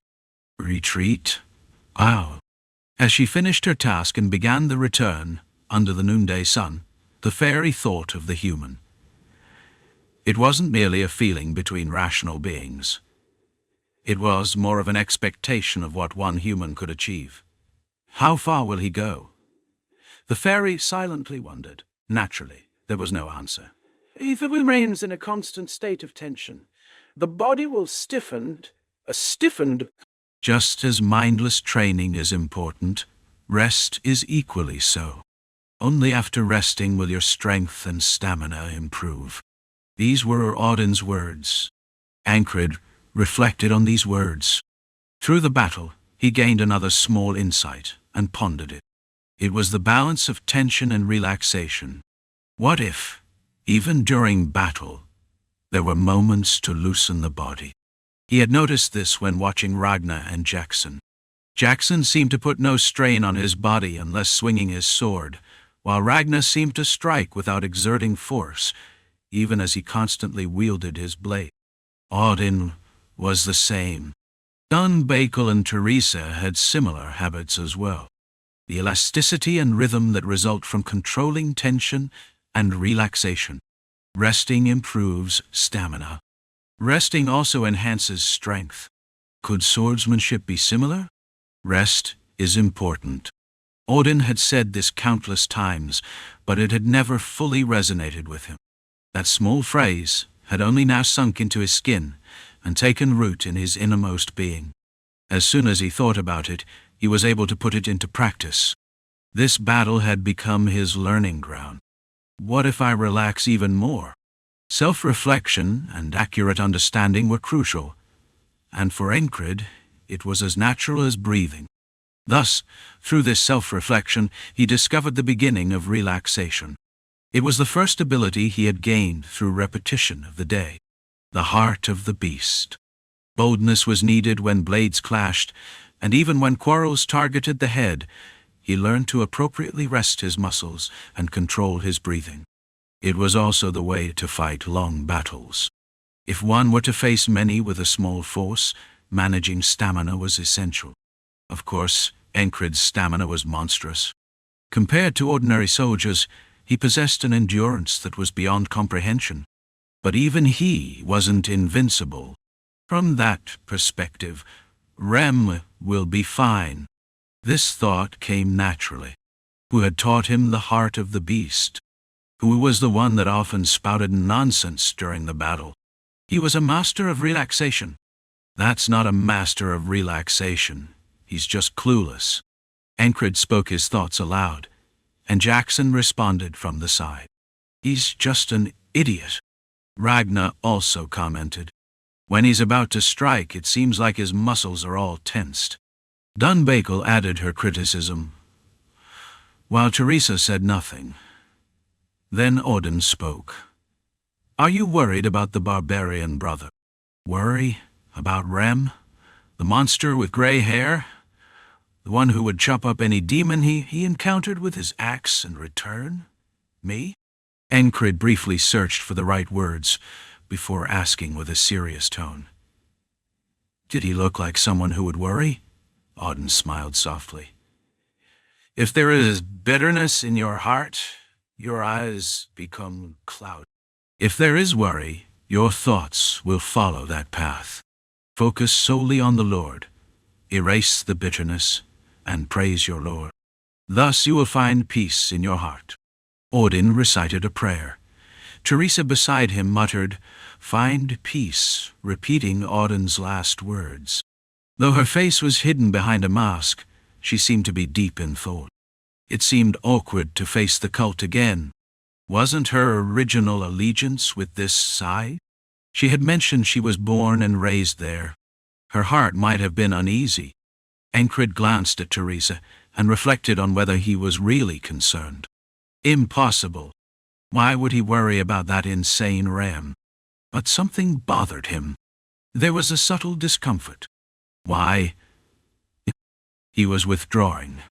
There were no signs of being pursued. No comrades had been struck by a blind arrow. Naturally, no one was injured. Everything had happened in the blink of an eye. An ambush, a raid, arson, retreat. They hadn't needed to move under the cover of night. It had all been done in broad daylight. And it had been done quickly. The deaths of the scouts he had sent out hadn't even reached them before they finished. So why did he feel uneasy? He was used to self-reflection, so retracing his steps was familiar as well. They were too weak. The wolf pack, which should have been a formidable threat, had been easy to deal with. Did the cult not know about our forces? That was unlikely. Then why did it feel so vulnerable? Encrid recalled the time when Marcus had hidden their unit well. Making it seem weak means there's something hidden. The cult's forces were not all there was, which meant the Black Blade also hides something. After considering a few things, the conclusion came naturally. Could Craze not know this? No, he knows. He knew, which was why he had set up this strategy. Before the enemy could unleash all their hidden moves, he wanted to wear them down and take whatever could be taken. That had been the core of this supply-burning operation. If he desperately hopes for death, he'll be back. With a single comment about worry, Jackson added, his eyes indifferent.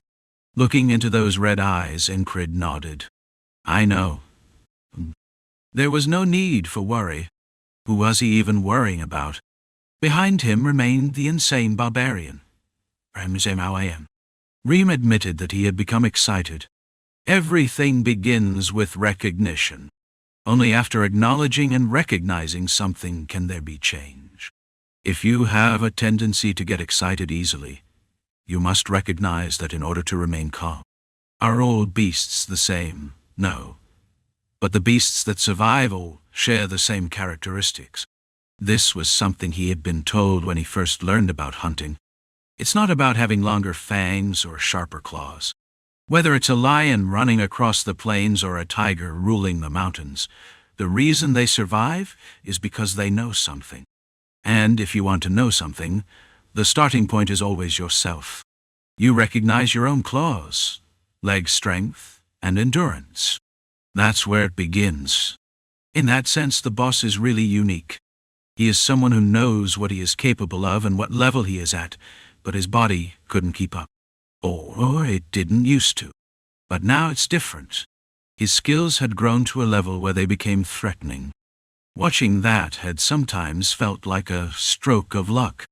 Knowledge, change, and the mix of reasons that had come to the surface after just a few days of stillness. Rem's excitement surged, and he couldn't help but feel a little exhilarated. He understood the situation, recognized himself, and didn't hide it. Damn idiot mutts. The 3 wolf beasts that charged at him were different from before. Speed, strength, and the level of intelligence they used were extraordinary. Are old beasts the same? No. There are always exceptional ones among them. The 3 beasts were just like that. Faster than expected, and incredibly clever. To quickly deal with them, Rem allowed himself to be scratched lightly on the side. He let the claws brush past him. In that instant, he swung his axe and split the head of one of the beasts in half. The blood and brain matter splattered, momentarily blurring his vision, but Rem didn't blink, using the remaining axe to sever the neck of the beast whose head had been split. He swatted the split head away with his palm, sending it flying. As the head soared through the air, one of the remaining beasts sidestepped, and Rem, anticipating this, threw his axe. The axe flew, spinning like a disc, and buried itself deep in the skull of the wolf beast that had just dodged. The simultaneous action of throwing the axe and the wolf beast rushing toward him was deliberate. Now only one remained. Rem twisted his mouth into a grin, a full smile. Monster, freaking monster, may the curse of the magic realm fall upon you. May the master of the beasts devour you whole. The cultists watching from the side kept babbling. What the hell are you saying, crazy fanatics? Come at me, Rem grumbled as he shifted his axe to his other hand. Hey, mutt, aren't you coming? The last wolf beast lowered its stance and bared its fangs, its eyes glaring with deadly intent. In the meantime, one of the cultists threw a dagger. Without taking his eyes off the wolf beast, Rem merely nodded and dodged the dagger. In that moment the beast pounced. There was no sound as it charged. The wind brushed against his nose first. It shot toward him with incredible speed and ferocity, its large body lowering just enough for Rem to gauge its position. As the wolf beast lunged, Rem swung his axe even faster than before. Whoosh! Among the onlookers, few could properly track Rem's movement. His right arm and the axe disappeared in a blur, moving from the upper right to the lower left. He had been swinging casually before, but now he struck with all his might. The beast couldn't react. Its throat was cut in mid-pounce, blood spraying everywhere. However, the remaining momentum caused the beast to slam into Rem. Rem swiped his axe and stepped aside, shoving the beast's body away. The wolf beast's corpse landed with a thud, blocking the path of the cultists. Rem, still smiling, looked at them and said, "See you again." Though it seemed like a normal farewell to the cultists, it was as chilling as a death sentence. They had to face that monster again? Rem withdrew, picking up his axe as he ran. Let's see. A scratch on his side, maybe a cracked rib? Rem calmly assessed his condition. It wasn't a major injury. Considering he had just sliced through 3 monstrous wolf beasts that would be considered demons anywhere, It was nothing too serious. A few of the cultists had tried to pursue, but they were just pretending. Want another axe to the face? Rem shouted over his shoulder, his words dripping with menace. He was about to find Encrid to boast about his victory over the 3 wolf beasts, which could be considered monstrous. They'll probably be so shocked they'll ask me to teach them again. As he had those thoughts, Rem's body swerved to the side. With a powerful push of his right foot, he halted his forward movement, executing an impossible maneuver with the kind of leg strength and balance that seemed inhuman. He turned abruptly, moving at a right angle. Whoosh! A spear, the length of his forearm, pierced the ground where he had just been. The spear lodged deep, quivering in the earth. It was stuck so firmly that it would take considerable strength to pull it out. Rem's eyes locked onto the shape of the spear. Familiar? No, not familiar anymore, but once it was. It was a spear commonly used by the tribes from the west. Looks like I'm seeing my own kind here? Then, a voice came from behind him. It wasn't the Empire's language, but the tongue of the Western tribes. Chapter 286. The Madman of Immortality. Before the words even finished, a sharp spearhead fell from above. It was a vertical thrust. Rem kicked the ground. He quickly flung his body sideways, and the spear seemed to follow, as if it had eyes. In mid-air, it abruptly changed direction. Descending weapon? Before he could even wonder, Rem swung his axe. With his right hand, he swiped at the spear shaft, and with his left, he turned his axe to block the spearhead with its broad side. Thud! Smash! Half success, half failure. He managed to block the spearhead, but in the process, a cracked rib shattered completely. However, the spear shaft was broken, so it was at least partially successful. Tricked me. It wasn't a descending weapon. A descending weapon was an artifact of the West, something like a relic. Of course, this was very different from the so-called relics spoken of on this continent. A descending weapon couldn't be shattered this easily. He'd expected it to be a descending weapon, and had intentionally struck it. He'd hoped that with this blow, he could sever the connection. A descending weapon needed a connection to its owner to function. Not bad. The word holding was left unspoken. Rem saw a Westerner appear before him. What are you? Rem asked, stunned. He could tell just from this one blow. Strong? Strength, speed, techniques targeting the opponent. Everything was excellent. This wasn't the level of some amateur mercenary. You're asking that after stepping onto a battlefield where lives are at stake. The opponent replied, casually tapping his shoulder with his characteristic spear. He was incredibly laid back. His appearance was unusual.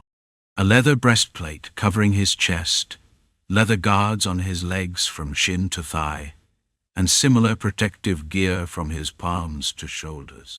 His entire body was covered in leather. His hair was graying, and half his face was wrinkled, while the other half looked as smooth and pale as a child. It was an unnaturally mismatched face. He let go of the spear, which he'd been tapping on his shoulder. Instead of falling to the ground, it stopped at knee height and hovered in the air. What's this nonsense? What was going on now? Some kind of technique? It wasn't magic or a spell. It felt like a kind of magic, but there was no sense of magic coming from the spear itself. So it wasn't a descending weapon, but it was still floating in mid-air by itself. Rem, not wanting to show any weakness, subtly raised his left arm to protect his side. The pain followed, but if he couldn't bear this much, he would have already died long ago. Let's go. Where to? Home? Why? What are you giving me? Rem muttered as a habit, looking for an opening. Every time he tried to throw his axe, the opponent changed the position of his feet. More than anything, the spear floating in mid-air was irksome. It seemed ready to fly at him any second, not moving more than a certain radius from the opponent's body. Where did this come from all of a sudden?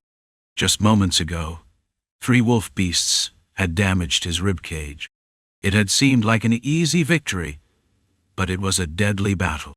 The wolf bishop of the cult would be furious at the loss of the beasts he raised. But the beasts weren't the issue. "I'm going to pull out your tongue." Whoosh! Before the words were even finished, the spear flew. It wasn't in front of his right knee anymore. It had been subtly redirected by his left hand behind his back.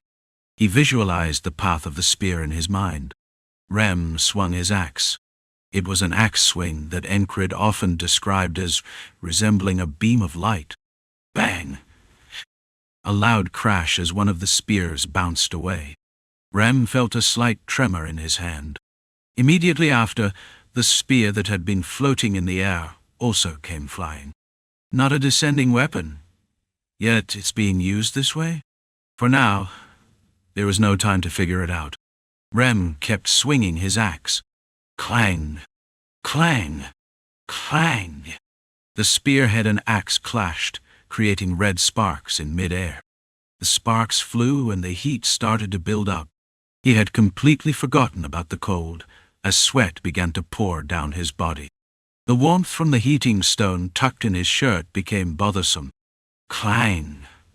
Clang! Clang! Clang! Clang! Even as this continued, the spear retreated and charged again.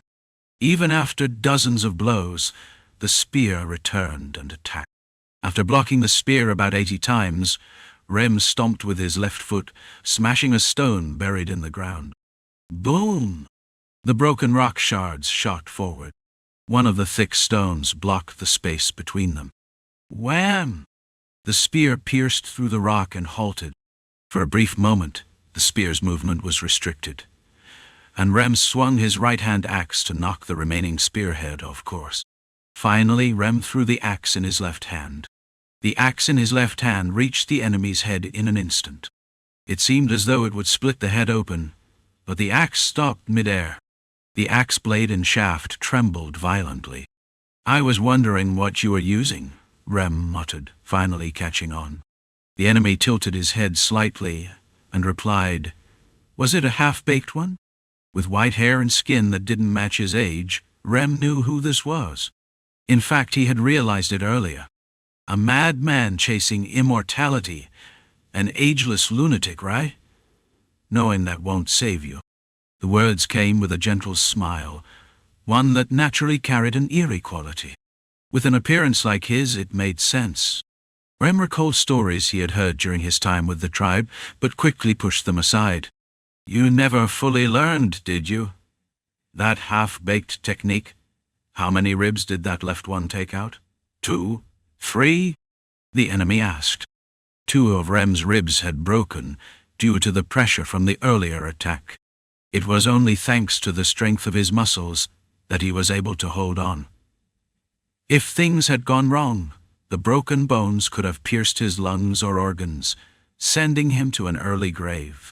In truth, he couldn't argue with the enemy's words about being half-baked.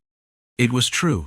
Rem had learned some techniques from the tribe, which he had then adapted and refined in his own way. But he had abandoned other essential teachings, choosing not to pursue them. So, he was indeed half-baked. You're just a fool who never properly mastered the arts. No soul connection, nothing. Whoosh! As the enemy spoke, he pulled a small metal ball from his pouch. A blue beastly shape flickered over his left arm. Ah! A spell. It was a summoning spell.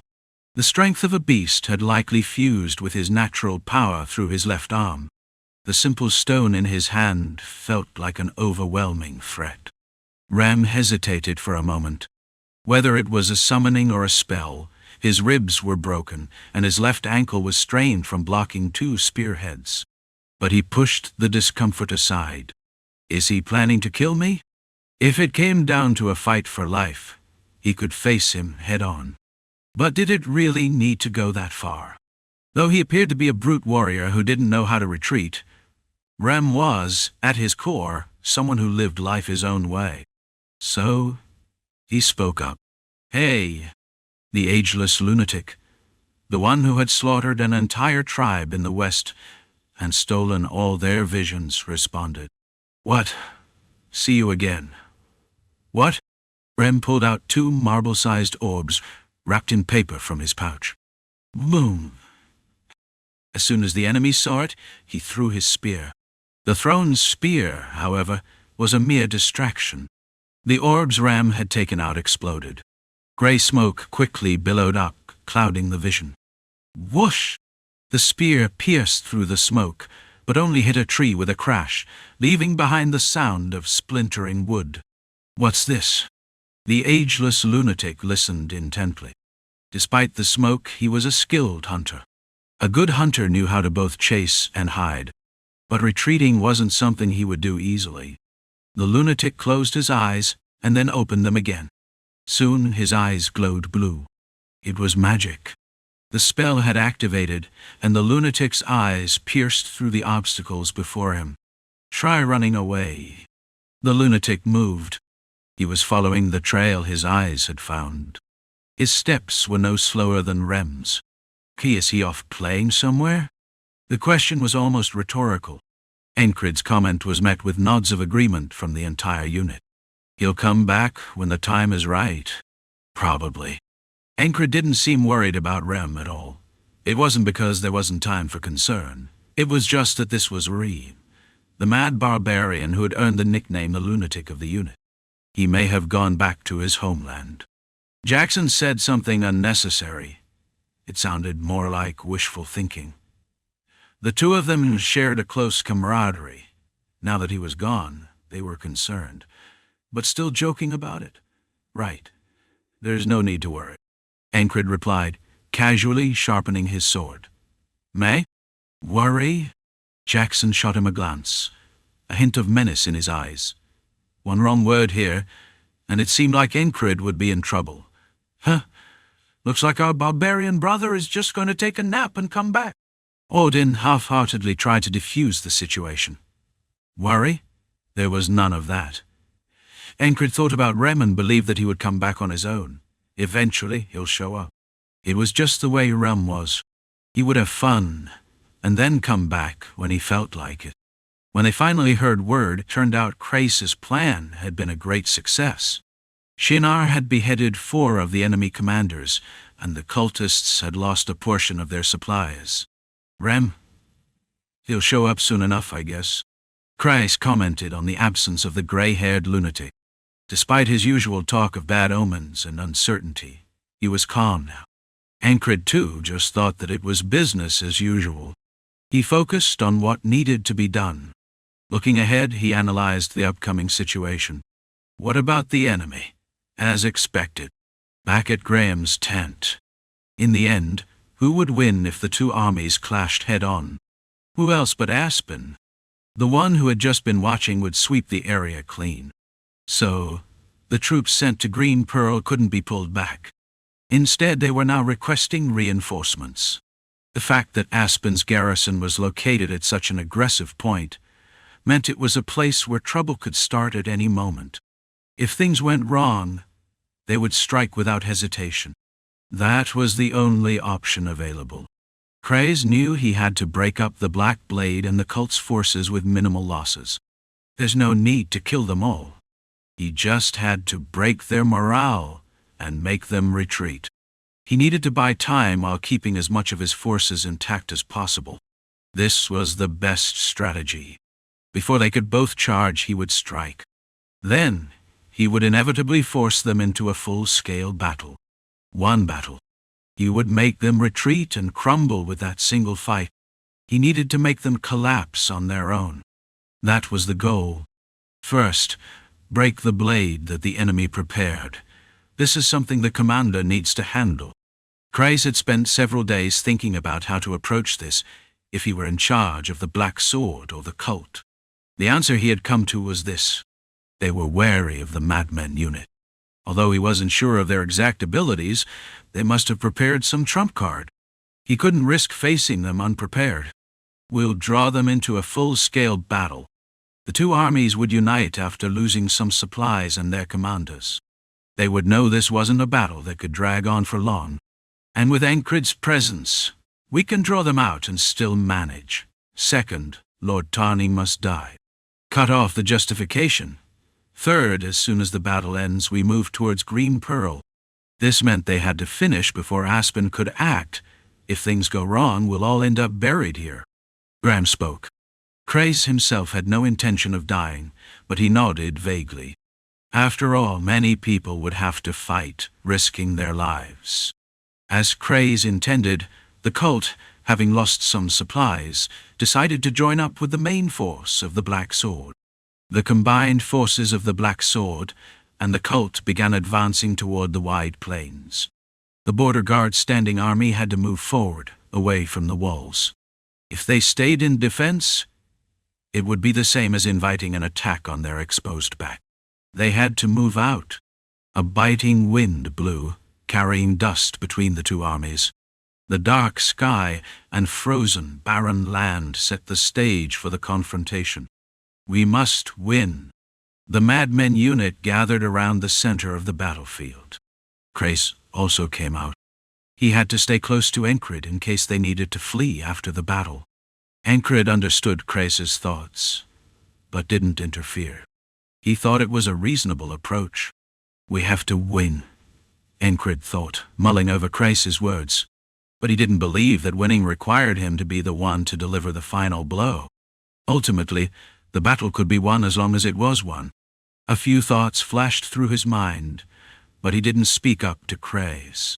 Now, it was the time for those wielding swords to step forward. Just as they were about to move, a sound interrupted. Clop, clop, clop, clop. It was the enemy. Someone on horseback appeared in the center of the two armies, throwing something.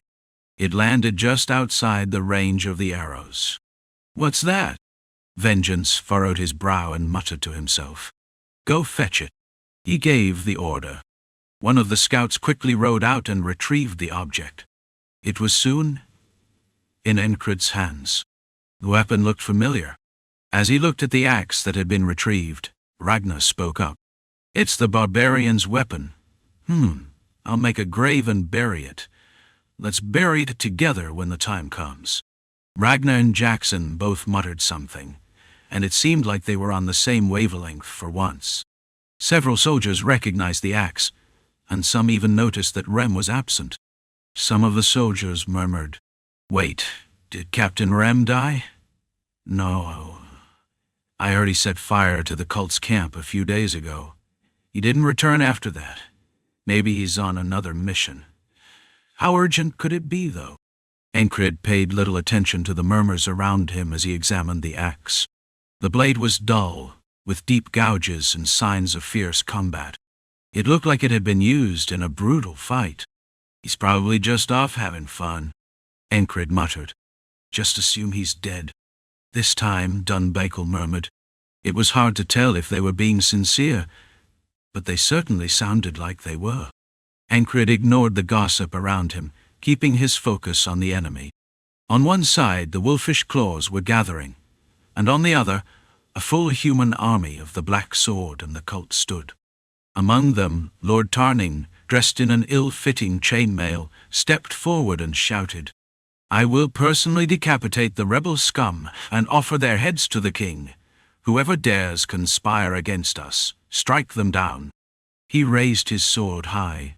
His voice was loud and carried well, possibly enhanced by some magical tool.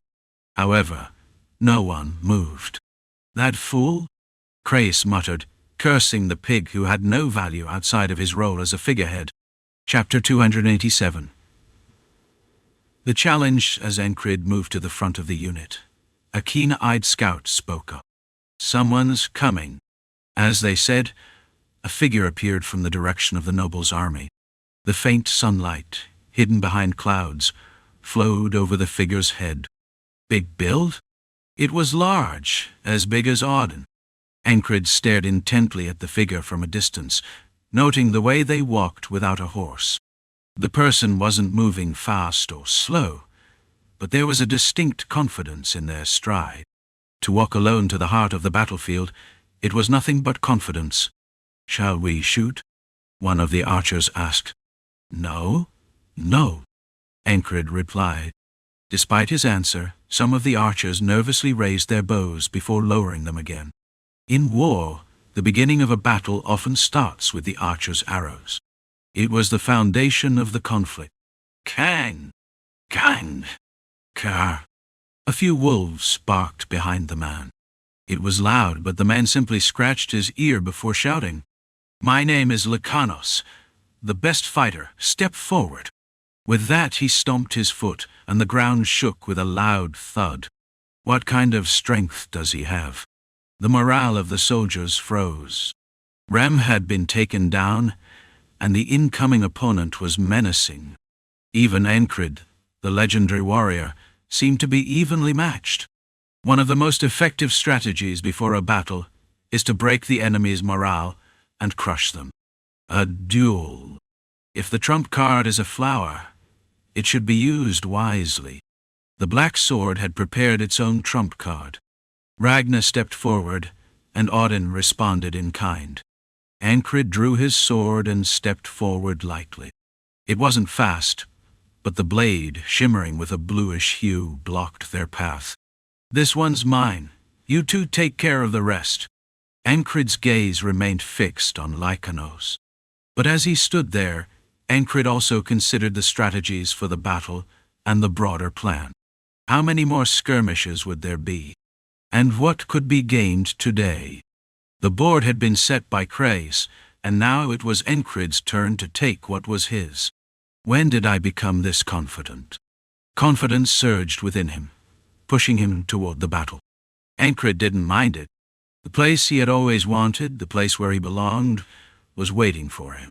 "Jackson, yes, take the pig's head when the chance comes. It could be today or in the next battle." It didn't matter, but the task had to be completed. "Understood." Jackson nodded nonchalantly. That was reassuring. He wouldn't fail. "Audin, Teresa, I think there's something huge among the wolves. When they infiltrated the enemy's territory before, they had encountered 3 large beasts. It seemed like one was still around, or maybe something even larger. It didn't matter, no matter how big the beast was. But it was clear. Regular soldiers shouldn't face such creatures. His instincts warned him. "It will be as you wish. Let us pray." Audin quietly clasped his hands and withdrew, while Teresa knelt beside him. As ordered. Then Dunbakel tugged at her cloak. Ragnar was also there, cold, but his eyes were sharp with intent. He was ready to fight. His enthusiasm was evident. With his sword, he could strike down anything. It was a pleasure to see Ragnar like this. He'd never felt frustrated watching him slack off, but seeing his talents wasted was something Encrid couldn't bear. Of course, it didn't matter much, as Ragnar had a strong heart, a genius with desire. It was enjoyable to see Ragnar motivated. It wasn't that he disliked it when Ragnar wasn't motivated, but the fact that he was now was something Encrid could appreciate. And it was enjoyable to be beside him, following his lead. "Do as you please. Cut everything in sight, but only after the wolves are dealt with." If the enemy had prepared monstrous wolves, they had something even fiercer. A beast man and a sword that could cut through anything. By having the elite troops charge through the regular soldiers, the battle could be tilted in their favor. There was no need for more chaos to raise morale. Just having these two step forward would be enough to change the direction of the battle. A battlefield ruled by elite forces. This was the truth that these two would show. That alone was enough. Dunbakel nodded and snorted in response. "Make sure it's enough to show to Grimheart." Grimheart was the god of the beastmen, the god of war and reproduction. Showing something to the god meant fighting without shame. Thanks to Rem, the torment of the barbarians had evolved one beast man into a crazy one. "I will yield," Ragnar said calmly, and Encrid took another step forward. "Finally showing up, huh? I thought there was no one left there. Are we waiting for daybreak?" Lanos shouted as he struck between his legs. It was a taunt, meant to raise the morale of his own side. It wasn't a question expecting an answer. "Wow," No one's left. No one's here. Pathetic. The enemy troops hurled insults. In response, Encrid's troops shouted back, "Ridiculous! He's here! Biggest one yet! Filthy thieves!" Amidst the insults and cheers, Encrid advanced, and Graham asked from behind, "You think we can win?" "Yes, even if I die, I'll win." Was he preparing for death? Graham crossed his arms, hiding his unease. Encrid was just being honest. It was as simple as that. If what stood in front of him was a wall, and if that wall was death, he would cross it and win. Encrid stood before his opponent, strangely calm, without a hint of excitement. His physical condition wasn't particularly good or bad. "I'm here." As they faced each other, the words Encrid spoke made Lanos twist his lips in a grin. What an arrogant bastard, he thought. Coming to die by someone like you? What an arrogant bastard! I'm going to cut you down. You're the one, right? The one called Encrid. Lanos already knew Encrid's name, and Encrid knew his opponent's name as well. He had heard that Lanos was one of the key figures in the Black Sword bandit group. He was as large as Audin, and the heavy weapon on his back gave away his fighting style. Soon, Lanos pushed his left foot forward. He was now within the range Encrid had carefully kept. Encrid reacted immediately. He drew his sword from his left waist and slashed.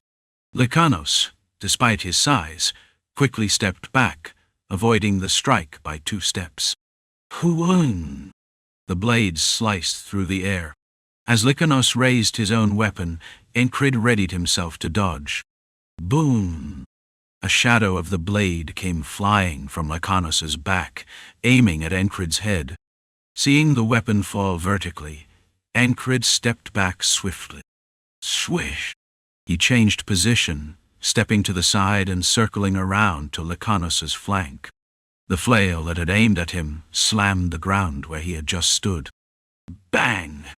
Dirt and stones flew in all directions. Some of it hit Encrid's body and head, but he ignored the small distractions and immediately moved to strike. He pulled out the Gradius from his side and thrust it forward into Lanos's side. A swift thrust. Lanos raised his arm to intercept, his sword hitting the side of his own body. It was an impressive reflex, the speed and precision of his reaction. However, despite his attempt to twist his body and break the sword, it didn't go as planned. That's damn sturdy! Angrily, Lanos swung his flail again. Boom! No! The flail flew horizontally toward Encrid, the wind pressure hitting his face first. Encrid didn't even look. He only judged the trajectory of the flail by sound. Without hesitation, he ducked. The massive weapon capable of tearing through flesh passed over his head. Encrid, using his immense strength, twisted the Gradius in his hand. With a sharp intake of breath, his left arm muscles bulged, almost about to burst. The blade twisted, aiming to shred Lanos's side and forearm. Unable to dodge, Lanos let go of the sword, leaving it behind. This bastard! Blood began to flow from Lanos's forearm. The side armor was only slightly scratched, but the inside of his arm was severely cut. Does it hurt? As he spoke, Encrid calmly adjusted his breathing and brought his right-hand sword down vertically. At the same time, he sheathed the Gradius. Lanos, retreating, prepared himself to dodge the incoming strike. He was no simple brute swinging a flail. His movements were clean and purposeful, a result of years of training and real combat experience. The blade sliced the air. Through the whoosh, Lanos's gaze remained fixed on Encrid. His dull eyes reminded Encrid of something. They had the same kind of malice, almost like a hidden agenda. He looked sly. Thud, don't. Lanos slammed his foot down and rushed forward. The frozen hard ground cracked beneath his step, sending chunks of dirt flying. Encrid placed his left hand on the Gradius handle. He pretended to draw it as his foot shifted back. performing a backstep, dodging the rocks flying through the air. Dodged? Lanos, confused, continued his attack, swinging his flail diagonally from above. At the same time, he crossed his legs, propelling himself forward. Encrid, just before Lanos finished his move, let go of his right-hand sword mid-air and swung it downward.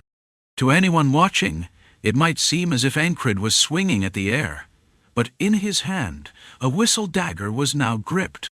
Ping! The dagger shot forward, embedding itself into Lanos' face from close range. Encrid had anticipated that his opponent would try to dodge or block the sword, so he had switched to the dagger. The tactic paid off. Lanos' head snapped back, then quickly returned forward. Unfortunately for Encrid, it wasn't the result he had hoped for. This bastard.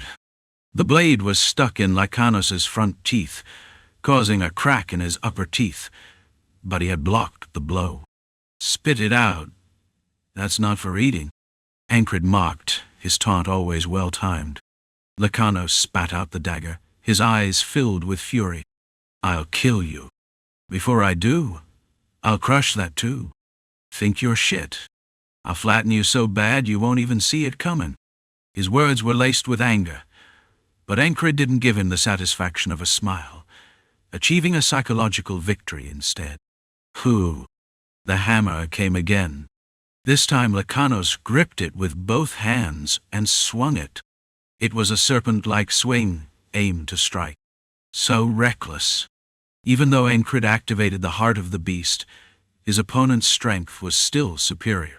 Will? A fleeting doubt crossed his mind. If there's a will that denies, there must also be one that grants strength.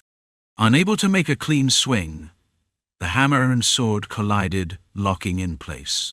Lanos pushed his hammer forward, adding strength with his other hand. He took a deep breath.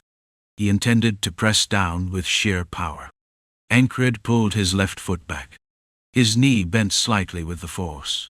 As Lanos bore down, he opened his mouth. What, you didn't think you'd be overpowered by strength? Huh, did you think you were the only strong one? No, there are many stronger than me. Always. Not just Audin, but Rem, Ragnar, and even Teresa.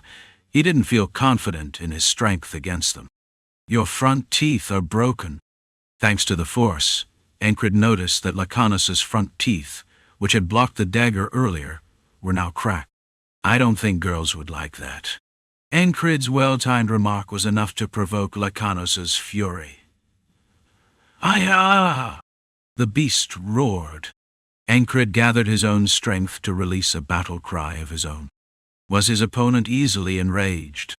A brief thought passed through the midst of the fight, but it was soon discarded.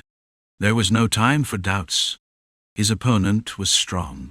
Very strong. Far superior to the clumsy mercenaries who called themselves knights. Still locked in combat, Lanos released his left hand and clenched his fist. He swung. Thud. Encrid braced his shoulders and turned his head, deflecting the punch. It was a classic Vala-style martial art, deflecting with the body. He didn't just take the hit. As his body twisted, he kicked Lanos' shin. Thud!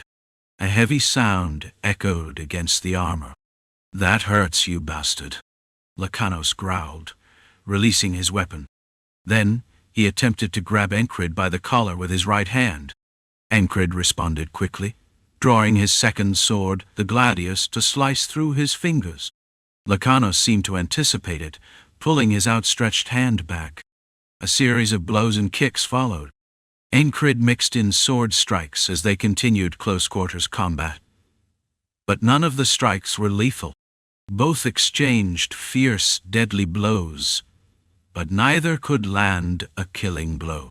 Encrid's head was split open, blood streaming, while Lanos, whose helmet was knocked off during the fight, had his lips torn and his cheek cut, bleeding profusely.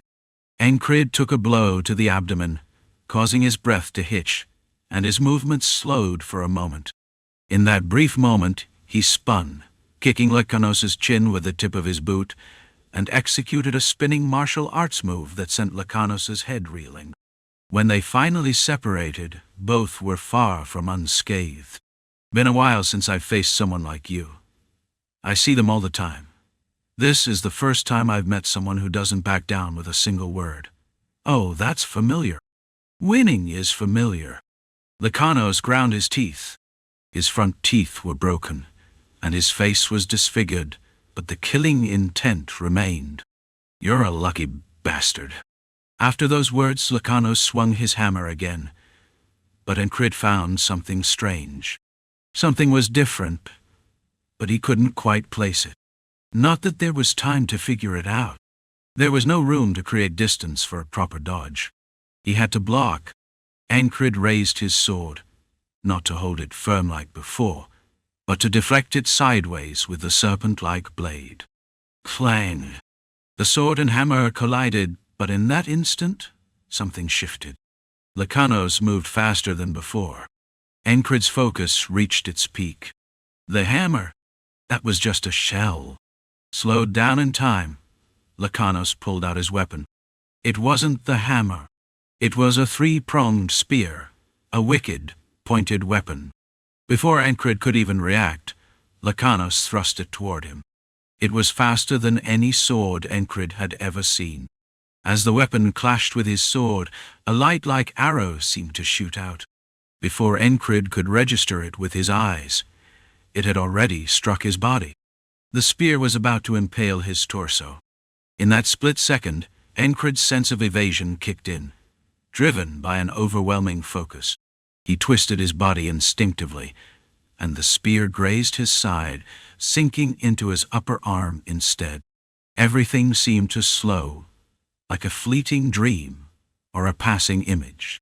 The sound of the sword being drawn, the sound of it piercing flesh, and the pain, it all became distant. It was just a blur of moments, where Encrid fought to survive, instinctively moving to avoid death. Then, in a seamless motion, Encrid pivoted and drew his gladius with his left hand, swinging it at Lacanos's face. The gladius became a blur, cutting from Lacanos's chin to above his left eye. Whack, crack! The distinct sound of flesh being torn echoed, and both fighters were thrown back. No, it was more like they were flung away. Fire! Someone shouted. After that, both armies fired their arrows. The duel had ended, and the full-scale battle had begun. Encrid staggered, kneeling on one knee. Someone from behind grabbed his body. We need to fall back. It was Jackson. Encrid nodded. Chapter 288.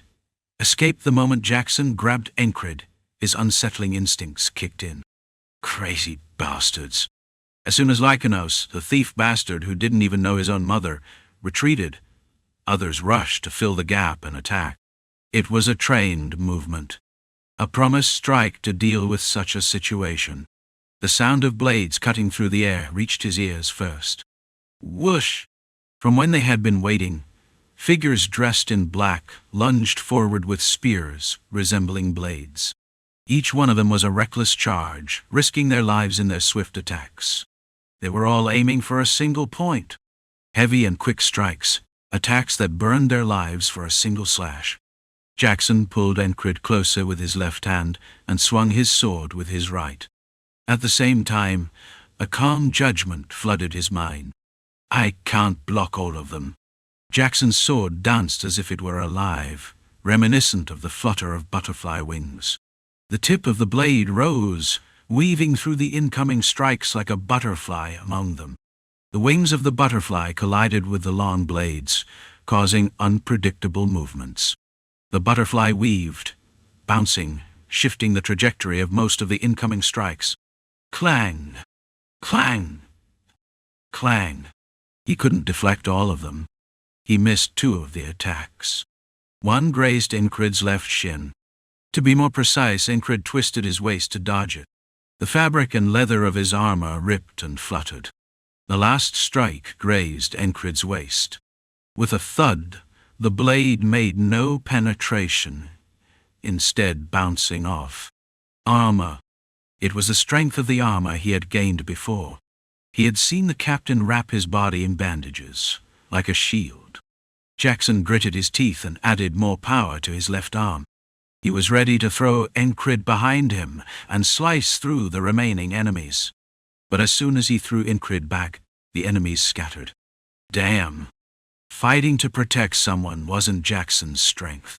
He was used to fighting with enemies at his back, but protecting an ally while fighting was an experience he had rarely had. It was a very rare experience.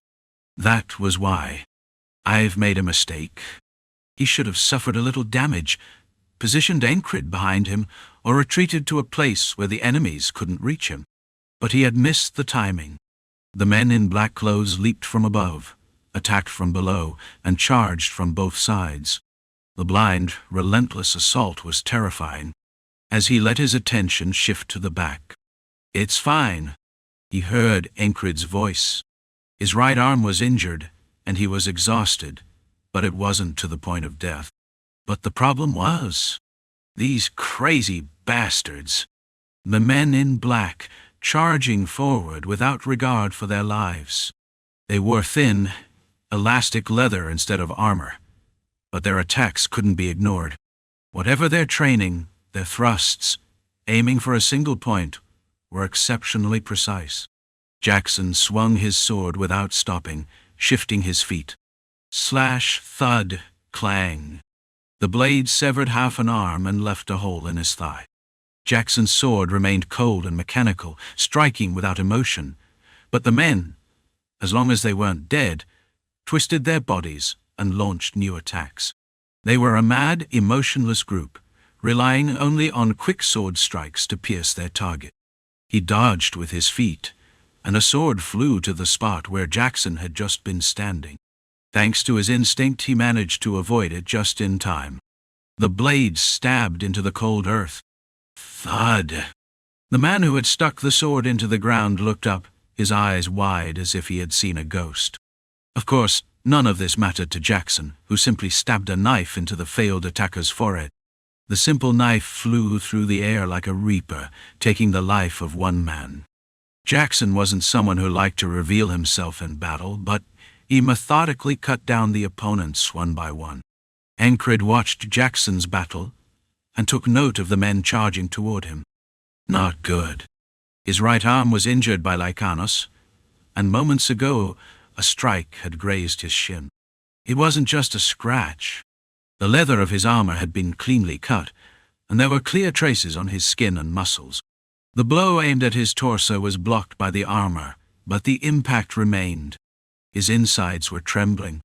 His abdomen had held firm enough to prevent internal rupture. If he were an ordinary person, his organs would have ruptured.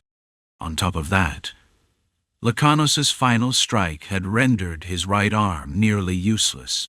He could only move his left arm. Encrid did what he could. He sheathed his gladius and took his original sword in his left hand, swinging it.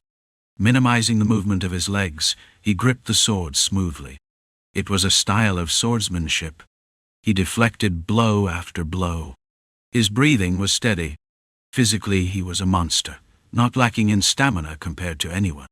Ting! Ting! Ting! At that moment, after deflecting a few blades, the next one was suddenly right in front of him. It was a blade gleaming with a deadly shine. I can't block this. The heart of the beast awakened, and a single point of focus ignited in his brain. No matter what best move he could make, he thought he would lose an eye. His opponent's trick was skillful. After failing to kill him using Lanos, they deployed the sword-wielding unit they had prepared. This was the result. He could clearly see the future where he would lose an eye. In the brief gap between strikes, he couldn't dodge, but he could ask and answer himself. Losing an eye. So what? Would it be a problem?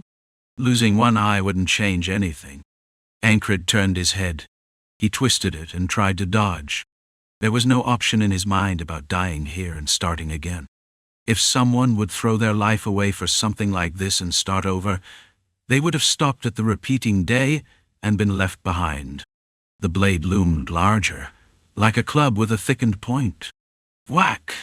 With a cheerful noise, The club-like object in front of his face vanished. The sword aimed at him flew through the air. Naturally, the enemy followed. Ah! He screamed, and away he went. For that moment, he didn't envy the guy at all. Of course, his flight had a limit and the end was far from auspicious. The one who had flown fell between the members of the border guard, and due to a spear raised by a startled soldier, they were impaled and killed mid-air. Encrid was in the process of stumbling backward to avoid death. He fell flat on his rear. Looking beside him, a wild horse had just sent a human flying with its rear hoof. He! One-eyed. The name seemed to be rejected, but at this point the name didn't matter. Gone. Before long, Esther had arrived. She hadn't been able to transform into a human, so she remained in the form of a lake panther. Her black fur, soft like silk, reminded him of the hair she would have in her human form. Alongside her, a man who could survive anywhere as long as he had his sword, despite losing his way, flew past the assassins in black. Whoosh, thwack, whoosh, thwip, whoosh, wham, whoosh, crack. Encrid's eyes moved rapidly. He was tracking the continuous sword strikes happening in front of him. Ragnar charged from the side, cutting through 5 attackers with 5 swift strikes in one step. What kind of trick is that? He only made 1 step, but his sword strikes were 5. How was that even possible? The slashes were beyond comprehension. It was speed faster than the opponent's, a preemptive strike. Ragnar's sword was demonstrating just that. I'll kill them all, so go ahead. His blunt words came, while his bangs hung over his eyes. Through his blonde hair, his dry red eyes silently looked forward. He cut down those coming at him while swatting away arrows that flew overhead. Ragnar's sword was moving so fast, even Encrid's eyes couldn't fully keep up with it. As an arrow fell above Encrid's head, soldiers with shields came toward him from behind. You used that sword well. This was Dunbakel, who had been watching from the side. She said this while smashing the skulls of assassins with 2 daggers. As soon as she sensed the assassins' movements, she stamped her right foot and drove her left knee into their skulls. Of course, Encrid was also reacting, holding up his sword. Either way, his gaze shifted toward Ragnar.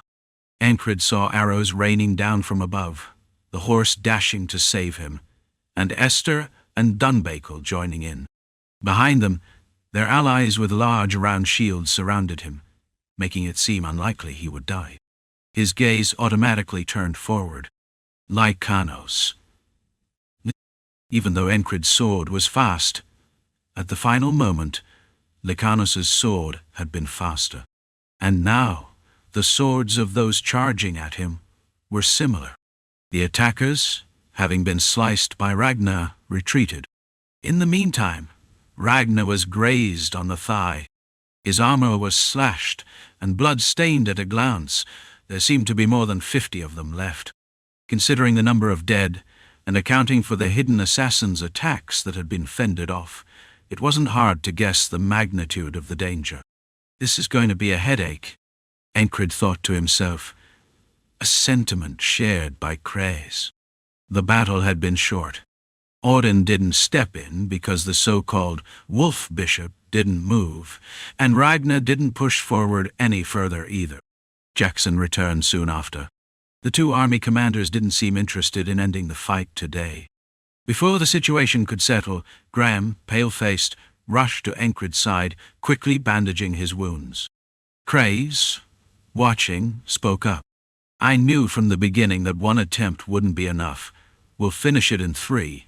We just need to break their main force. After all, battles are ultimately decided by the elite troops. His voice was weak.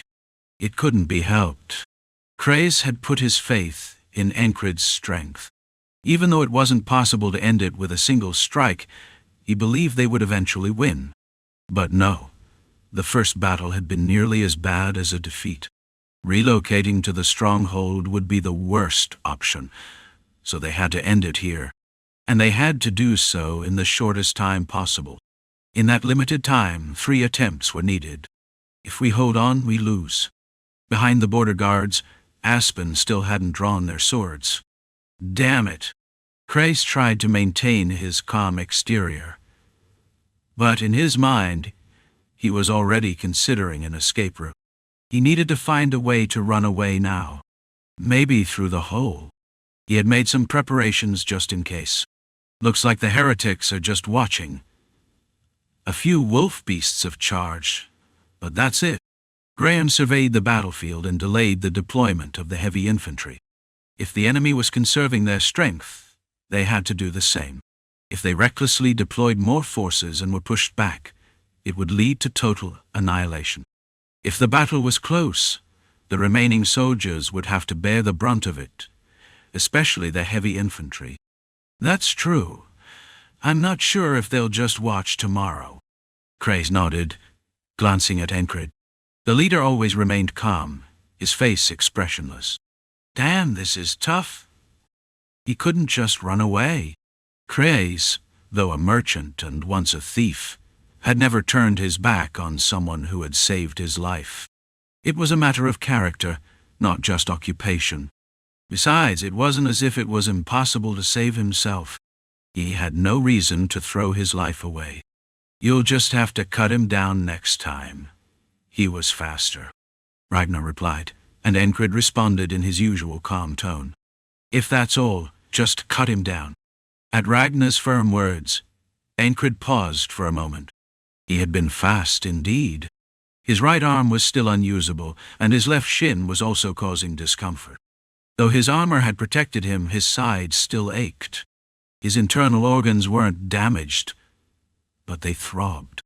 The technique of isolation was a skill built on repetition and endurance. The sustained strength from maintaining and training that technique had kept going. So a few body blows weren't a big deal.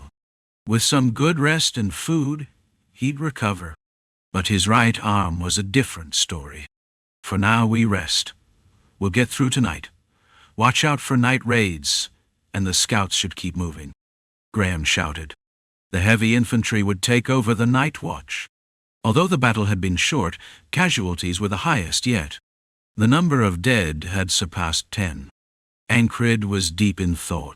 Crais, watching, stepped in front of him. With the torch on his back, his shadow swayed, moving above Encrid's head. They were inside a newly built tent with wild horses outside, and Ragnar, Audin, Dunbakel, Teresa, and Esther inside. Whoosh! The cold wind swept into the half-open tent, making the torches flicker. Crais's shadow grew, split into 2, then merged back into 1 as he moved. Why? Encrid was leaning back slightly, just after Crais had finished changing his bandages. Crais swallowed and then spoke. Let's run. Chapter 289. Duty and Responsibility. 1 for Crais. This was all too obvious. Why would anyone risk their life in a hopeless battle? Why fight here, prepared to face death?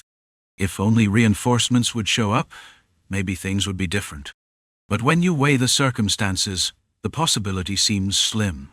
Slim, but not impossible. To even catch a glimpse of those reinforcements, one would have to give up certain things. The Green Pearl, the border guard fortress. There were the watchtowers they had built, and the newly dug moats. But if they were to be surrounded from both sides, all of those preparations would be useless. What we have right now is meaningless. It was wise to consider the next step. Holding on alone wasn't always the best option. Having come to this conclusion through his reasoning, Crais spoke. Let's run. Encrid stared at the man with the big eyes and thought to himself. This time, his eyes seemed to be fully functional. He didn't appear to be scared or consumed by anxiety. So, is he asking about running because he's still thinking clearly and wondering what would happen if they flee? Encrid widened his view and looked around. All eyes, not just Crais's, were fixed on him. No matter what choice he made here, they would follow his lead. It seemed like that was the case. Even the one-eyed man lingering outside the tent would probably follow him once he returned. And Esther, of course. Even Rem, who had been missing and lying down somewhere, would follow him if he wasn't there. He was sure of it. Ragnar, even if he got lost partway, would find his way back. Why? What was it about him that made them follow? What had they seen in him? He couldn't force his will on them. He couldn't impose what he had decided to protect on them. Encrid couldn't do that. You can go. That was what he said. Kraz looked pleased, but waited for the next words. And you? Jackson, who was quick to be blunt, asked right away. That guy always seemed to speak in a more casual tone once the opportunity arose. I'm not going. Why not? You've done more than enough. Reese also dropped his formal tone. Encrid didn't press him about it. Instead, he spoke his mind. If I sell my sword for gold, then I'm just a mercenary. It might have sounded like nonsense, but everyone was listening in silence.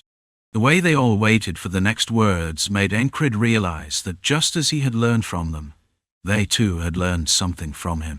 They were all paying attention. Even if ears were closed, it wouldn't mean they couldn't speak, but if they listened, it was certainly better. And I'm going to be a knight. Encrid swallowed. His usual thoughts, the ideas he had formed on certain days, had been refined into a firm pillar. Encrid shifted into a more comfortable position as pain shot through his shin and right arm. It wasn't painful, just bearable. At least it was much better than when he was about to die.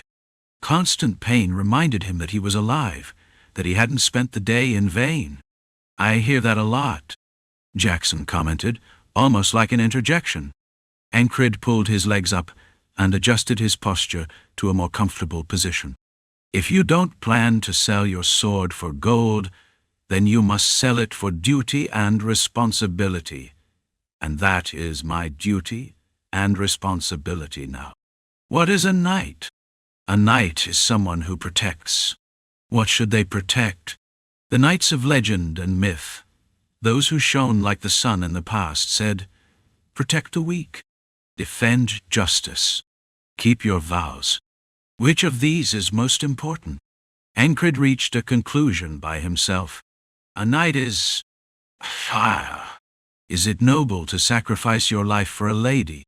If he swore to do so, then yes. If that is his knightly vow, then it should be accepted. However, he would not sell his sword for just gold. He would not become a murderer who enjoys killing people. An intangible value. To protect what you believe in. Those who swear and keep their vows for that. To an ordinary person, they would seem like fools. That is Encrid's dream. That is the path he has walked until now. He didn't give up even after dying countless times, and he never became complacent, which was the reason he was here today. If Encrid were to run away now, how many people inside Border Guard would die? Children, women, the elderly, young men. Perhaps there would be a massacre with a death toll in the hundreds. Maybe fewer would die, or perhaps even more might perish. One of the enemies was a cultist. A mad group was included. Of course, even considering all of that, retreating right now could be seen as more efficient. It might be better to give up what needed to be given up and reclaim what could be reclaimed. But he wouldn't do that. Encrid's emotions did not waver. It wasn't a situation where he could hesitate. He had made his decision, and he would follow through with it. Behind him was Border Guard, and Encrid had sworn to protect them. Though he wasn't a knight, from that day in the past when he had sworn to live in such a way, he had kept his vow. That was how Encrid had lived. Kreis's face turned pale again. His eyes drooped, clearly displeased. You're foolish. I admit it.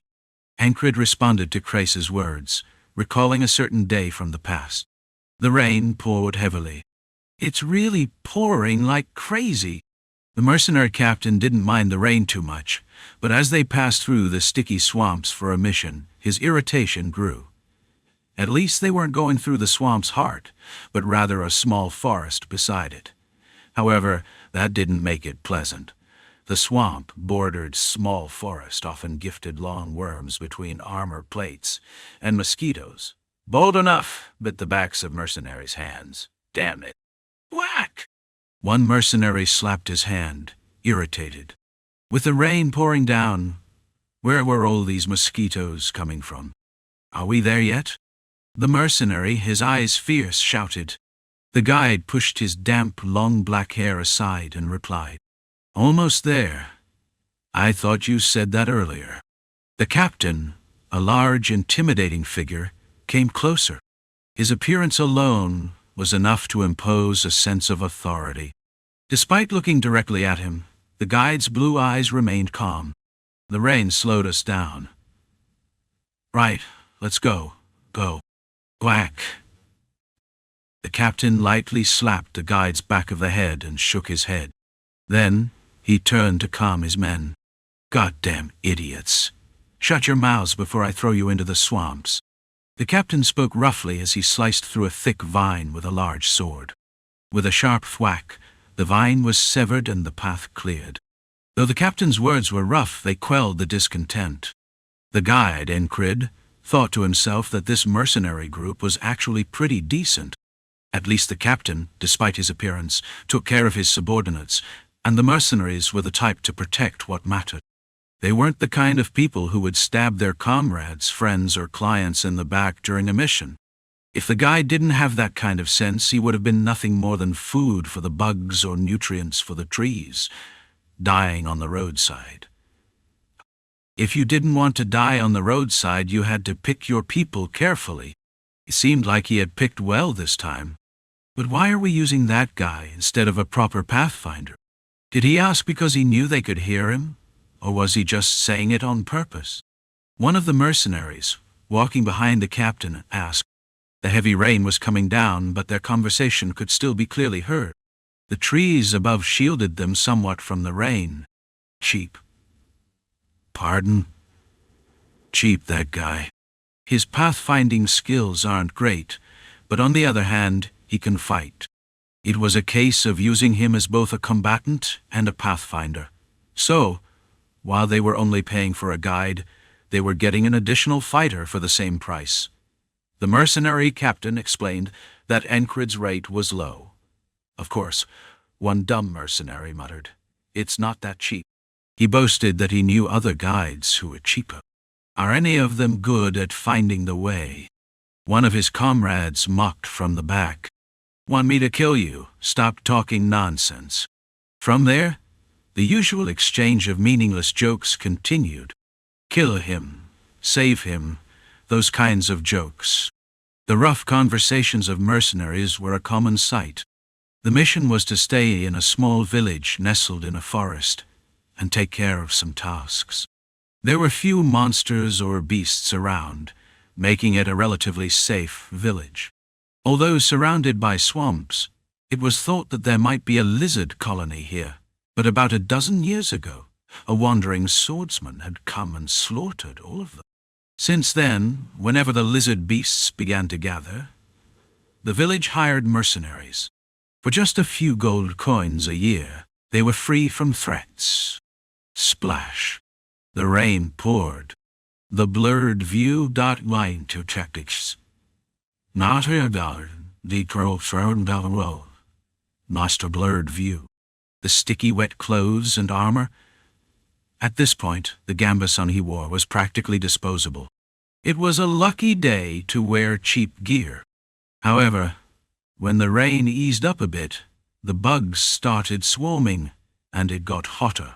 Why did the trees here feel like totems, maintaining a humid air instead of refreshing air? It was the usual kind of mission.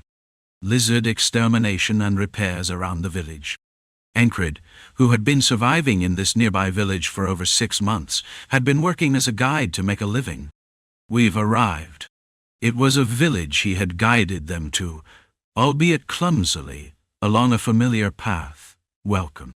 The middle-aged village chief greeted the mercenary group, and after dealing with the lizards tangled in the swamp's scent, He hung strips of bark around the swamp trees. They had also planted stakes in the ground, though it didn't seem like it would be very effective. "It's wisdom, Pat," the chief said, believing it firmly.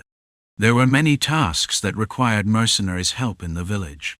If any lizard slipped through, another sword would be needed, and there were almost no one besides the mercenaries to step up. Some villagers could fight, but most seemed distant from combat.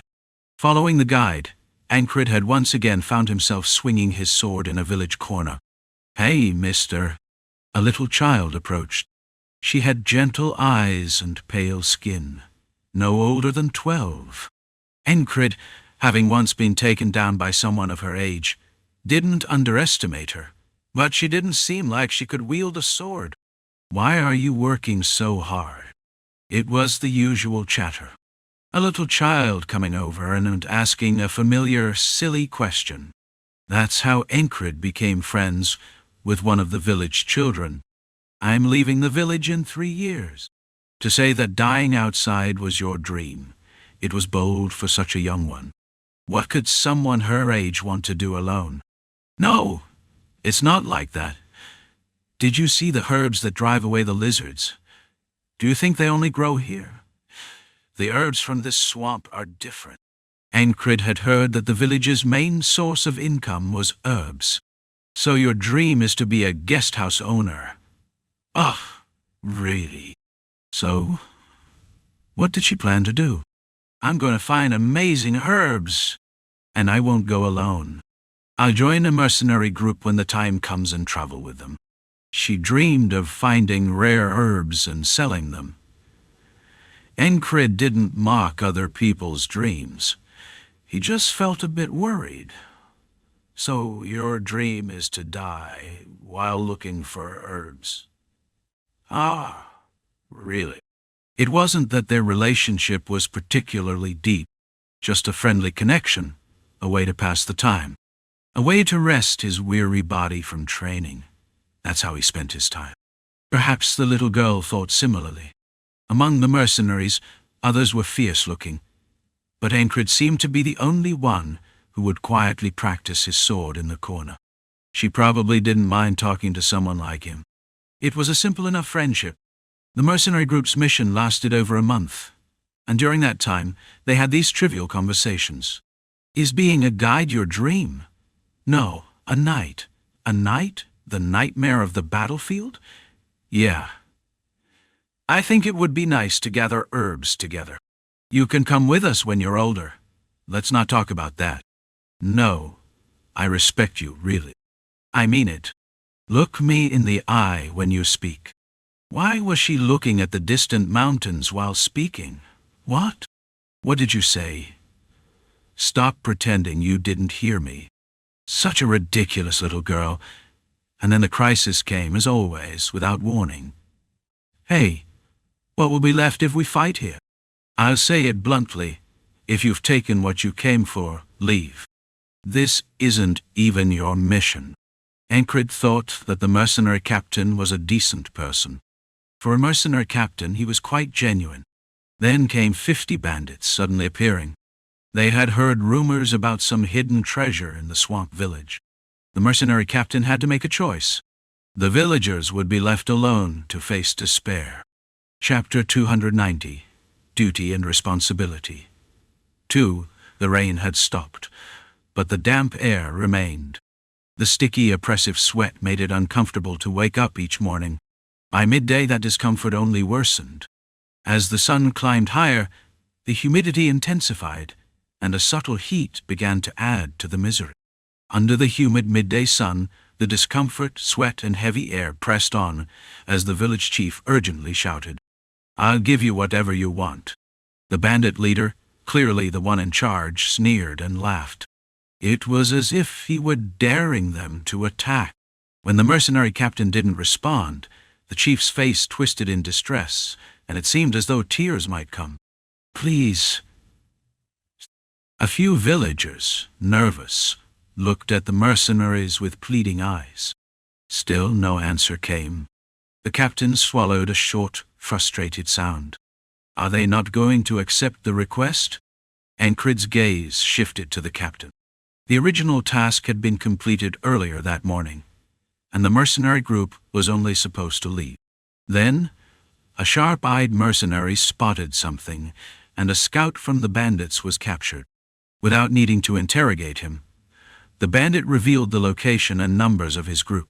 They weren't well-known bandits, but they were numerous. There were over 100 of them. When you combined the villagers and the mercenaries, the total number of fighters barely surpassed 30. The difference in numbers was more than double. The mercenary captain was troubled. Mercenaries sell their swords for gold. We don't fight without a contract. This isn't a request, it's a rescue. We owe no such loyalty. He wasn't a bad person for a mercenary captain. For someone in his position, his decision made sense. So, his choice was justified. There was no reason to risk their lives. Wise. The bandit leader exhaled a sigh of relief. Of course, why wouldn't he? If the mercenaries decided to fight, the bandits would have to bear the consequences. No matter how skilled they were, at least 10 would die. No, more than 20 could fall. The captain seemed to be a formidable fighter himself. Even if they won, the casualties would be severe. If it wasn't for that, the mercenaries would have already wiped out the bandits. Had the scout not been caught, the mercenaries would have simply left after finishing their task.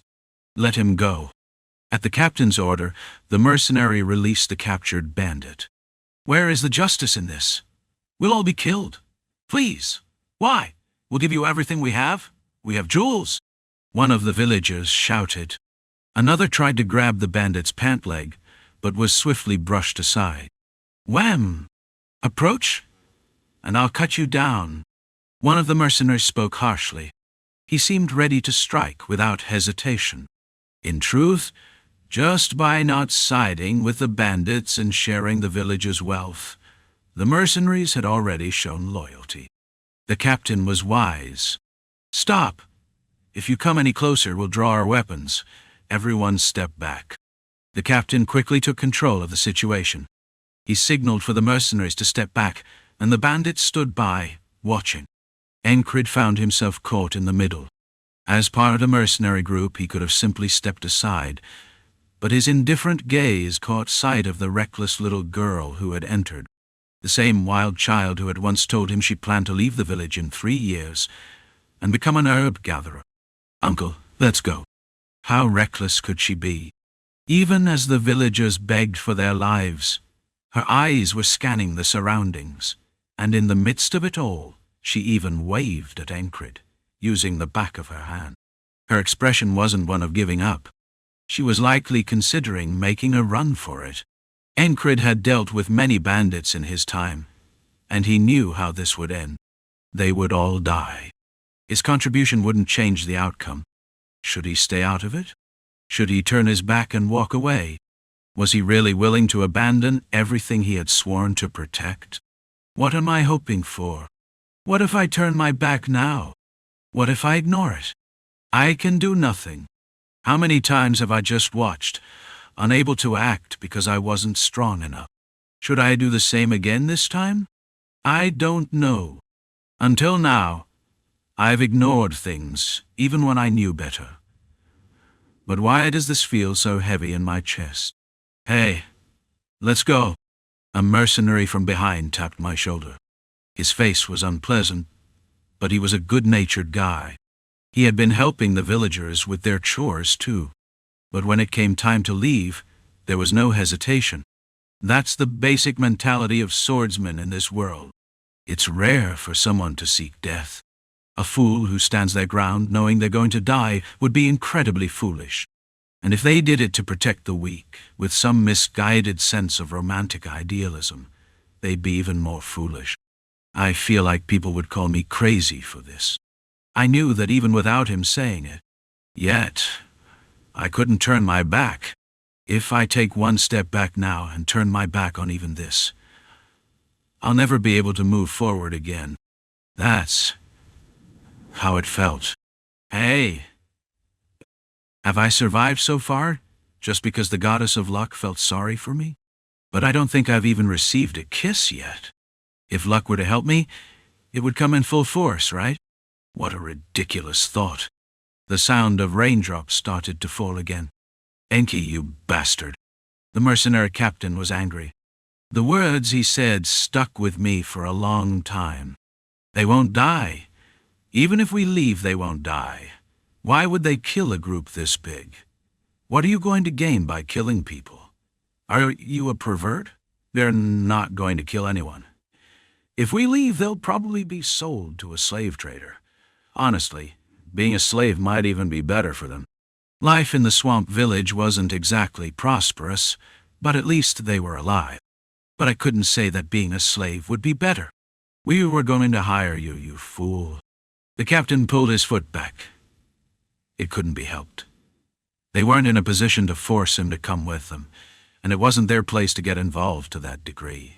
More importantly, he was just a guide who could wield a sword, not some great talent. He was just a fool who couldn't see even a step ahead. Why?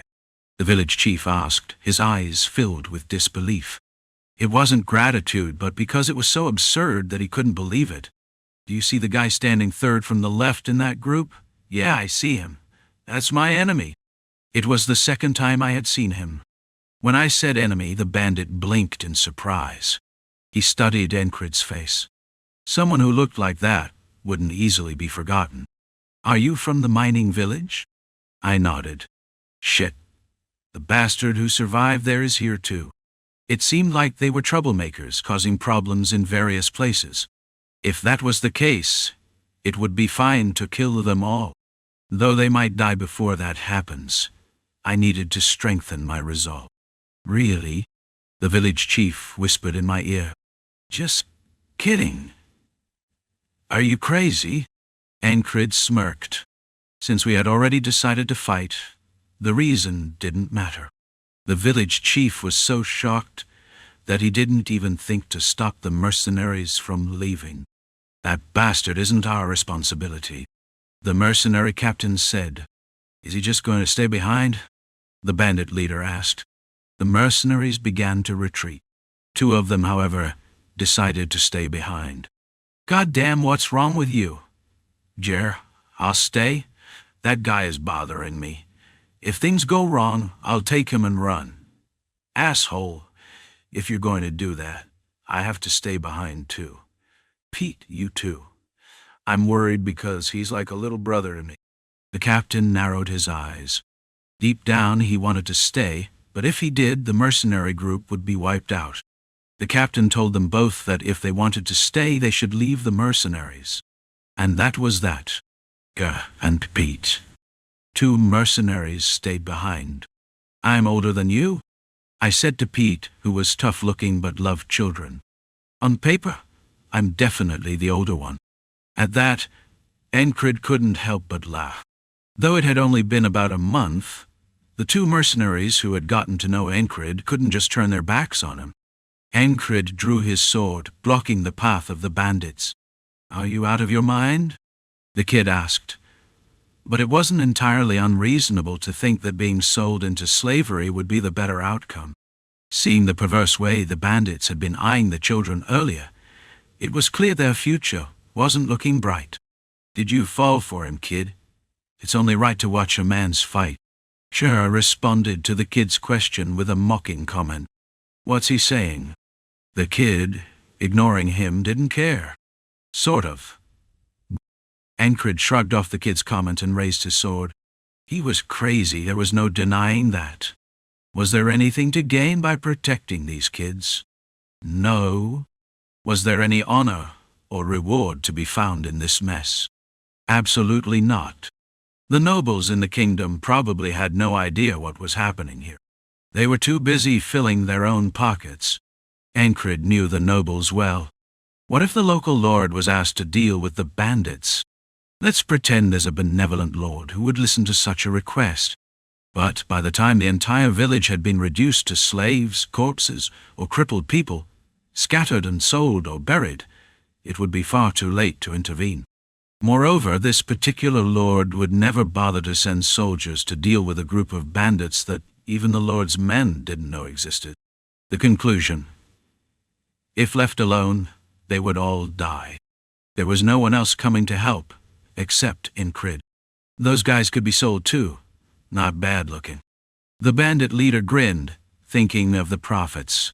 Encrid fought back fiercely. He used every trick he knew, cutting down 3 of the bandits before the 4th one swung a club at his head, causing him to stagger. Ger and Pete were also fighting hard. Ger swung his axe with power, while Pete thrust his spear, making holes in the bodies of several bandits.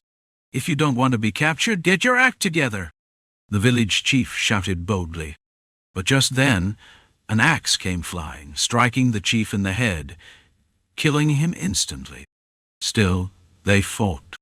Some of the villagers grabbed weapons and rushed forward, swinging axes meant for chopping wood and wielding long sticks. Throw! The kid, dreaming of becoming an herbalist, joined in, picking up rocks and throwing them with the other children, some of whom were just a year or 2 older than her. It felt like they might have a chance. If they were lucky, they could even find an opportunity to escape. What if the mercenary captain decided to intervene and launch a surprise attack? But that didn't happen. Fire! The archers let loose, and Pete fell, an unlucky arrow piercing his neck. Ugh! Pete never even got to say his final words. Did Ger and Pete know they were going to die? Of course they did. But they had hoped for a twist of fate. Ger had even made a plan. Before the fight started, he said that if he saw an opening, he would capture the bandit leader as a hostage. Ger was good in one-on-one combat. He'd never lost. It seemed like a solid plan. Pete, quick on his feet, darted around like lightning, stabbing at the bandits with precision. One would create an opening while the other would seize the leader. That was the plan. But it failed. The bandit leader was strong, skilled, and much more capable than they had anticipated. When Ger saw an opportunity and lunged, the bandit leader met his axe with a sword. Clang! Sparks flew as Ger's face twisted in pain. The bandit leader's skill was far superior. Shit! Ger felt despair. Pete fought on, but in the end, an arrow struck him in the neck, and he fell. Hope vanished. You bastards! Ger let out a final desperate scream and charged. Where do you think you're going? The bandit leader remained calm, not letting his guard down. He directed his men with precision, trapping them in a circle. There was no escape. It ended as expected. The bandit leader severed Ger's head with a swift stroke of his sword. Did you think you could win? What were you hoping for? Encrid fought until the end, but the bandit leader strangled him with his bare hands. Encrid's sword had slipped from his hand, and it lay discarded in the mud-soaked ground. In the distance, Encrid saw a kid who had kept fighting until her skull was crushed, blood pouring from her head. Looks like she's dead too, Encrid muttered without thinking, and the bandit leader followed his gaze, responding casually. She fought too hard. Every time we touched her, she fought back like a wild animal. The bandit leader's tone was indifferent. In this world, it was kill or be killed. It wasn't surprising. Chapter 291, Duty and Responsibility. 3. I don't think you're looking to die. The bandit leader spoke. In the midst of all this, his words seemed like an attempt at persuasion. He suggested that Encrid join them in their banditry. Ah, and maybe serve them at night too? Encrid wasn't sure. His thoughts were fragmented. His memory, especially of these moments, was hazy. All he could see in front of him were the bandits, looking like nothing more than dogs. They were like rabid dogs, grinning and laughing. Their mouths stretched unnaturally wide, reaching all the way to their ears. Everything in front of him blurred. The bandit leader, the one who looked like a dog, approached with his tongue flicking in and out. They had already been subdued. Under normal circumstances, it would have been time to wait for the next chance. As long as he didn't die, tomorrow would come. Another opportunity would arise. But when he thought of tomorrow, His gaze fell on the body of the child, and he heard the bandit leader's voice. He thought the leader said something else, but Encrid didn't hear it. The last thing that stayed with him was the sight of the bandit leader undressing the dead child. Why take off his clothes? Encrid thought, struggling against his blurred thoughts. Then, with a sharp pain, he grasped the blade of a broken knife. The handle had been removed. The edges of his palm were torn, blood dripping, but no one would suspect the blood came from his grip on the sharp edge. With that makeshift knife, he thrust it forward. It sank deep into the bandit leader. Crunch! He twisted the blade. Snap! The bandit leader swung a punch. Encrid's body flew through the air and crashed to the ground. His shoulder twisted painfully.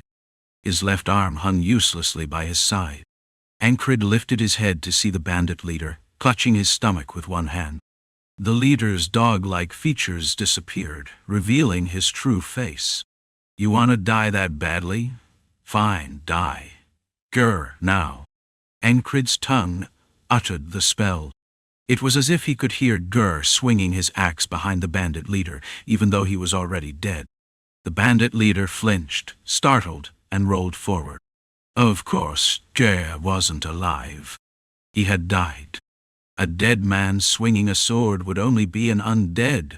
A zombie or a skeleton soldier would be the only ones capable of such a thing. Encrid smirked as he saw the leader's eyes flash with murderous intent. In his haste to move, the leader's wound opened further, and blood began to pour out. You won't die easily, he thought to himself. He never truly lived a decent life to begin with, did he? It suited him, though. Encrid was indifferent. He had done all he could. If someone came close, he would just bite. That was his plan now. What a strange feeling. It was like a sick joke. Like a dog. Like madness. He had failed to protect the kid, who had died before she could fulfill her dream. His two comrades were dead. The villagers were all dead. Now he was going to die too.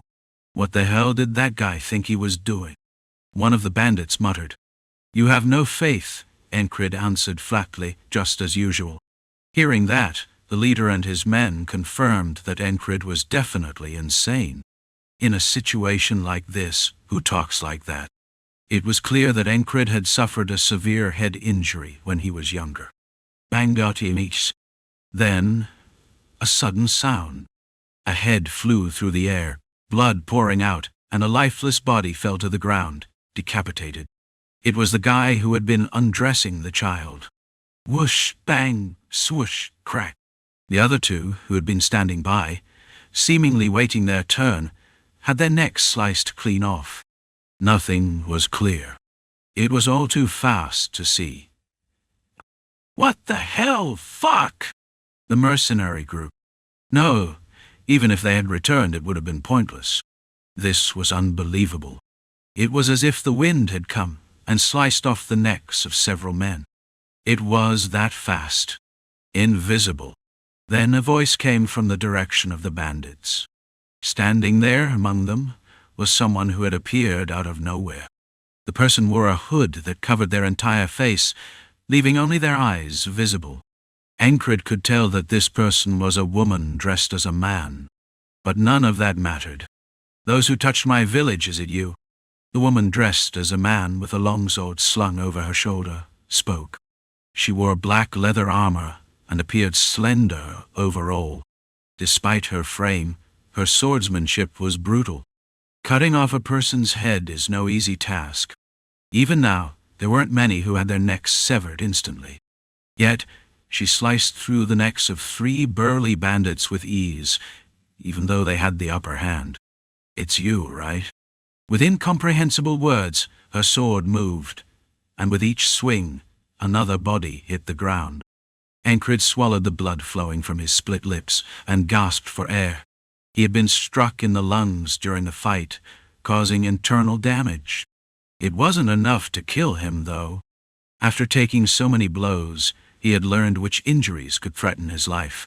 This much he could endure. He wouldn't die. Ignoring the pain, Encrid watched the woman with the sword wreak havoc. Kill him.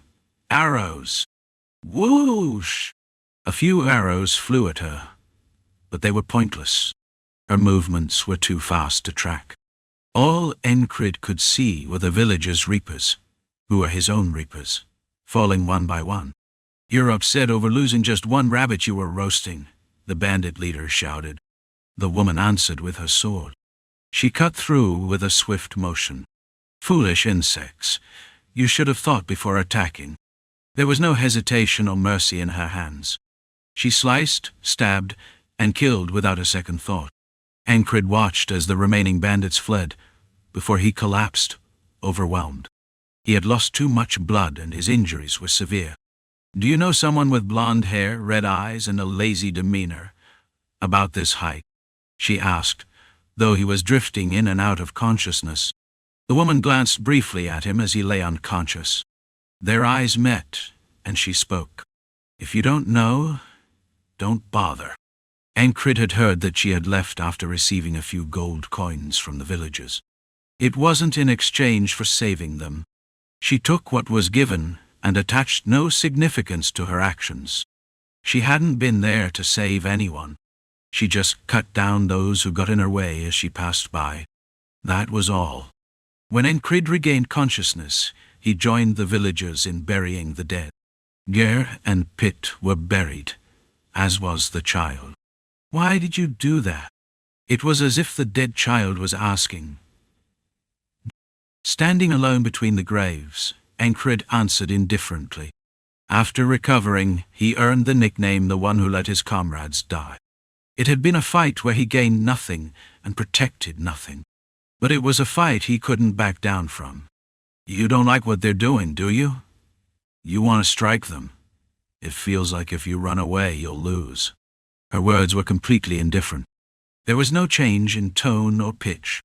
It was the epitome of apathy. Yeah. How can you say that so nonchalantly? I'm just a cold fire kind of guy. Ah, I see. Grace gave up. If he could have persuaded him, they wouldn't have come this far. Encrid stood up, memories of that day surfacing once more. I'm not going to say, let's run. Just tell me. Really? Why? It felt like the same question the kid had asked as an echo from the grave. Because I want to. It was the same answer Encrid had given back then.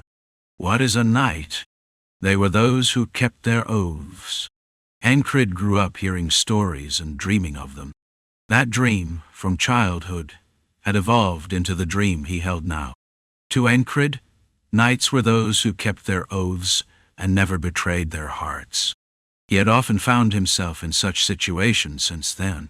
Maybe it was luck, or perhaps the blessing of the goddess of fortune. But he had barely survived. Then he had received a charm in a mountain village that made him relive the same day. Who knows how things will turn out? So, he would do what he had to do. He would follow his heart and keep his oath. So in the end you're going to protect our backs? If you leave now, half of the border guard's people will suffer, right? Some might die, and there'll be heretics too. There'll be chaos. You're going to protect that, right? No, it's just that I don't like the way they look. Seriously, no. Still speaking so informally. Fine. All right. Let's just say that's what's happening. Craze genuinely gave up. Encrid smirked. Yeah, he wanted to protect them. That was his responsibility and duty. If he couldn't protect those behind him, then what was the point of swinging the sword? What could he protect in the future? Who could he protect in the future? Who could he protect? If he couldn't even take responsibility for his own back, then he couldn't do anything. That was Encrid's. Audin prayed without a smile. Ragnar silently cleaned and oiled his sword. Jackson had already stepped away. Teresa and Dunbagel said nothing.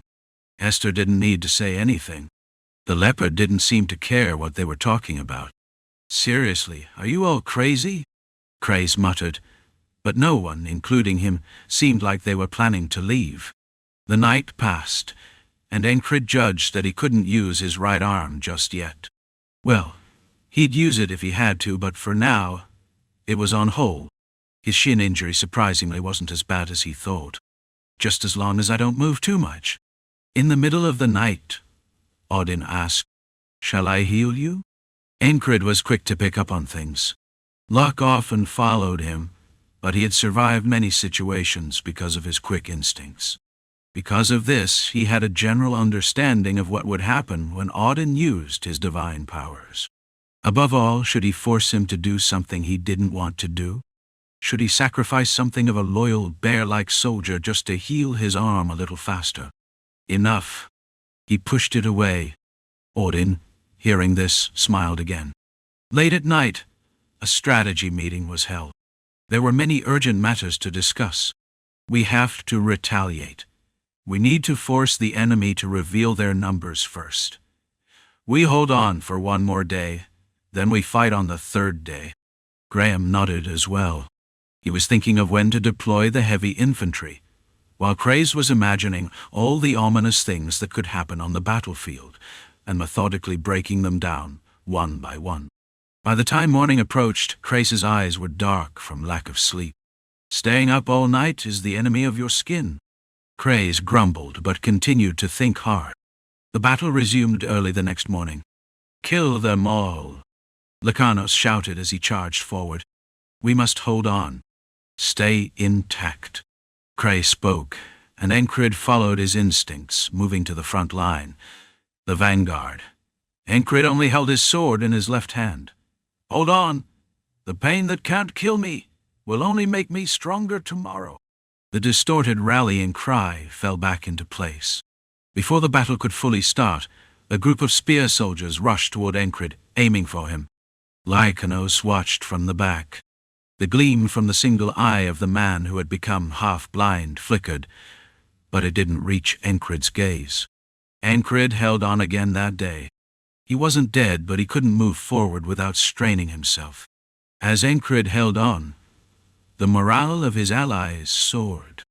The injured could not stop the mad unit. Moreover, Encrid's subordinates hadn't fully joined the fight yet. They were still keeping their last move hidden, fighting cautiously. "Kill them all. Fucking bastards!" Amid curses and shouts, the soldiers fought on.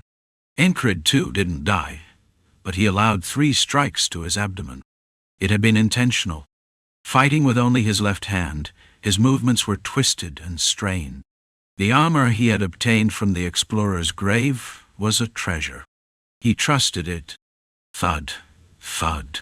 Encrid patted his belly and laughed. "Feels solid. Such crazy talk, truly." Craze sighed deeply, his face showing his frustration as he spent a second day in the camp. Then the next morning, "Is this really necessary? Really?" His face and arms were covered in small scratches, and his body was a mess. It was the result of yesterday's battle. He didn't care. A bit of ointment would heal it. But it didn't look good, and that's why Craze said it this morning. They keep hitting and running.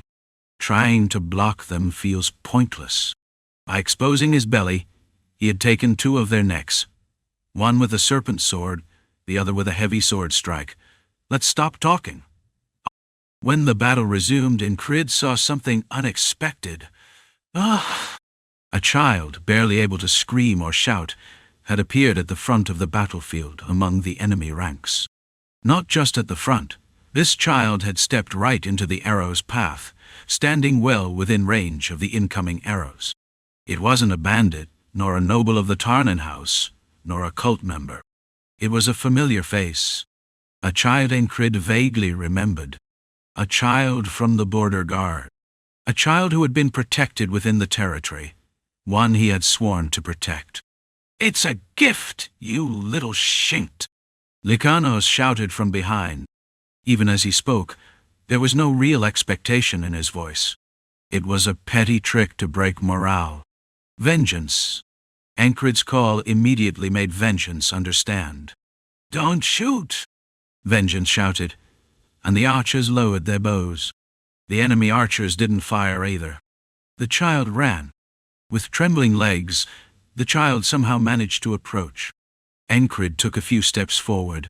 He was prepared to block any arrows coming from behind with his shield, which he held in his left hand.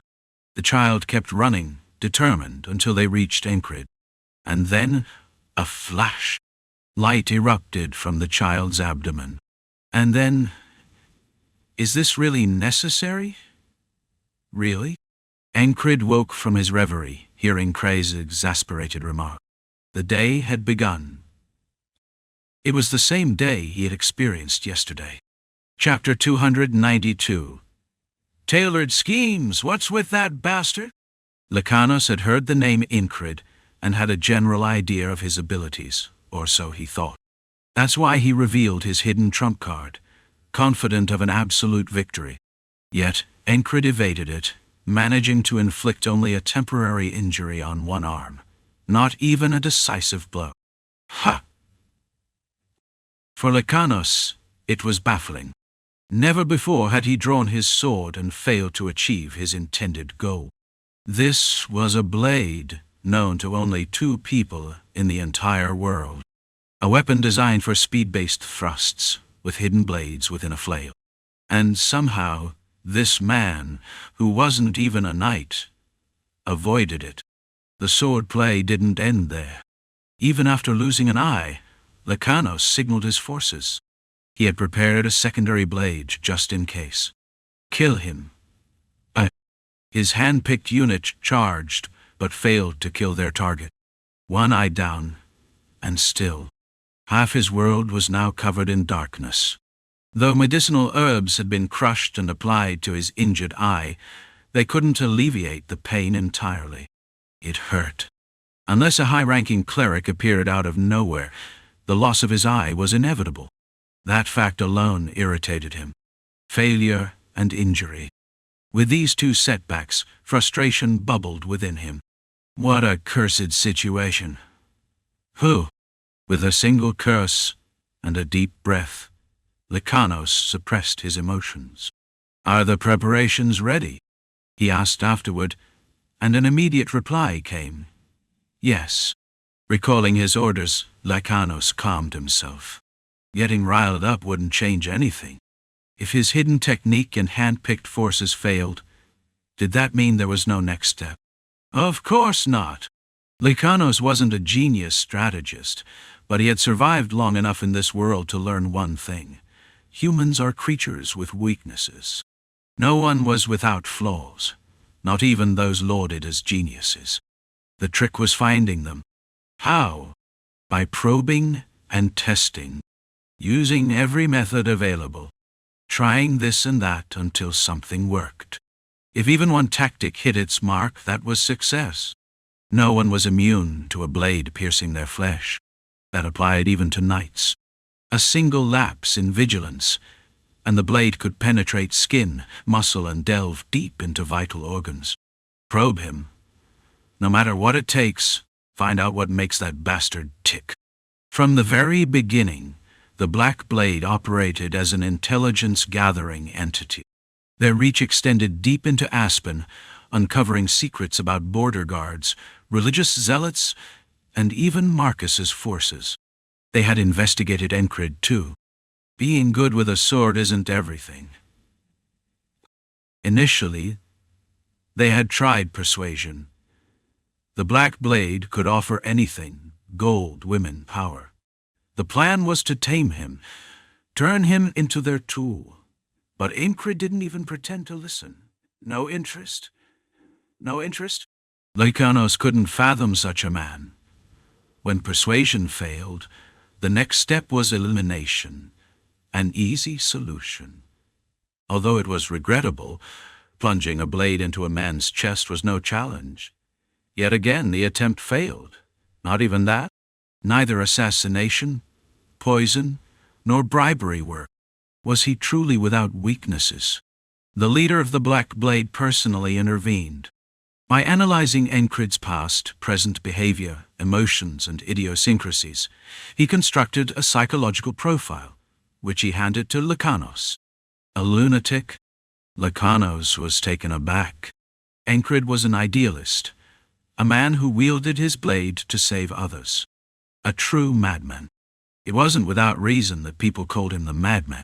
Even the tale of his last duel spread far and wide, carried by countless storytellers who eagerly sold their accounts for a few coins. Would he really surrender just because hostages are taken? Was it because of overconfidence in his skills? Or perhaps a genuine desire to save others? Through countless resources and information, they constructed a plan. Will this work? Lanos wasn't certain. It was a gamble, one he wouldn't have attempted if Encrid had died by his blade or his men's weapons. The plan itself was simple.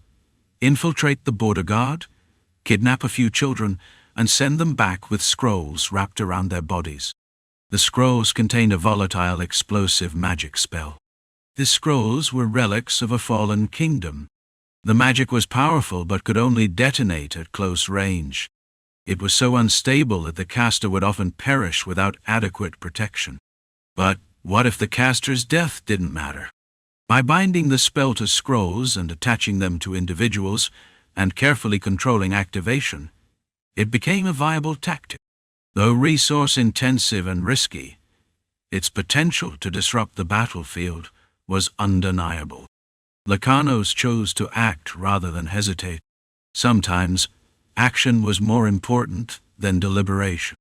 Now was one of those times. Sometimes actions mattered more than overthinking. Now was one of those times. Lanos resurrected a tactic once pioneered by the strategists of the Old Kingdom. Will this really work? One of his subordinates asked doubtfully. In a world of killing and being killed, what could they accomplish with some half-familiar brat? People valued their lives above all else. Even if their own mothers were killed, most would prioritize survival.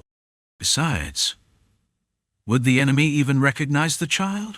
Nobles' lands were full of kids scurrying around. Want me to wrap it around your body and send you instead? Lanos bared his fangs as he spoke, a green liquid trickling from his mouth, the remnants of some herbal concoction. The sight was unsettling. His subordinate lowered his head and moved to comply. What an idiot, Lanos thought with contempt. This was what it meant to abandon morality for the sake of victory. You kept probing until you found a crack in your enemy's defenses. The Black Blade thieves operated the same way. They infiltrated the border guard under cover of night, sending in a handful of men disguised as robbers. Though many were caught by some frog-like creature, beaten, killed, or driven off, a few managed to kidnap a single child. Barely. Hearing this, Lanos felt a dull ache in the back of his head. Are these fools really part of the Black Blade bandits? From the child's perspective, it must have felt like the sky was falling. But would such a petty act disrupt the battlefield? No. It wouldn't change anything. A mother might despair at the loss of her child, but even she would know deep down that the child wouldn't return. Such was the world they lived in. Will this even work? Even the subordinate tasked with wrapping the scroll around the child's body seemed doubtful. A mage muttered something incomprehensible in a hollow voice, his expression shadowed and grim. Everything's ready. Send him. The order came from an old mage, his bulbous strawberry-colored nose speckled with black spots. Following his command, the child was pushed forward. Please. Please spare me. The child, sobbing and trembling, begged as tears and snot ran down their face. The bandit drew a dagger and lightly grazed the child's cheek, drawing a thin line of blood. If you don't want to die, do as you're told. Now go. The child staggered forward, legs shaking, dragging their feet yet forcing themselves onward. Tarning, the Viscount, saw the captured child but paid no mind. What's the big deal about a kid or two dying? Even if they were one of his own subjects, it wouldn't matter. This was a rebel brat plucked from the border guard. If the sacrifice of a few subjects could win him the war and make him the ruler of these lands, he would force it without hesitation. Tarning's ambition was boundless. Overlord! His vague desires and ambitions teetered on the edge of becoming reality, igniting his greed. Thus, colluding with bandits, wrapping children in scrolls, or adorning them with iron thorns was trivial to him. Even if they wore crowns of spikes, so be it. Go. At the bandit's urging, the child continued forward, crossing the range of arrows and heading straight into enemy territory. Trembling all the way, yet they kept moving. The child walked toward their own homeland, the land they once lived in. No arrow harmed them, and no one blocked their path. Instead, someone stepped forward to meet them. Who it was didn't matter. The mage maintained their connection to the scroll wrapped around the child's body, linking it to their own magic world. It was a dangerous gamble. One slip up, and their magic world would suffer severe damage. Even success would leave scars. It was a reckless act, and thus an effective one. What kind of lunatic mage would resort to such measures? Only an old, diseased mage, driven more by greed than the pursuit of knowledge, could sink to such depths. At night, the mage whispered the command. The ferryman's eyes appeared, staring at him as the violet lantern swayed in his hand. The voice, deep and intrusive, echoed again. Do you enjoy it? Encrid hadn't yet grasped what had happened. He only knew death. Facing the dreamlike presence, he spoke. It's been a while. Despite his greeting, the ferryman showed no emotion. Indifferent as ever, he responded. You won't enjoy it. The black river receded as Encrid opened his eyes, waking to face yet another repetitive day. Are you seriously going to keep this up? Kreis's voice reached him as he got up and prepared for the morning. He ate heartily and checked his injuries. They hadn't healed. He'd have to survive the day with this battered body. He reviewed the last situation. The Black Blade had kidnapped a child, placing something in their hands, or more accurately, wrapped it around their body and sent them. He'd pinpointed the source of the light. A scroll. What else could it be? Right before the child's body seemed about to burst, a chilling sense of foreboding struck him. Light. A flash. Searing pain engulfing his body. The sensation of being torn apart, piece by piece. It was a dread he'd felt before, a magical trap he'd encountered when his sixth sense had first awakened. This time, there was no way to avoid it. What a joke. Would they just let the child approach and shoot them down with arrows? Yet to kidnap a child, smuggle them out of border guard territory, and use a scroll, an expensive one, at that, for this scheme? None of it had been easy. Ridiculous. Excuse me? Nothing. I'm the one feeling more ridiculous here, Kreis muttered, letting out a deep sigh. Yeah, sure, Encrid replied dismissively. He ignored the complaint and focused on thinking. It was absurd, truly, but Encrid had no intention of turning away. A solution. If something was in front of him, he would break through it, overcome it, and push past it. Just like always. Encrid deliberately concentrated his thoughts in one direction. The goal. A way to face and survive the explosive magic.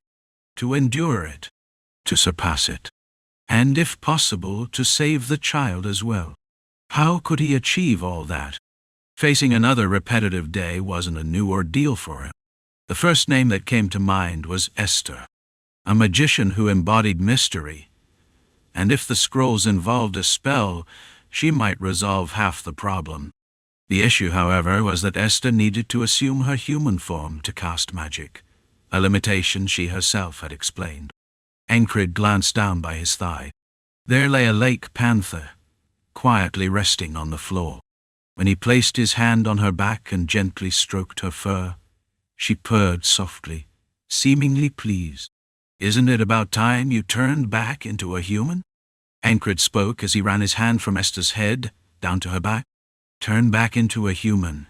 Yab, he declared, almost whimsically. He hadn't said it with any real expectation. However, everyone in earshot turned their attention to him, their gazes gathering. Among them, Dunbakel stepped forward, placed a hand on Encrid's forehead, and muttered to herself, "Does he have a fever?" Watching this scene unfold, Cray shook his head silently. "Good grief. Why do I even bother?" Grace groaned in frustration. Esther, on the other hand, simply stared at him with languid eyes. Her gaze seemed to ask, "What are you doing?"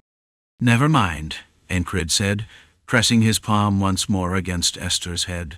She tilted her head slightly, then settled back into her original position, completely unbothered. He hadn't truly expected much from the attempt. Esther still spent more time as a panther than as a human. When in human form, she had once told him she could only maintain it briefly. Not even once a week, it seems, Encrid mused. If only she could become human right now. Not during some formal speech, but here, in this critical moment. How helpful would that be? Wishful thinking. Esther had already proven herself capable in other ways. She had single-handedly taken down a magic-wielding foe during their raid on a black blade-controlled village. Her assistance was valuable, but reliance wasn't an option. Since when had he ever escaped a challenge by depending on someone else? "This is my responsibility." The entire day was spent contemplating the situation. When that spell triggered, the child would explode. That much was certain. Dragging a chair over, Encrid sat down, leaned forward and rested his chin on his hand, lost in thought. Nearby, Dunbakel tried coaxing Esther to turn into a human, only to have her hand bitten in return. Ouch! Teresa remained silent, as did Ragnar and Audin. In the brief silence that followed, Encrid's thoughts were interrupted by Craze's weary voice. "What are you thinking so hard about?" Encrid was aware of Craze's knack for clever thinking. He lifted his eyes to meet Craze's, then briefly explained the situation. What if someone charged with a scroll wrapped around their body? How would he respond? What else? If you know ahead of time, you dodge or shoot them down with arrows. That's not an option. What? No. Then what is it? Stop saying no and just do it. Though Craze grew irritable, Encrid ignored him. The cold, pragmatic logic of Big Eyes was correct. Avoidance was the simplest solution. But that wasn't an option here. Encrid had wielded his sword to slash, pierce, and kill. He had cut down beasts, monsters, and even men. He did so for duty and responsibility. There was a grim satisfaction in it. If all he wanted was to revel in slaughter, he wouldn't have aspired to be a knight. I swore to protect those behind me. That was why he fought. It was the source of his resolve and the root of his dream to become a knight. If sacrificing a child was the only way to escape this situation, if it had to be done, Encrid would do it. But if it was merely a desperate attempt to escape today by discarding the child, that was unacceptable. A knight's oath was born of conviction, and conviction stemmed from the heart. Encrid couldn't achieve his dream by betraying his own heart. The dream he sought, the kind of knight he wished to become, was not built on such actions. That was why there were things he could never abandon. The enemy's ploy was utterly preposterous, but it was effective against him. A scheme tailored to exploit his principles. Chapter 293. Training begins. Why are you acting like this? Oh, he's still here. Kreis was standing right in front of him, waving his hand in the air like he was swatting at something. Can you see this? Ah, can you even hear me? What are you doing? Oh, you can hear me now. My ears are fine. Not so sure about your head, though.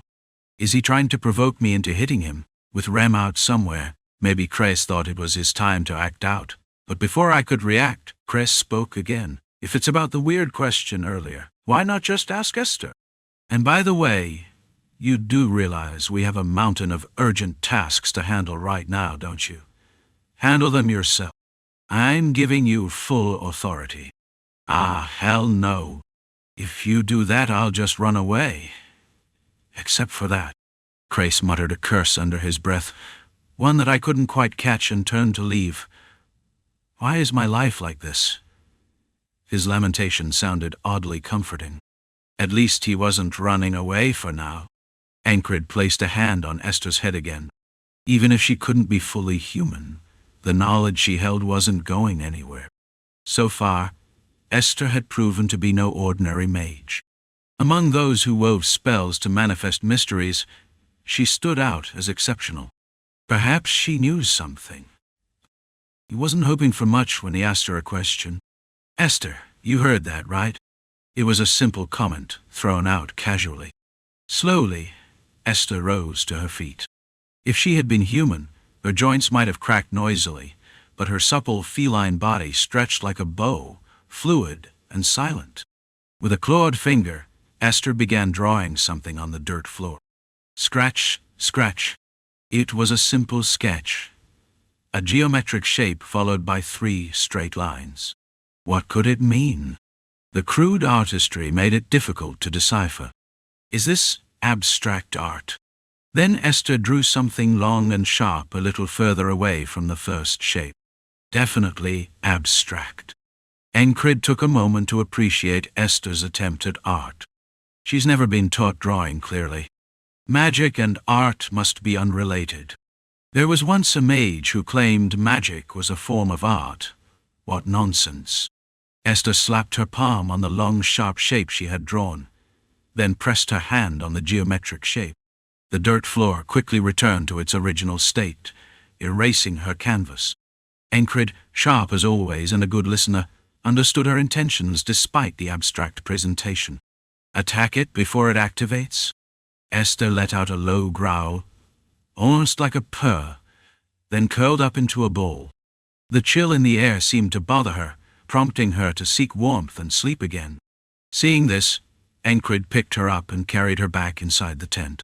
He laid the leopard-like creature near the fire and began stretching, loosening his muscles. Soon, Audin walked in. Crace was probably busy running around trying to fix something. Ragnar, for once, seemed motivated and was likely practicing swordsmanship nearby. As for Jackson, who knows? He'd manage somehow. That left just him and Audin. "Brother," Audin called out. Even before he spoke further, Encrid already knew what he was going to say. It was about healing. Audin possessed divine power, which could theoretically heal the injuries still lingering in his body. If only his right arm and left leg could fully recover, that would make things so much easier. But is it the right thing to do? Would that truly be the correct path? Encrid, ever perceptive, had pieced together a lot about Audin. Though Audin hadn't shared his full past, his actions, demeanor, and past words painted a picture that wasn't hard to decipher. Exiled, bound by restrictions, or otherwise unable to fully use his divine power. When Audin had healed him before, he had acted calm, but Encrid could tell there was a toll. "I can't completely heal you, but I can reduce the pain," Audin offered. "No need." The refusal was quick. There was no point in it. Partial healing wouldn't solve anything, and dulling the pain wouldn't help either. Pain was a sign of being alive. Now more than ever. When that scroll, or whatever it was, had detonated around the child's body, he had felt every bit of his own body being torn apart. But it must have been far worse for the child. Thinking about it made his blood boil. Whoever had devised such a thing, he had no intention of letting them get what they wanted. Running away wasn't an option. He wanted to face them head on, cut, pierce, slash, and crush them with his own hands. Just strike first. Simple? Almost too easy. It felt anticlimactic. Encrid pulled a piece of seasoned jerky from his pocket and placed it in Esther's mouth.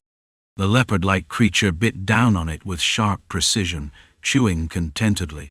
"Brother, as you wish," Audin said, turning to leave. What an interesting brother, he thought, sensing that Encrid had pieced things together about his condition. The restraints on his divine power, and other limitations. Not that Encrid could know for sure. Audin had never explained it outright. His understanding was based purely on intuition. And yet, even with such insights, Encrid showed consideration in this situation. He wasn't running away, nor was he trying to avoid the fight. Despite his injuries, he showed no signs of seeking a way out. Audin found it fascinating. "O Lord, my Father in heaven, what tempers this man's resolve?" Of course, there was no answer. But Audin didn't need one. He prayed silently.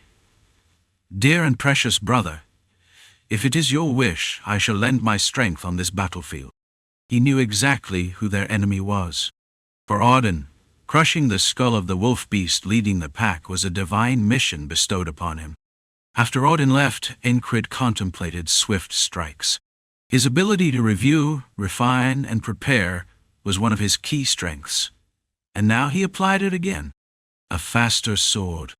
He reflected on past encounters. Martai Zimmer, Rum Ragna, all were quick. "Through pain I shall advance. I shall not pray to forget the suffering, but embrace the pain granted by the Lord and move forward," he murmured. Even that prayer-spouting oaf outside the barracks was quick. Everyone was fast. The most recent and perhaps fastest blade he had witnessed was that of Lanos. Too fast. By far, Lanos had been the fastest. Speed. That's what mattered now. Absolute speed.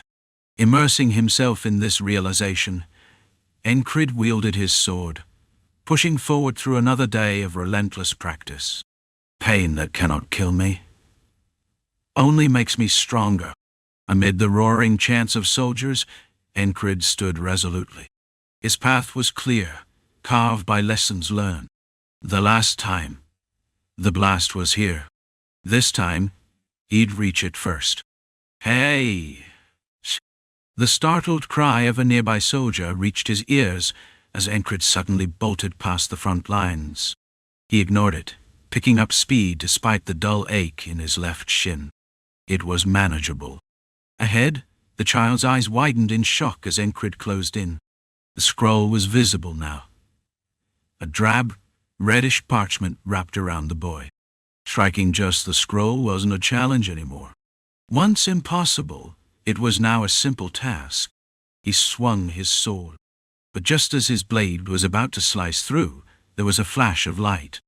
The spell triggered again. It was faster this time. Despite his earlier action, the scroll's activation had been adjusted by someone from the rear. The explosion incinerated the child's eyes, tearing flesh and shattering bones, sending fragments of viscera flying in every direction. The searing heat reached Encrid's head and stung his own eyes. His heightened focus forced him to witness every gruesome detail. He saw it all, endured it all. And once again, Encrid died. What the hell? Even as a new day began, the vision burned into his retinas, refused to fade. Still, he had learned enough now after just one more cycle. The third morning dawned. "Yes, I'll do it that way," he muttered. "What? Wait, seriously?" Without waiting for Craze's inevitable protests, Encrid grabbed his sword and got up. Esther growled softly in discontent from her spot, curling back into her sleeping place. Sighing, Encrid stepped out of the barracks. "What's going on now?" Craze asked, watching in bafflement. "What does it look like?" "Training," Dunbakel answered, stepping forward. She had decided to follow Encrid, reading his intent from his actions. She grabbed her scimitar, eager for a vigorous workout. With Rem away, her body practically itched for activity. As Encrid moved toward the training grounds, he shook off the lingering visions and cleared his mind. The path ahead was clearer than ever. "What's wrong with him?" Crace muttered in exasperation behind him, but Encrid paid no attention, his usual indifference intact. Sword in hand, he stretched it forward. It was madness, perhaps, but it was also his routine. The training began anew. Encrid approached each new day with unwavering commitment, often unintentionally so. What began with contemplation always transitioned into action, thoughts made tangible through effort. Audin, as usual, offered to heal his wounds. No, came the curt refusal as always. It was a part of their daily rhythm now. While some things changed, others remained constant. Audin's demeanor was one of them. Every rejection was met with a solemn prayer or a shift in posture that suggested he was about to cause trouble. Yet, despite appearances, he spent his days in relative calm. Healing? Enough. It was a repeating day. Audin never asked for the reason each time and let it pass. Encrid, too, accepted it as a part of daily life without digging too deeply. Transform. On some days he would grab Esther and lightly toss her against a wall, shouting what sounded like an incantation. He thought that maybe provoking her anger would trigger a transformation, but all it did was leave more scratch marks on his face. Honestly, he didn't expect much to begin with. Sometimes he wandered across the battlefield, poking around aimlessly. Other times he approached an exceptionally skilled archer. Do you think you could hit just the edge of the cloth, draped around someone's body from this distance? If done well, he could manage it, shooting an arrow that would pierce only the very tip of the cloth without harming the target. Is that even possible? The soldier's incredulous response was enough to make him give up the idea. That left only one option. He had to get up close to deal with it directly. What if he infiltrated the courier's route before they departed? What if he rescued her before everything started? Where's Jackson? No idea. Haven't seen him since last night. Crace's reply revealed that Jackson hadn't been around since the previous evening. Now that he thought about it, in all of the repeated days, Jackson alone had been absent. Throwing Esther or snooping around elsewhere, it was all just a habit by now. The wall that kept today repeating had its cracks. Hadn't he used those cracks several times before? That's why he checked. He even tried asking around to see if there was a magician within the unit. But where could one find a magician so easily? Though for something so rare, it feels like I've encountered them rather frequently. Scratching his chin, he mulled over the thought idly. Aside from a brief midday inspection of his surroundings, he spent his time wholly immersed in sword practice. At times he forgot about the passing hours, forgot today, and even forgot his purpose. In thrusting and slashing, he lost himself in a state of no mind, but never achieved success, not even once. And so 9 iterations of today had passed. Not a single one of those days allowed for complacency. Yet every attempt ended in failure. Close, but not quite. Why? He questioned himself, searching for an answer. There had to be a way. There was no wall that could not be overcome. Encrid reviewed what he'd learned so far. Thanks to 9 repeated days, he had both confirmed and solidified a few truths. First, a scroll was indeed the trigger for the spell. Second, Esther would emit a warning sound just before it activated. Third, someone was observing and detonating it remotely. Fourth, even if he ran straight for her, he couldn't outrun the spell's activation. These were the known factors. However, some things remained unclear. Was it truly possible to nullify the spell simply by slicing through the scroll? Was this the right path to take? On the 5th iteration of today, doubt and distrust began to rise, but Encrid brushed them aside. Right or wrong, if this was the only course of action available, then he had to follow it. Stop wasting time thinking and run. If you lack talent, at least build stamina. This was something a fencing instructor from a minor trading estate had once told him.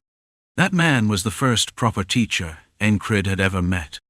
It was only natural that stamina formed the foundation of everything. It was equally natural that the body that executed those actions had to be in top condition. Don't get hurt. Neglecting your body's maintenance means you'll flail helplessly in critical moments, and when you flail, you die. That instructor had taught him mercenary-style combat based on countless real battles. One of the merchant's sons who had listened alongside him had remarked dismissively, stop with the obvious advice and teach us properly. But Encrid had paid close attention to the mercenary instructor's words. Even if he had paid only a few kronas for the lessons, he didn't disregard them. Unlike the merchant's son, who scorned the advice as mere clichés, Encrid had chosen a different path. He listened and acted. Instead of wasting time deliberating, he wielded his sword. He internalized their words, their advice, and the lessons forged through swinging a sword. Never neglect your body's upkeep. That advice, too, he had faithfully adhered to. Even with injuries to his shin and right arm, he was fine. Ever since circumstance forced him to rely on his left hand, Encrid had been punishing it just as much. He never ceased his training. If he struck 100 times with his right hand, he struck 150 times with his left. Because of that, his left hand no longer felt awkward. In case you lose a leg, train for it. This was something he'd learned from Rem. In combat, anything could happen. What would you do if one leg suddenly stopped working? Then you fight like this. It was a nameless footwork technique. A skill that involved shifting stance and position by flexing and releasing a single foot. The move was absurdly difficult, and perfecting it felt like it would kill him, but the effort hadn't been in vain. It's a good way to kill time. Jackson had praised it in his dry way as he observed him practicing. If he had truly thought it useless, he would have told him to practice dodging with a dagger instead. After mastering the technique, Encrid had even given it a name. Let's call it the limping step. What he learned, he hammered into his body, refining it again and again. Through 9 iterations of today, Encrid was now honing a sword strike faster with his left hand than his right. It wasn't easy. Failures were plentiful. On some occasions his blade came dangerously close to touching the child's body. But that was when the scroll would immediately detonate. Whoever was observing and triggering the spell had impeccable timing. Encrid envisioned countless hypothetical scenarios in his mind. Preparation is key. Drawing upon what he'd learned from Jackson, he contemplated the fastest way to draw his blade. Could he block the observer's gaze somehow? By the 15th iteration of today, he faced a seemingly insurmountable wall, one that might evoke despair in anyone. I pity you, so I will teach you the way. You have 2 paths before you.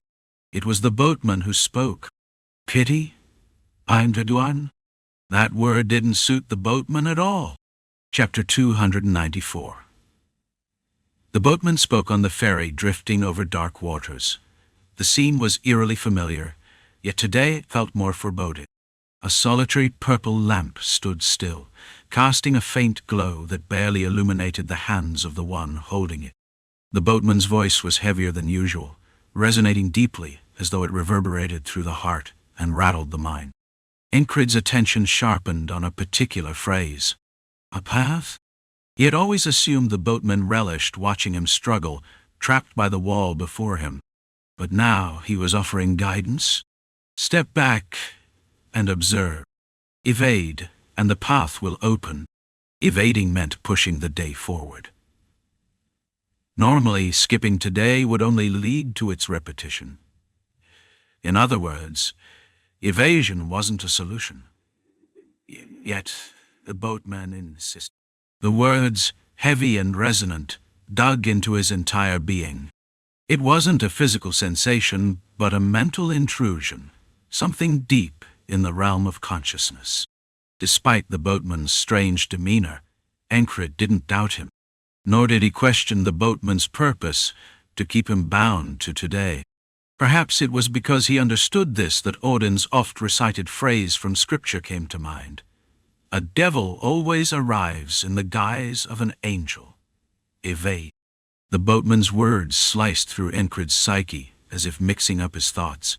Suddenly, the black waters faded away, and though his eyes had been open, he felt as though he opened them once more, a bizarre experience signaling the arrival of another today. Unlike other dreams that blurred into hazy memories, the boatman's words lingered vividly in his mind this time. It was different, almost as though he had been brainwashed. Flee, turn away, leave the child behind, and you can easily break free of today. That will suffice. Clarity struck Encrid like lightning. Boatman was giving him an easy way out. He mulled over the words, turning them over and over in his mind, and the urge to follow them grew. Does it have to be this way? Chrysa's slightly altered words echoed faintly. The boatman's logic was sound, and every fiber of his being whispered that this was the path to take. Yet, why now? A memory surfaced, a little girl, hands on her hips, chin raised as she prattled away. Someday, I'll act like I know you. If I make a famous potion, maybe I'll even give you one. So you better be nice to me. Got it? Willpower resisted through sheer force, rejecting the weight of those suggestions. Reject it! Even so, the words easy path echoed in his mind, as if compelling him toward them. Encrid limped forward toward the battlefield. Out again today? The soldier beside him inquired, noting the scratches covering Encrid's face. I'll head out again tomorrow. With that, he cast aside his leather helmet.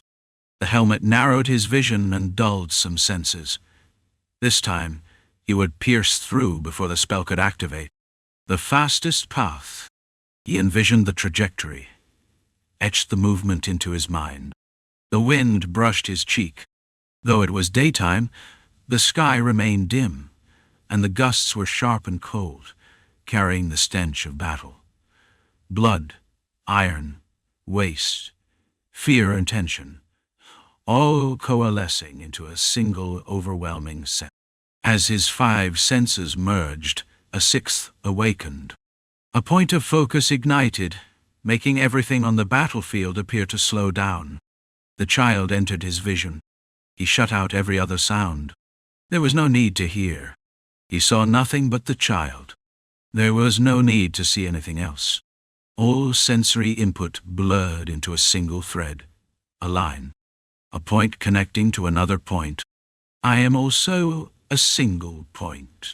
He perceived himself as a point, the child's path as a point, and the fastest route between them. Bending his right knee, he pushed off. Though devoid of will, his rigorously trained muscles launched him forward with terrifying speed. At the same time, he extended the sword in his left hand. To the watching soldier, the blade seemed to move faster than Encrid's body, like an arrow shot from a bow. The blade glimmered faintly with blue light as it hurtled forward. Faster than ever before, Encrid confronted today. The child's face came into view, her eyes, nose, lips. The face of the already deceased child, who had once dreamt of becoming an herbalist, overlapped with the one before him. Encrid's sword pierced near the child's shoulder, delicately severing the strap. The scroll hanging from their chests trembled as it split in two, spilling light into the air. It was a failure. Foolish. The boatman's voice was flat, devoid of emotion, making it impossible to discern his feelings. Encrid did not respond, simply repeating his actions, reliving the same day. When does despair truly set in? When told something is impossible from the start, one accepts it with a degree of calm. They recognize the end and move on. But what if the goal seemed just within reach, only to remain out of grasp? Despair comes in those moments. And if someone then pointed to a shortcut or hinted at an easy way out? The boatman, transformed from his usual self, felt an unfamiliar curiosity toward Encrid. Why does this man not give up? Why does this man not falter? Why, how? What allows him to persist? Curiosity birthed doubt, and doubt led the boatman to make a second offer, after 86 repeated todes. Even if you regret it, it'll be too late. The sudden statement made Encrid tilt his head in confusion. In the realm of the mind, such displays of emotion were rare. It was surprising, but this man had provided many reasons for surprise, so it was hardly noteworthy. But I am generous. Generous? Encrid's questioning tone and unwavering demeanor revealed his firm resolve. In the realm of the mind, words are shaped by will rather than the body. Though his attitude bordered on irreverence, the boatman wasn't offended. He was already aware of the situation and knew playing along would only make him appear foolish. With calm detachment, the boatman pressed on. "I'll give you one again?" Even so, Encrid's sarcastic tone grated on him. The way he tilted his head and furrowed his brows seemed mocking. But the boatman had long since transcended humanity and remained composed. Had he been a mere mortal, curses would have spilled from his lips. But he was not. "Keep the wall from closing in. Force it to cross the river before it reaches you." Maintaining his air of calm, the boatman answered, and Encrid, still in his previous posture, questioned back, "The river? It got him?" The boatman took a deep breath, a rare action for him, one born of necessity rather than habit. Then he dismissed Encrid from the realm of the mind. After Encrid vanished, the boatman allowed his true emotions to surface. Bastard. Short, yet thick with meaning. Even after prodding and planting his intent into Encrid's mind, that bastard will act on his own. Boatman foresaw that Encrid would betray his intentions, and recognizing this, he couldn't help but laugh. Ha!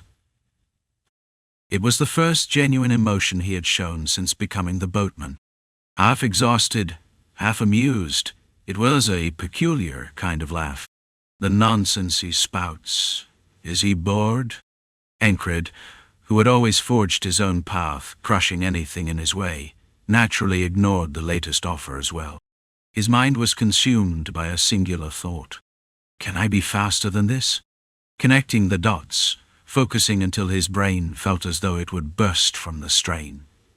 It was still a failure. So what is speed? Encrid had seen countless swords hailed as swift, yet their meaning was clear. The answer came suddenly, and with unexpected ease. When I picked pockets, my hands weren't the fastest. But I was the best. My hands were slower, but I had sharp instincts. All it took was timing. Striking when they weren't looking, trying to rely on raw speed when someone's watching. It was something Cray had once said in passing. Encrid had been sparring with Ragnar to exchange the fastest strikes and learning initial attack techniques from Audin's Valor style, when Craze commented while walking by. At the time, it had seemed trivial, spoken without much weight. No, the follow-up was likely Craze's true point. They know us. It's like trying to steal coins from someone's pouch while they're staring at you. Idiotic. The situation was dire enough to demand variables. That's what Craze meant, but Encrid hadn't responded. No, he couldn't. Craze's words struck him like lightning. Outside their perception, speed is relative. If your intent is seen, no matter how fast you are, it will seem slow. If your intent is known, they will prepare. Hey, you're ignoring me again? Enki, you bastard. Craze was waving his hand and bouncing around in front of him. But Encrid didn't hear him. Encrid sank deeper into his own world, his jaw slack, drool trailing down. Yet his thoughts didn't stop. Enough. Ragnar dragged Craze away. Encrid was breaking through something that had confined his thinking. Intent, his own, and that of his opponent. Humans can communicate meaning with a mere gesture. Techniques that distract an opponent's gaze stem from this. Sleight-of-hand tricks, non-magical illusions, employ this principle. Such methods are even commonplace in gambling dens. Intent works like that. Deceive. You can fool your opponent with intent alone. Speed exists outside the opponent's perception. This wasn't about a contest of speed visible to the eye. No, Encrid refused to interpret it that way. This wall was about saving the child, or failing to do so. He had made up his mind. Therefore, what he needed was either a sharp sword or a quick sword. Vala-style mercenary swordsmanship, had countless techniques for such purposes. Ah! The realization struck. Lightning seemed to hit his head one after another. What is speed? It's simple. Move outside the opponent's perception. Don't show them the fast sword, just end it before they realize. The thrust that Jackson had demonstrated, a killing strike, brushed past his mind. He added something new to it. The sense of evasion is driven by instinct. The sense of evasion avoids everything that falls under the realm of intuition. What if you add intent on top of that? What if you direct instinct toward a purpose? This was a path that hadn't been seen until now. It seemed within reach, just barely. That's why he had focused only on speed in his mind. No, the path is not singular. But still, if it's absolutely fast, it's better. They say if you chase 2 hares, you catch none. But the experience accumulated until now, and the left arm honed by repeated misjudgments, combined with speed, all seemed to point to a way where both hares could be caught. Most of all, training from his previous experience with Jackson proved helpful. Hadn't he trained using the sense of evasion in close quarters? What was the significance of the training dodging stones? Questions must have intent. Training, too, must move toward a result through its process. For Encrid, the result was one: instinct with intent. The sense of evasion is a symphony of instinct. It makes the body react to intuition and perception. That's why it's called the sense of evasion. A skill born from the instinct to protect oneself. Encrid twisted that skill. Infuse it with intent. It could just as easily be called the sense of attack. Clanged. Took. The psychological shackles the boatman had planted within him shattered. An easy wall that seemed almost within reach. Yet still, it was an impassable wall. The offer presented to him at that moment. Everything was a trap. Everything was a prison that tightened around him. But Encrid never stepped close to the prison. He ignored the offer, finding a new path instead. At the end of this realization, a new today awaited him, and the battlefield stood ready. Today, too, the pain that can't kill me. The lead of the battlefield. He cut off the soldier's usual question. The soldier stared blankly at him before responding. It only makes me stronger. In truth, the pain that could kill him would only make him stronger. But he preferred this rallying cry. Encrid pushed through the biting winds. On the far side of the battlefield, a child wrapped in scrolls came running toward him.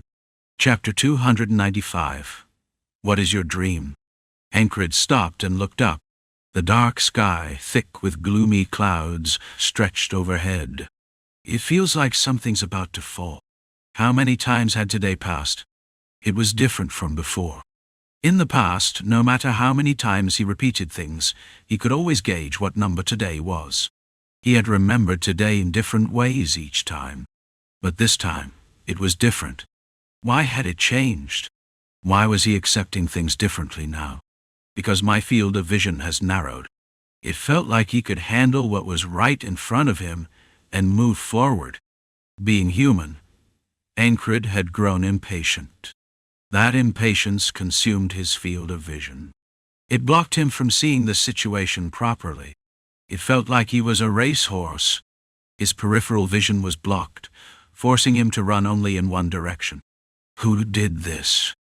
The situation did, and the boatman added his own flavor to it. Have I been had? Or had he learned? He had learned. There's always something to learn from everything. Encrid felt the wind and smelled the scent of the battlefield, which had lingered for 2 days, as he looked up at the dark sky. It didn't end with just seeing, hearing, and feeling. Encrid forgot the gazes of others. For a moment he even forgot where he was. He pushed the current situation aside. Afterward he reflected. He reflected on the today that had passed, over and over again. This was a new experience even for Encrid. Even though the child's steps were slow, It wasn't a long time. In that short time, the reflection began and ended. The boatman's words were part of the problem, but his own fault for focusing too much on one thing was even greater. Focusing on one point also blurs the vision. Everyone around Encrid had questions about his behavior. It was strange enough that he stepped forward just because one child was running toward him. Even stranger was that he had gone out alone, as though to meet the child. Then he didn't approach the child. He stood there still. That was the strangest part of all. This sequence of absurd actions had left everyone's minds in disarray. "Damn, what's he doing?" one of the enemy muttered. "Just watch." A mercenary from the Black Blade group tapped a soldier on the head and said, no matter who was involved, the situation itself was simply bewildering. Why wouldn't it be? On one side a child had appeared, and on the other, the hero from Border Guard, who had been fighting the enemy leader, emerged. It was utterly absurd, but those watching expected Encrid to embrace the child. If not, they thought he would treat the child as an enemy and cut him down. Humans try to predict the next event based on the current situation. This is called anticipation. Now, Encrid had gathered everyone's attention with an unexpected, out-of-the-ordinary action. "Looks like snow is coming," Encrid muttered while standing alone on the battlefield. But no one was listening. What is he doing? The confusion and absurdity mixed, causing the hands of the enemy to stop. They were forced to observe the current situation. The old mage who had connected the spell's link to activate the scroll was still in a state of concentration. If he took his eyes off it for even a moment, the magical link would disappear. Then he wouldn't be able to remotely activate the scroll. The child had no room to check the surroundings. He just ran because he was told to. "I want to live." The child wished desperately.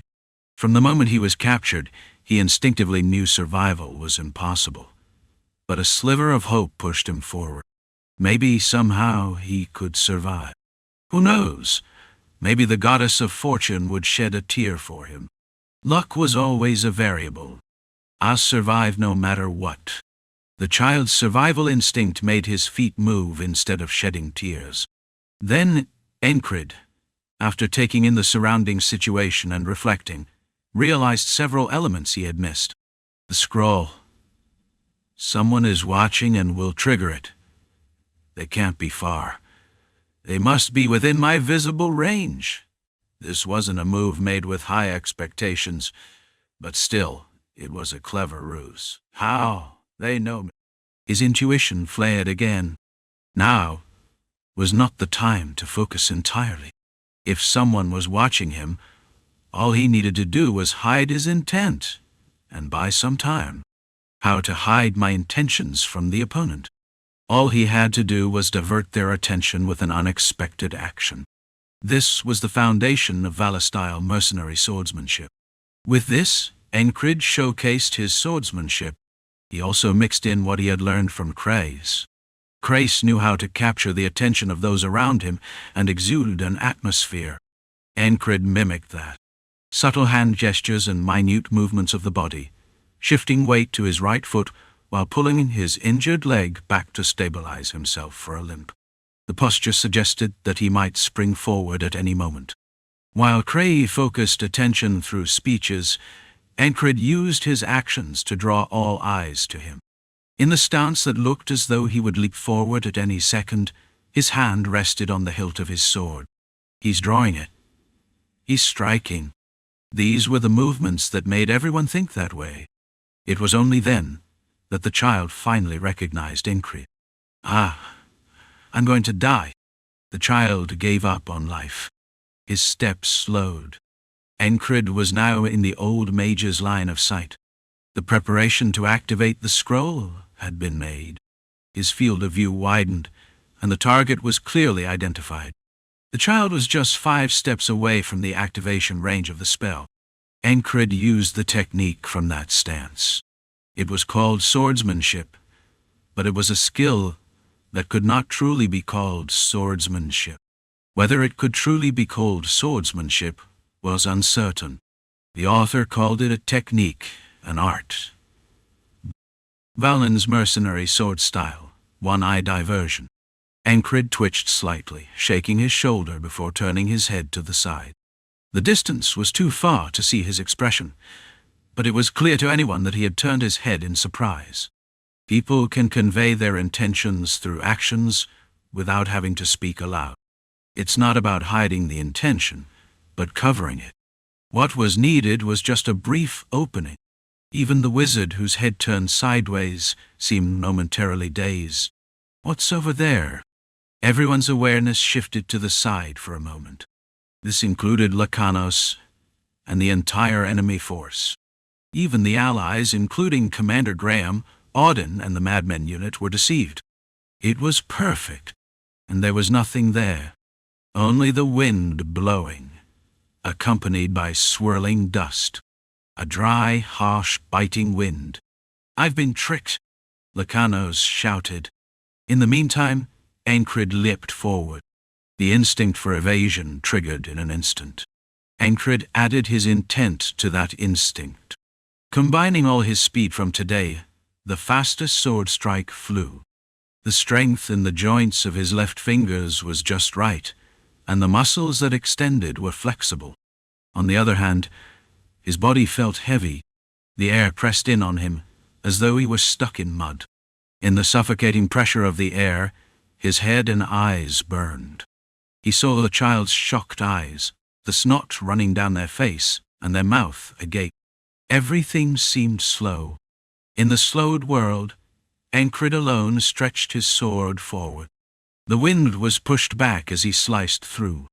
The blade cut the string that held the scroll, stabbing and slicing the tied parts. The space the blade passed through left faint scars on the child's body. It wasn't a flashy technique. It was a strike focused purely on speed. He couldn't perform some magic to merely cut the outer garments. A quick snap. Not.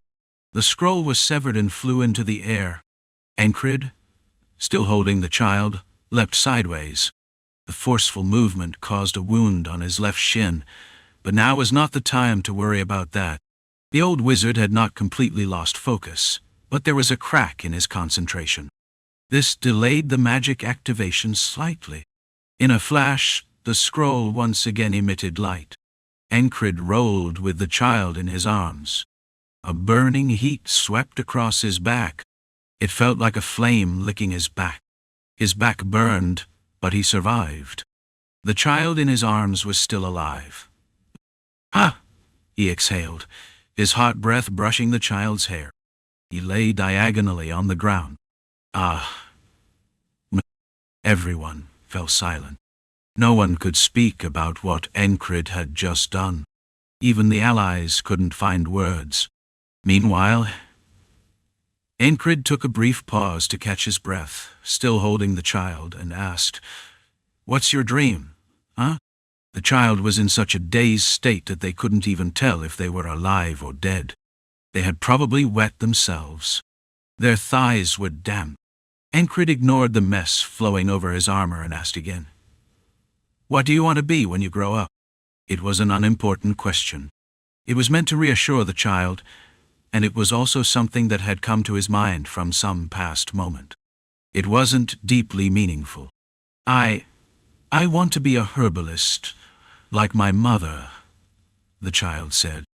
Their eyes, once filled with terror, now spoke of life. The days ahead, the days of living. The child was determined. They walked steadily, running toward life, even as they dashed toward death. Encrid had wanted to be a knight. The childish dream from his youth had led him to this point. He often asked himself why he swung his sword. The answer had never come clearly. However, today, his sword would be swung for the child who held a dream. "All right." He rose, pushing the child from behind him. My back, the child mumbled, voice trembling. "Run, Dutch Kalui. Don't look back." In response to the child's murmuring, Encrid shouted without taking a breath, "Ragnar! Come and cover my side." Without needing to say more, Ragnar would understand. Encrid's gaze returned to the front. It was right after the magic activation had failed. Lanos was charging toward him, wearing a menacing expression. Around him, red-eyed figures were charging forward, each holding a spiked sword. They seemed to be on something. Their state was abnormal. Their eyes were bloodshot, and their limbs swelled unnaturally. With their thickened legs they stomped the ground, rushing forward fiercely. "Kill them!" Lanos shouted as he discarded his flail's scabbard. He had just been struck a moment ago. If they let their guard down, it would be their turn to fall. The enemy's injury was irrelevant. Encrid raised his sword. The blue-bladed longsword in his left hand faced the oncoming enemy.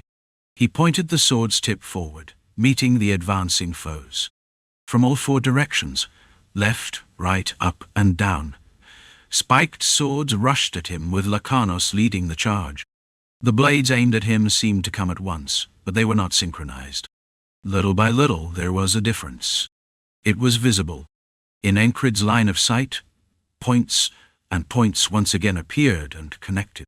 Then, squeezing his muscles, he swung his sword. Thud, thud, thud, thud.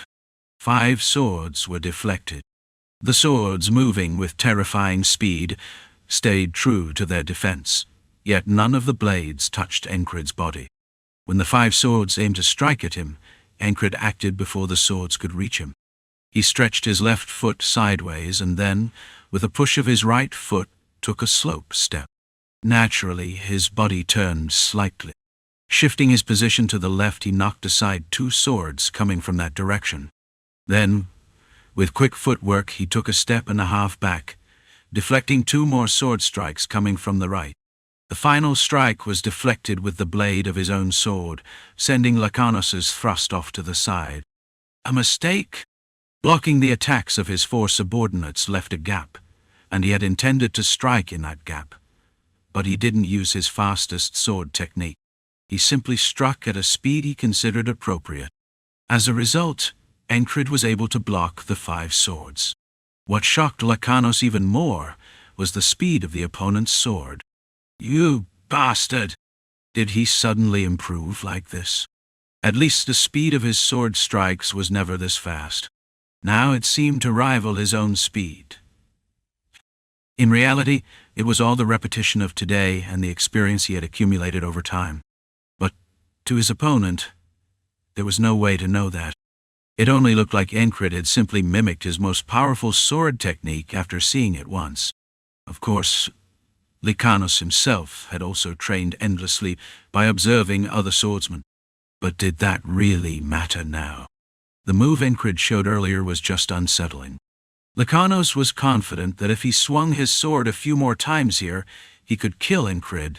But things don't always go as planned. Thwack! The sharp sound of a strike echoed. Kirk! A sickening sound of flesh and armor being torn followed. Whoosh! A scream, accompanied by a loud noise, rang out.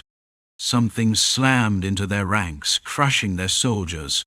But it wasn't a whole unit. It was a lone human charging forward. Blonde hair flew in the air. Without a helmet, the figure swung a long and massive sword with frightening force. Red eyes left trails in the air, followed by the blonde hair, and the sword came after. The way the sword was swung so violently made the large, thick sword appear as if it was bending. Swish! Thwack! Downward slashes, horizontal strikes, and thrusts followed in quick succession. Every strike was a deadly art. His own troops were falling one after another without rest. Even though they had taken drugs before the battle, they were being overwhelmed. The opponent was a monster. "This is my part." Ragnar, who had arrived, spoke as he passed by. Blood dripped from his blonde hair, a result of his previous upward strike that cleaved a soldier in half, scattering his innards and blood. Damn it! Lanos's eyes widened. It was a crisis, a danger, a threat.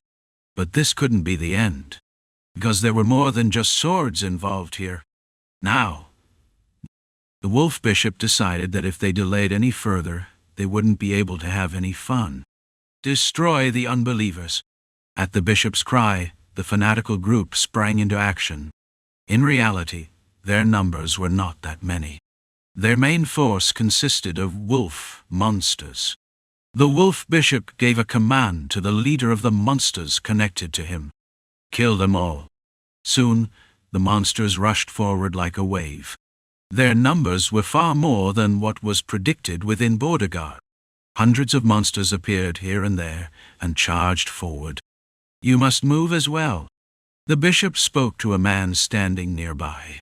He was an outsider, a barbarian mercenary type. The man, who had been idly spinning his halberd a few times, replied, "It's not my turn yet, this guy." The wolf bishop didn't like him, but he acknowledged his strength. Had he come to gain something for the sake of immortality and fire? What a ridiculous fool. If he truly wanted something, he should throw himself into the church. It was laughable that he thought he could gain something through a transaction. The bishop sneered at him and followed the monsters. Soon, his eyes caught sight of enemies charging towards them. Heavy infantry moved forward. Some of them stepped forward to block, but it was laughable. "Brother!" The bishop called out to his brother through their mental connection, and from the wolf monster's ranks, a much larger one rose up. Howl! The howl of a wolf pierced the air. It wasn't just a wolf. It was a monstrous wolf whose howl shattered the air and exuded an overwhelming presence. Just looking at it was enough to send chills down one's spine. A dire wolf born into a monster. Its black, glossy fur absorbed all the light around it, making everything seem darker. Snowflakes were falling from the sky, but the heat radiating from the dire wolf caused the snow to melt before it even touched its body, evaporating into thin air. It felt as though this was the fate of the future, their very existence melting away. The leading soldier of the heavy infantry swallowed his saliva as he stared at the creature. Could they stop it? Doubt filled his mind. Chapter 296. I ask of the Father in heaven. Father in the heaven, I ask of you. Audin knelt down and quietly prayed. In that position, he saw Encrid's seemingly impossible head turn. Then, the rush, the charge, the sword strikes, scrolls, incantations, and explosions followed, all making him doubt his eyes. Kayak! As soon as she saw it, Esther rushed forward, but Audin didn't try to stop her. She was no simple leopard who couldn't care for herself.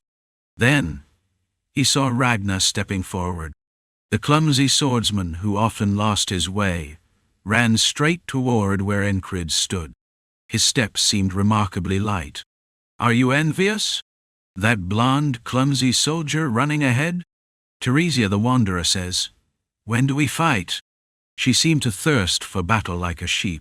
Despite that, Audin didn't turn away from his own thoughts. An unripe fruit is bitter when picked, as my father says. He says waiting allows the fruit to ripen and the heart as well. He wants to give you something good, but he tells you to be patient and to wait and wait again. Patience, yes. Teresa quietly knelt beside him. Even so, she wasn't smaller than the surrounding soldiers. Audin wasn't any smaller either. The two of them, like two bears, calmly waited for the right moment. Learn patience and move forward. Audin whispered a short blessing toward Teresa and continued his prayer. What is the shepherd who leads the crazy squad doing right now? The holy texts say to help the weak and the young. As the shepherd of the flock, the Lord commands that you protect and guide them. It seemed like his captain was doing something of that nature now. He cut through the ominous presence surrounding the child, and in doing so destroyed what had been wrapped around him. Father. As he continued his quiet prayer, a group of monsters appeared on the horizon, lifting their heads and beginning to rush toward them. Under the dark sky, dust rose in a yellowish cloud. If we're pierced by the monsters, we're all dead. Block them." At Graham's words, the heavy infantry unit began to deploy. Audin started a new, short prayer. "Father in the sky, I ask of you, is there no need for a few dogs to guard your side?" There was no answer. But Audin thought it was necessary. Sending one to be by the Lord's side was the greatest blessing against the monsters. Audin stood up. "I must go personally to give my blessing.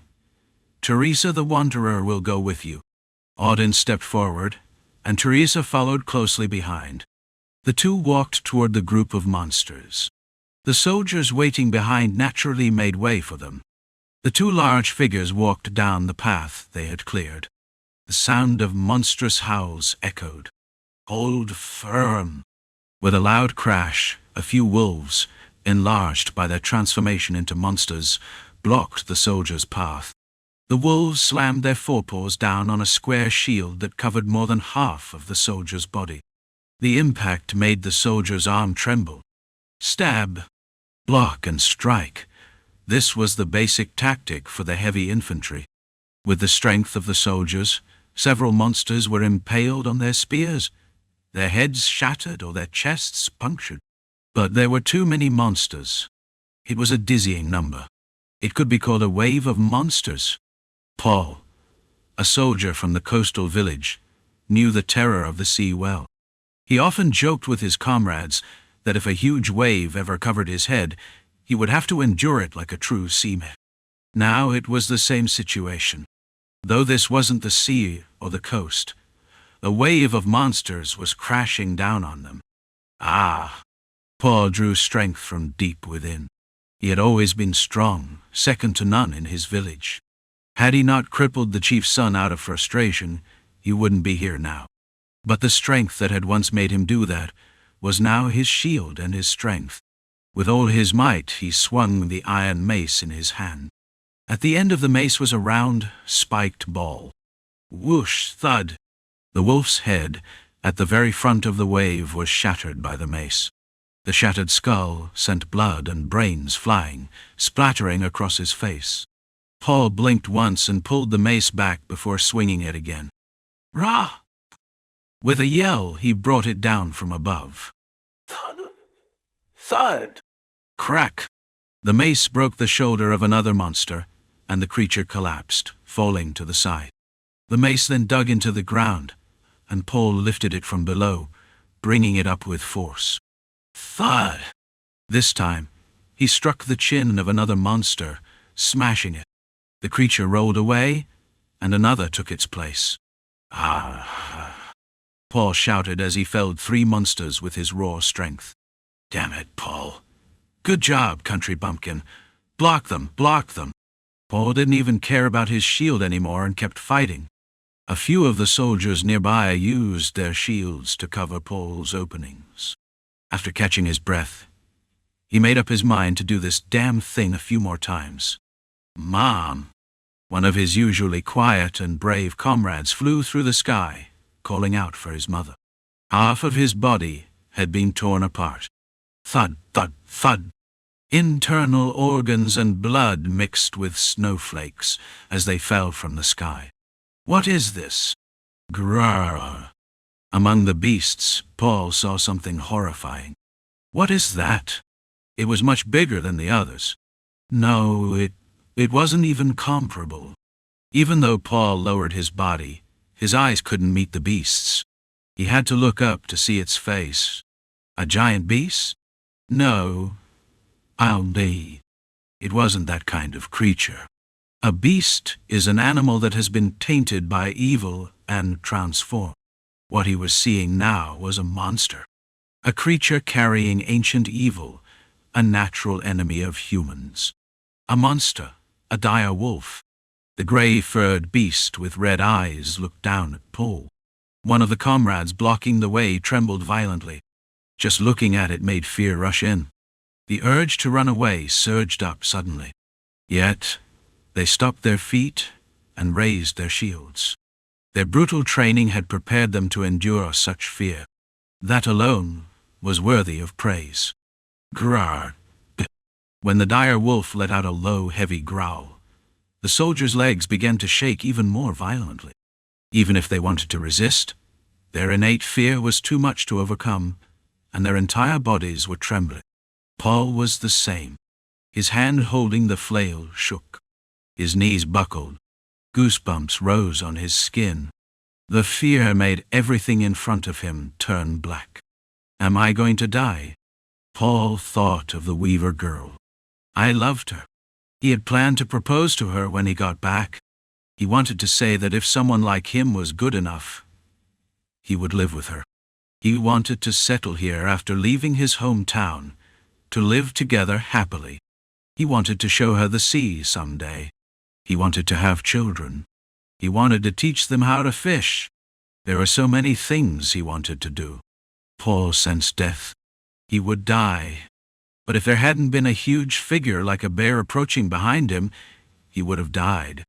The bear-like figure's hand landed on Paul's shoulder. May the Lord bless you. Strangely enough, with that one phrase, the crushing pressure that had been bearing down on Paul disappeared. Wow. Sweating coldly, he panted heavily, and the bear spoke again. Even the most vile beasts need to be granted blessings. A blessing. What kind of blessing? He briefly wondered about it. Then the big, insane soldier Audin charged forward. He moved faster than his size would suggest. To Paul's eyes, Audin suddenly appeared to blur and vanish. Around a dozen wolf-like beasts blocked the path of the dire wolf, but it was useless. Bang! Crack! Clang! Snap! Stomp! Boom! What is that? Paul's eyes filled with confusion. And it was understandable. The vanishing Audin was now standing in the middle of the beast horde. Only then did Paul notice the movement. Audin stretched out his fists and legs at full speed. It looked like a battle cart. It was like a reinforced assault cart. The two wooden clubs extending from the cart turned the pack of beasts into nothing more than stray dogs or filthy street mutts. Their heads were like squashed tomatoes, crushing, bursting, breaking. While Paul killed 3 beasts with his courage, Audin had killed 5 or 6 just by passing through. Some of them flew through the air. The rampaging Audin's body once again faded and disappeared. It was like a display of acceleration, as if showing someone what speed truly meant. Thud, boom. Footprints remained where he had been. The yellow-brown ground had sunken, leaving behind the marks of the vanished figure. It was an assault with overwhelming force. The dire wolf's eyes followed the disappearing Audin. The beast's huge paw moved swiftly. The monster also moved at an unexpectedly fast pace. The massive paw moved dynamically. Soon, the beast disguised as a human and the wolf-like monster collided. Clang! The shock wave from the collision between the two monsters sent dust scattering in a circular pattern. The sight of the wolf monster and the human monster facing off was clear to everyone. At that moment, what emotion should have replaced the fear and dread that had been there?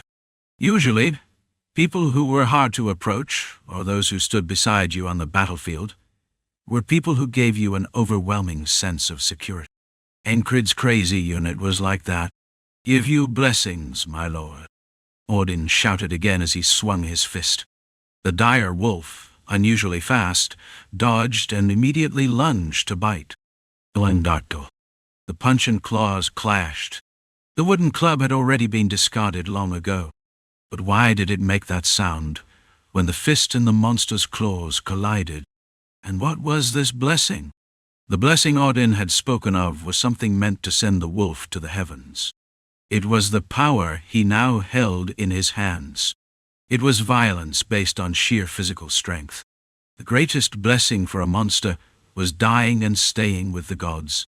Audin intended to grant that blessing himself. Are you just going to watch? The commander leading the infantry shouted. At the sound, Paul raised the flail he had let droop. Let's wipe them all out! Crazy talk! Form up! Anyone who charges out first gets killed. Paul, you country bumpkin! If you want to go back and finish things with that girl Deezen, shut up and maintain formation." The squad leader suddenly lost his temper. Paul followed his command. A surge of joy, the feeling of being alive again, filled him. Of course, it was not yet time to enjoy it. The battle was still ongoing, and he was right in the middle of it. However, Paul didn't think he would die. He had just survived facing the dire wolf moments ago.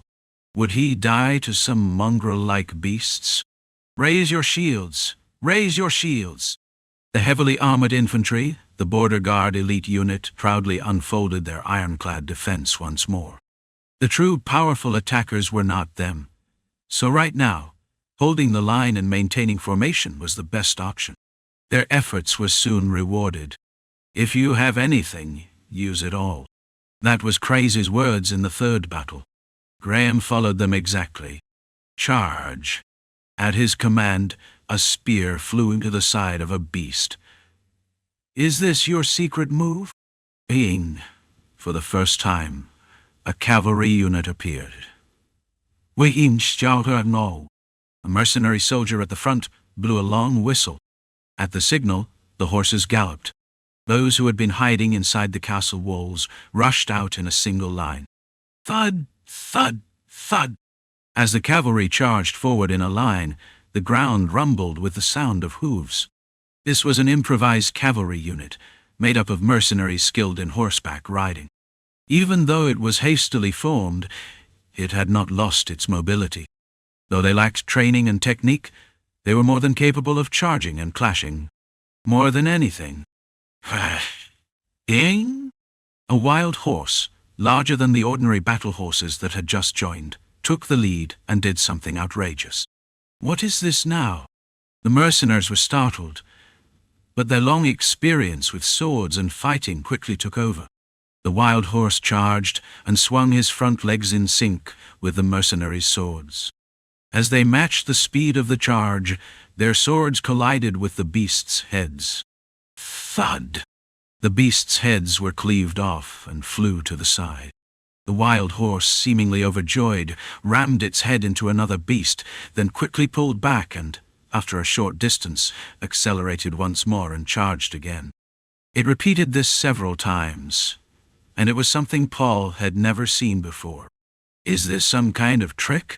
The mercenary was stunned, but he realized this was an ally and that it was a horse brought by Encrid, so he let it slide. Trying to understand it would only give him a headache. Amid the chaos, Teresa passed by the beast horde and headed towards the back. Some beasts, underestimating her as she was alone, tried to charge at her. Teresa dealt with them calmly. She blocked with her shield, gripped her sword, and swung it like a mace, roughly knocking the beasts back. Clang! A few of the beasts, hit, spun around in circles. They were fearless. Should I kill them? Teresa hesitated for a moment, but then realized it was too late. You! In front of her stood the wolf bishop. When did he arrive? Was he really born and raised in the demonic realm, as the rumors said? It was a sudden thought. More importantly, he was the one who had sent her here. Traitorous bitch. The bishop spoke, and Teresa replied, I'm just wondering, Teresa. What are you talking about all of a sudden? She denied knowing him. Teresa was more brazen than expected. At least, she was not the Teresa the bishop once knew. She was dead.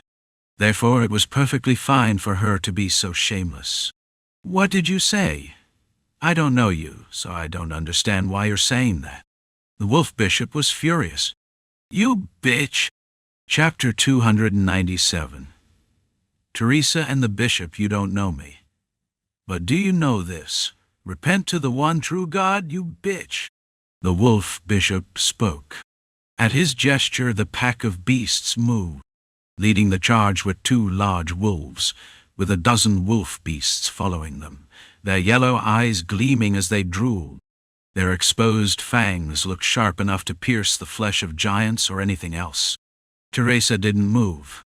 She held her shield in her left hand, her right arm hanging loosely. There are truly many interesting things in this world. Teresa said what she wanted to say. Traitor. Apostate. Let's see how pretty your innards are. He said what he wanted to say too. The wolf bishop scoffed. He would tear her apart and kill her. He would cut off her limbs and take out her intestines, showing them to her face. The bishop knew this was possible.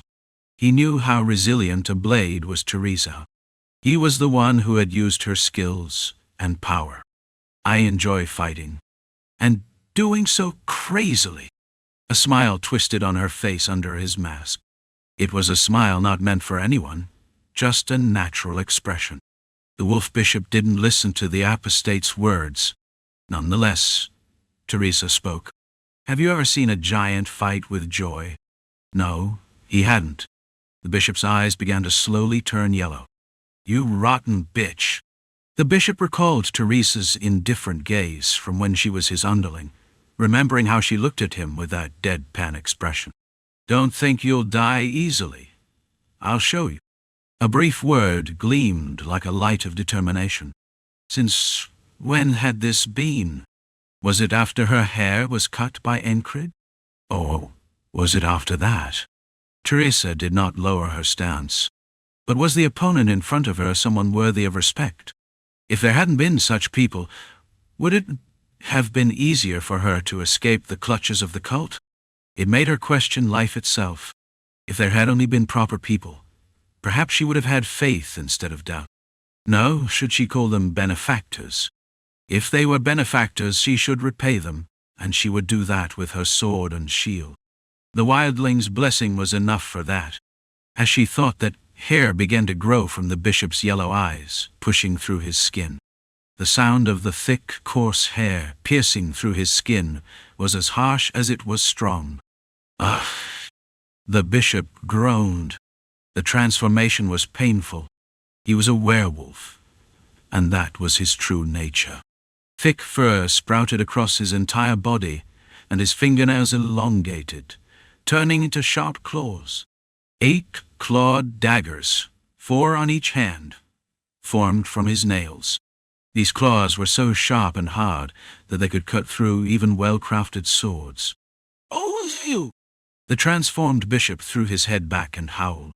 The werewolf's howl reverberated, and its sound made the intestines churn. It disturbed the mind, spreading fear. Teresa, even then, was unmoved, and even now she remained unaffected. Whether the bishop stripped his clothes or transformed, her expression did not change. She held no grudge. She didn't resent him for showing his perverse desire.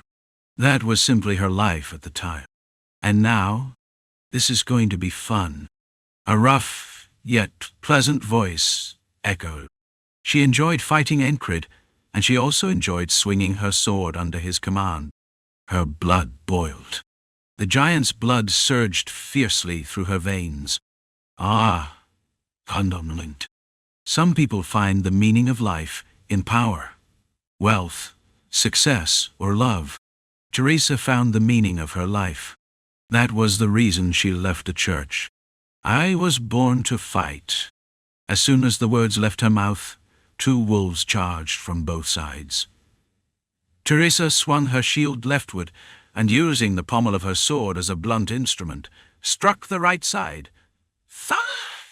The wolf bishop noticed that Teresa's movements were different from before. She was faster and cleaner in her actions. Originally, she was more suited to defensive fighting. She wielded her shield and relied on her stamina as a weapon. But now she fought in a new way, a hybrid form of a giant, one he had never seen before. It made sense. Who had Teresa been with all this time?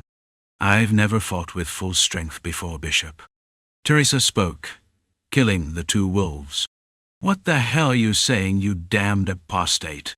Despite transforming into a werewolf, the bishop's words were clear. He charged alongside the wolf beasts. Teresa smiled and swung her sword. Whoosh!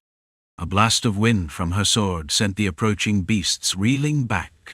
The thick edge of the blade created a pressure that pushed them away. In that brief moment, Teresa lifted her shield horizontally and moved. She slammed it into the ground. Thud! The ground cracked.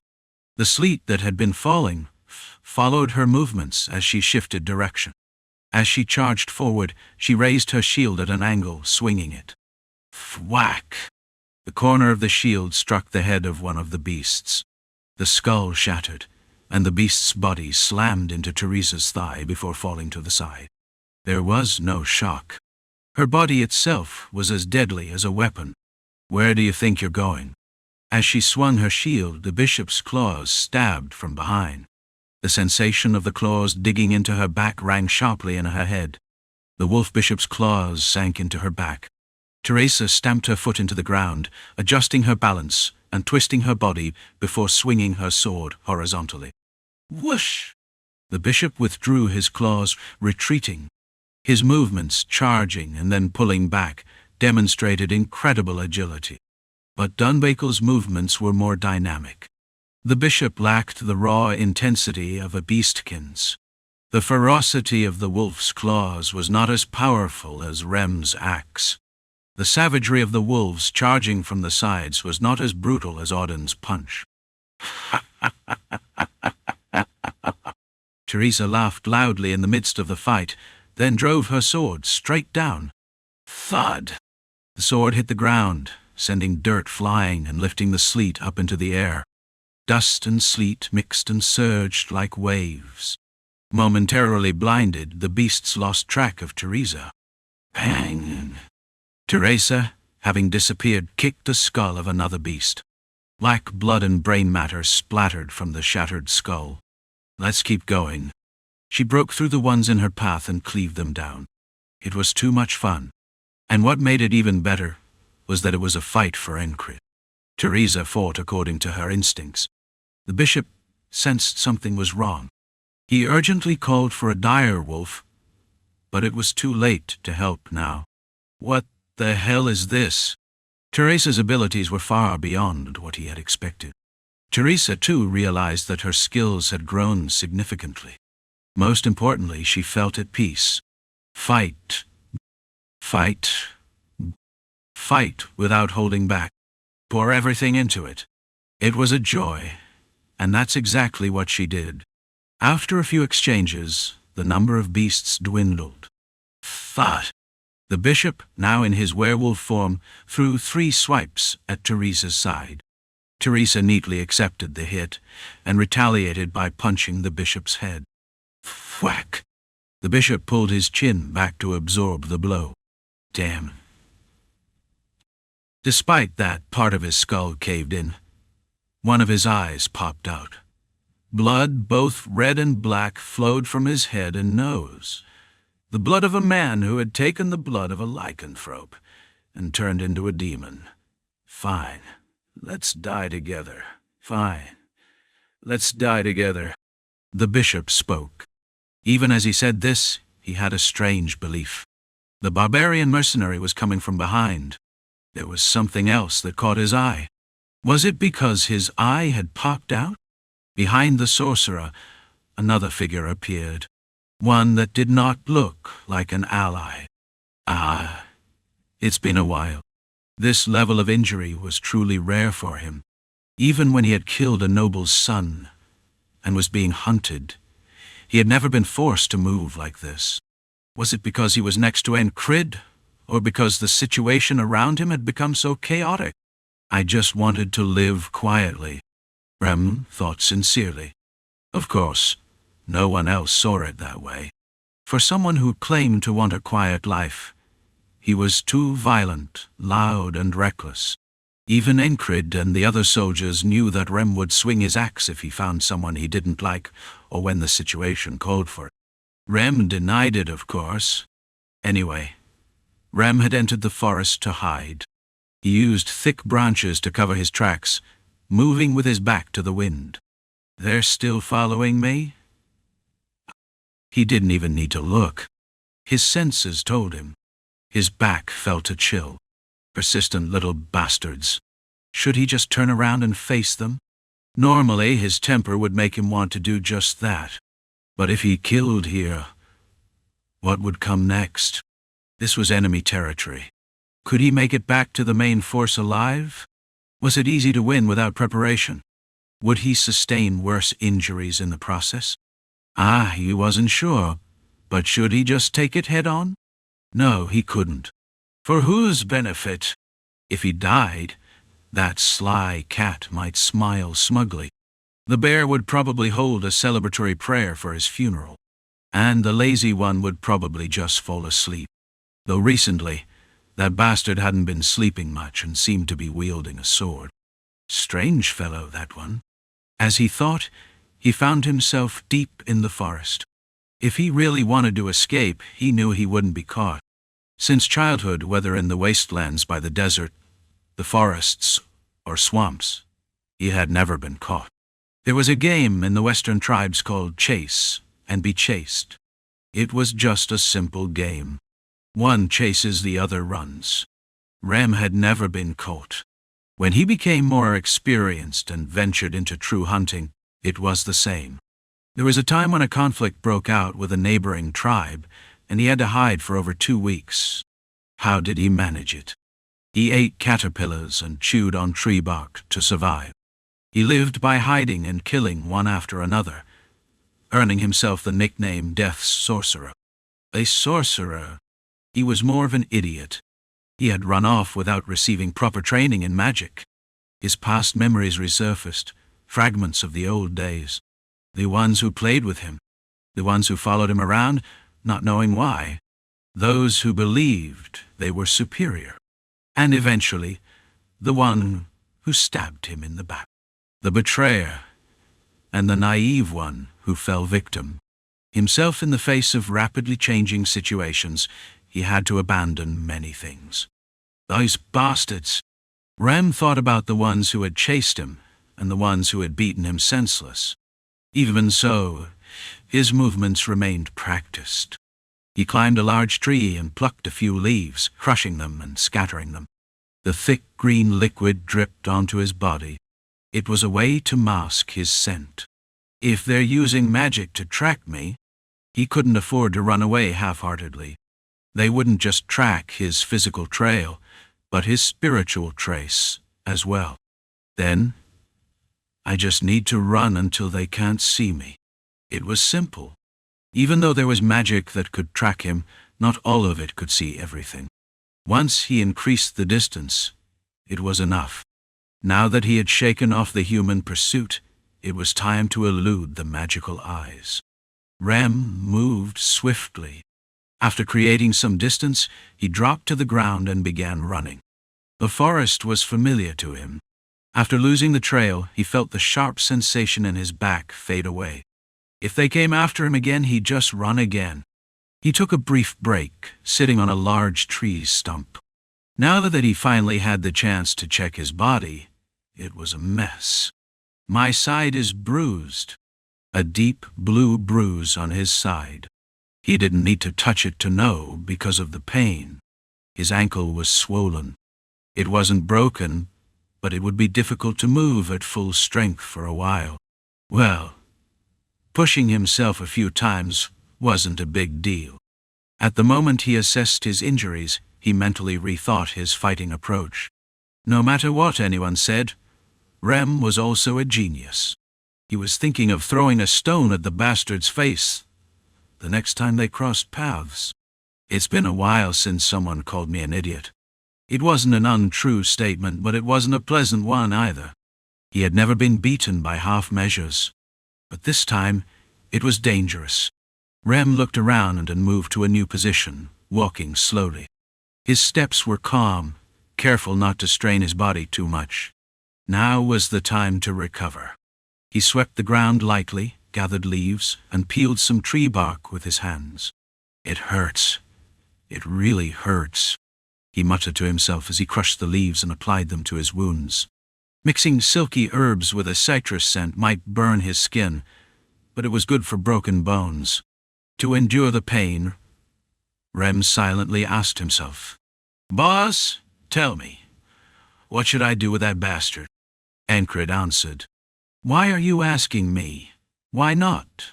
Why are you so grumpy? You only act like this around me. You crazy bastard, just do what you always do. All right, I'll do that, he answered, laughing to himself. Encrid probably chuckled too. He was such a strange person. Watching him was always interesting. The sorcerer barbarian seemed like he had come to kill Encrid, so Rem had to take care of him as well. After all, some of the Western chiefs had even put bounties on his head. It didn't mean much now. Those who need to die should just die. Rem tended to his wounds, gathered more leaves, and set up a temporary camp. He wandered around, caught a few snakes that had gone into winter hibernation, and started a fire. Click, die. Striking flints a couple of times, he created a spark and blew air into the embers to keep the fire alive. The fire grew quickly from the kindling, roaring to life. It was something he had done countless times before. After peeling the snake, he grabbed his axe and used the long blade to poke into its poison sac, pulling it out before severing its head. He drank from its blood, then split the body vertically, skewering it with a stick to roast it. It's damn cold. He hated the cold. Even though he tried to close up the openings in his warm leather tunic, the cold seeped through. No matter how he tried to fix it, it was still cold. He absolutely hated being cold. The well-roasted snake meat dripped with oil. He ate it right away, and then, while at it, threw stones to hunt a few more. It would be nice to pluck their scales and wash off the blood with water, but it was too much of a hassle to go to the stream, so he endured the smell and roasted them. Having eaten enough, he lay down and slept soundly. Rem rested for the next 2 days in the same manner. He took short naps, kept the fire burning, folded his body, ate well, and rested well. Chapter 298. I won't lose my words, that damn bastard, finally starting to move. Rem cursed at someone who wasn't even there and stood up. His ribs were still a mess, and his ankle creaked with each step, but, I'll kill you for sure. His body was good enough for now. He didn't need to get too close or make any unnecessary moves. More importantly, if he waited any longer, that bastard might kill someone else or get killed himself. A stray cat, a lazy beast, or a giant, or even a beastkin dying didn't matter to him, but not the leader. It'd be a waste if he died now. The madman who dreamed of being a knight dying here would be a waste. Watching him thrash around and struggle was fun. For now, anyway. He was even curious if that guy might actually become a knight. Well, he won't die that easily, though. But the opponent was bad. It was a bad matchup. If they fought now, the chances of losing were high. So Rem had to be the one to face him. More than anything, the madman known as the Immortal Maniac would be aware of him, and wouldn't let this go. He won't just let me go and act recklessly. If he had a chance, he would definitely hit. Thinking this, Rem surveyed the area. Luckily, a good tree caught his eye. He peeled off its bark and rubbed it between his hands, twisting it into a long rope. He repeated the same task over and over. When he got hungry, he'd catch snakes or badgers, and sometimes he even met a bear that hadn't yet entered hibernation. To others, a ferocious bear.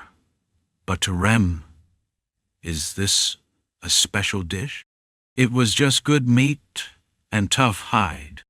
He threw his last axe into the air and caught it, then threw it forward. The axe flew straight, splitting the bear's skull in half. The bear's body staggered, then collapsed with a loud thud. The ground trembled beneath its weight. This bear was as big as Audin.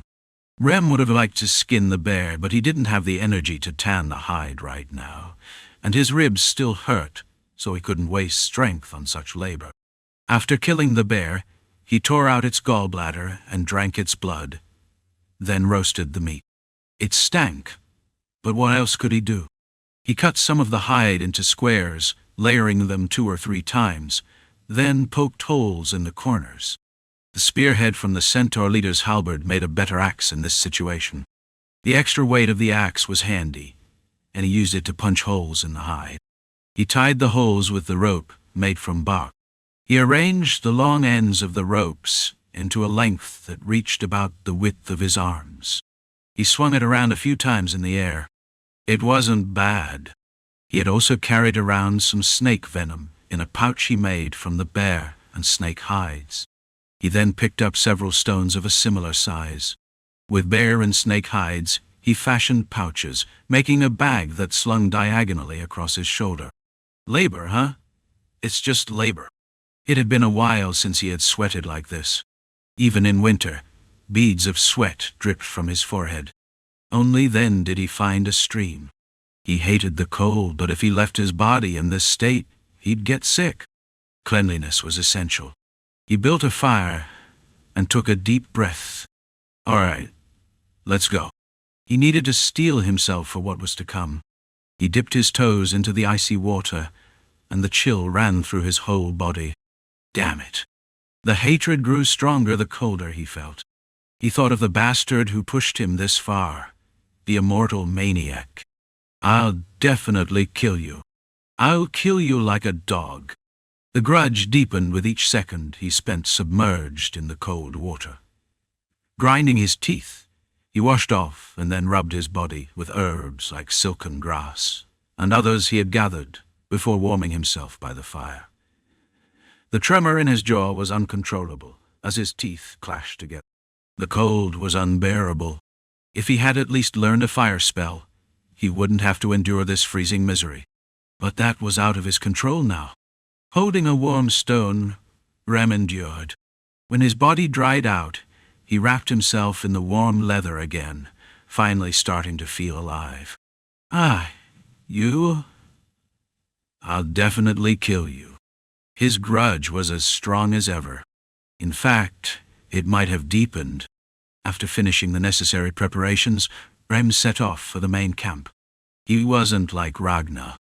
It wasn't difficult for him to retrace his steps, and tracking was one of his specialties. Gradually, the sounds of battle could be heard. He assessed the distance and situation, then left the forest, making his way quickly to the battlefield.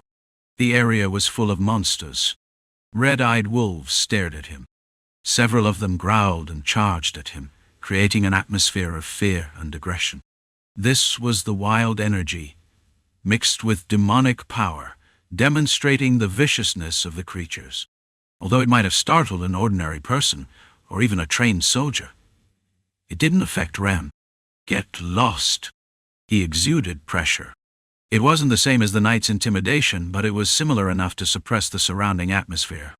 His presence alone let them know who they were dealing with. Some of the monsters hesitated, but none fled. Rem moved forward, breaking his movements into small, precise actions, and swung his axe. Vertical, horizontal, diagonal. 3 swift axe strikes, and 4 monsters were cut down. Not 3, but 4. The second horizontal swing took 2 heads in one blow. After killing several monsters, he finally saw the one he had been looking for.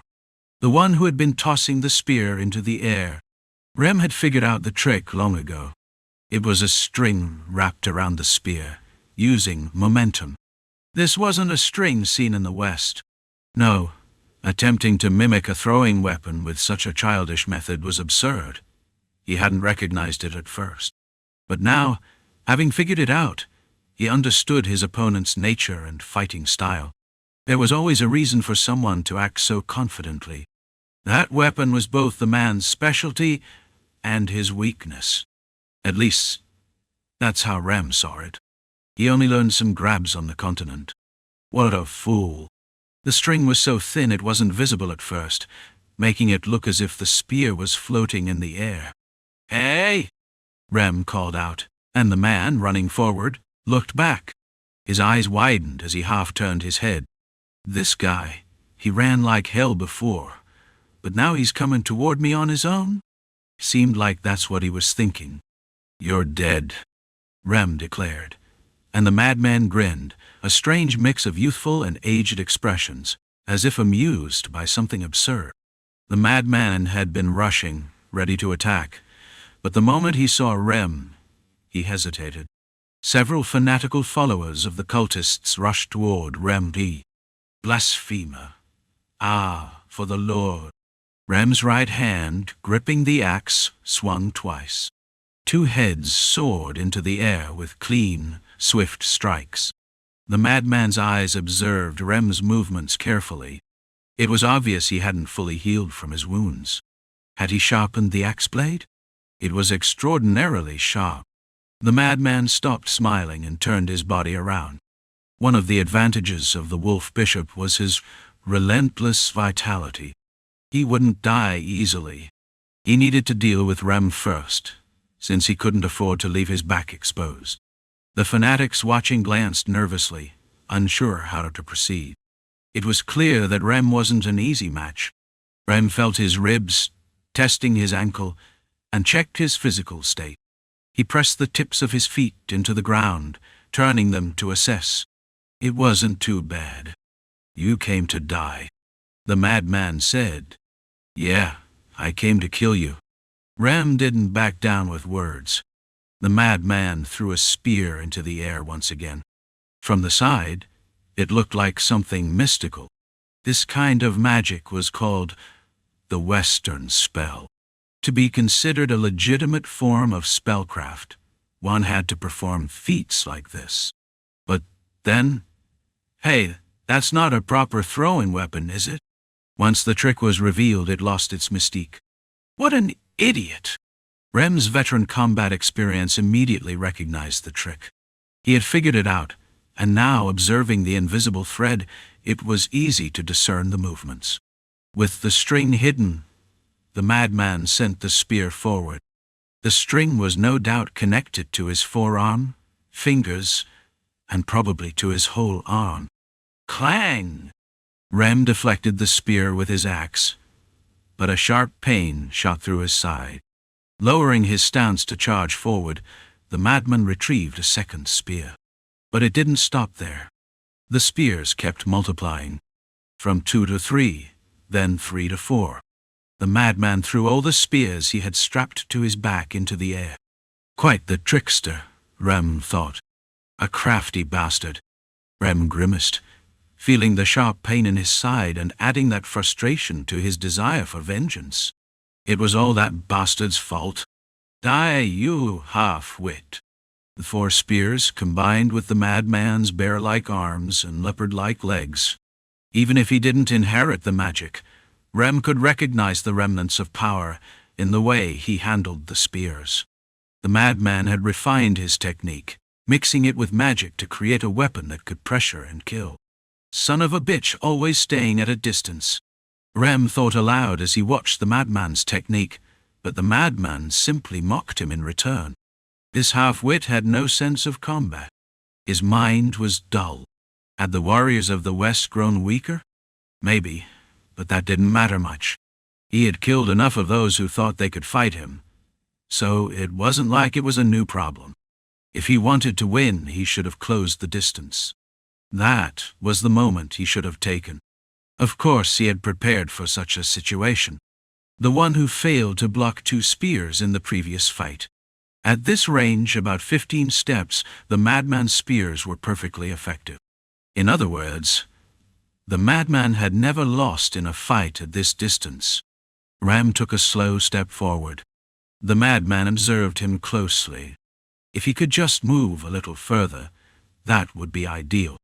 The range of his spears, connected by the string, stretched far beyond 20 steps. Not a throwing weapon, huh? What an idiot. With experience and training, my spears can be more than just magical weapons. The madman was confident of his victory. The 4 spears, attached to the threads, responded to his fingers and floated freely. They flew lightly, 2 around his head, and 2 along his arms. The 4 spears darted through the air, moving in every direction, eager to pierce his body. He thinks this is over. The madman was already certain of his victory. He thought this distance was his advantage. Hey, you idiot! With those words, Rem pulled out his weapon. There was no magic or invisible strings. But if he could launch a projectile 10 times faster than the madman's spears, that distance would be his advantage too. He pulled out a weapon made from bear hide and tree bark, braided together. It was a slingshot. The leather, which had been whizzing around his shoulder, arm and hand, was moved above his head. With centrifugal force, the sling holding the stone formed a disc above Rem's head. Whee! The noise tore through the air like it was splitting space itself. For Rem, a sling had been a toy he'd played with since childhood, the sound of a familiar weapon. So, he wasn't about to miss. Aiming, he stretched out his arm. The slingshot, enhanced by centrifugal force, launched a stone with destructive power. The stone flew so fast that even Rem couldn't properly see it. No one in this place could see it properly either. No. The madman, startled, set the 4 spears upright to create a wall. It was a split-second instinct and decision. Moreover, he was lucky. Wham! The stone collided with the spearhead, shattering into dozens of pieces as it fell upon the madman's body. Fragments of rock scattered across his thick leather armor. You crazy bastard! The madman's hands moved desperately. That single blow had caused the spear wall to shift backward. The simple stone had shown greater force than magic itself. Is this even possible? No matter how skilled he was, a stone. It's not just about being strong. To handle a sling at that speed, it was nothing short of an extraordinary feat. The second dreadful screech of the sling echoed in the air as Rem prepared the next stone. Got a good view? With the question, the second stone was launched. The madman lowered his body. The spears responded by fanning out horizontally, then flying low. Even if he aimed, lowering his body would make it difficult to hit. Additionally, he threw the spearheads as well.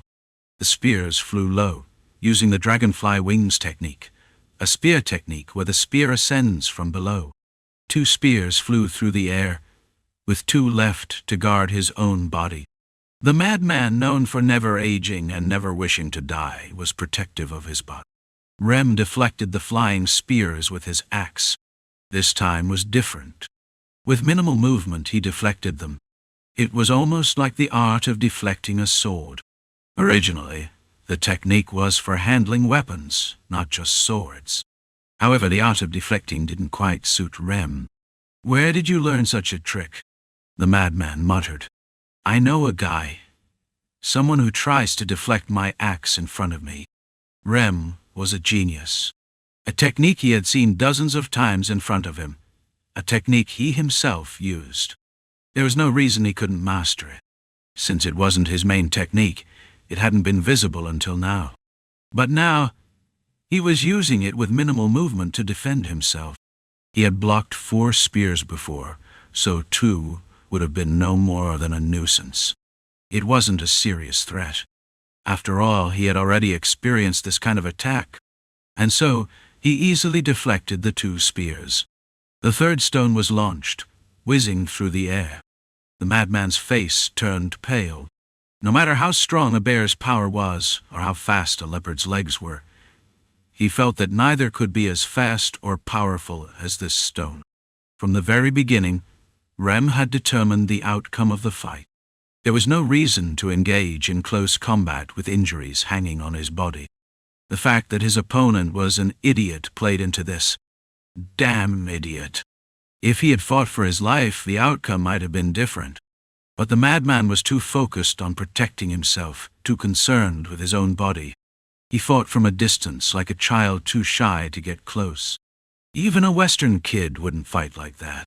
He had lived too long and had too much to lose, so he couldn't risk anything. The madman, who had too much pride in his own body, was now giving Rem the advantage. The idiot, Rem thought. If it had been Encrid, he would have charged head-on without hesitation. But the madman, a fool, had forgotten the art of real combat. To someone who can't even handle magic? The madman shouted in anger, but it wasn't anger. It was fear. Encrid never showed fear, no matter the situation. He was a pilgrim who kept walking without stopping, a wanderer searching for signs. He was a madman in his own right, walking his path without care. "You're not going to make it," Rem said. The madman had once blocked the third stone with the 4 spears, but now the shock from the impact created a swirl of rock dust and snowflakes in the air, forming a strange gray vortex before it disappeared. The 4th stone was launched again, but this time the string snapped midway through its flight. It was Rem's strength that had caused the weapon to break. The centrifugal force was too much. This was expected. The broken string flailed sideways, and the madman's eyes lit up not with fear, but with exhilaration. "You fool! Even the best weapon is just part of the whole. You think you can challenge me with such a pathetic tool?" Ha ha ha! What was he saying? While the madman reveled in his moment, Rem pulled out a second sling from his pack. Didn't he really think this string would break? In the diagonal sling bag there were plenty of stones. He had at least 5 more slings in his pack. Well, 3 should be enough. He had thought the first 2 would break, but they hadn't. "Oh? I have more slings?" The madman's eyes trembled. "Idiot. Rem mocked his opponent. Chapter 299. Lanos watched as the advance of the heretics was halted. There was a man fighting a direwolf with nothing but his bare hands, making it impossible not to notice him. The man took the direwolf's front paw with his chest, but this is refreshing. What kind of body was this man made of, that even after taking the paw of a monster, only scratches and bruises remained? Though his body was bruised yellow, it looked strangely normal too. Normally, he'd be a bloody mess. Anyway, after enduring the monster's front paw, the man retaliated with his own paw. Thud. Is that refreshing? What exactly is refreshing about that?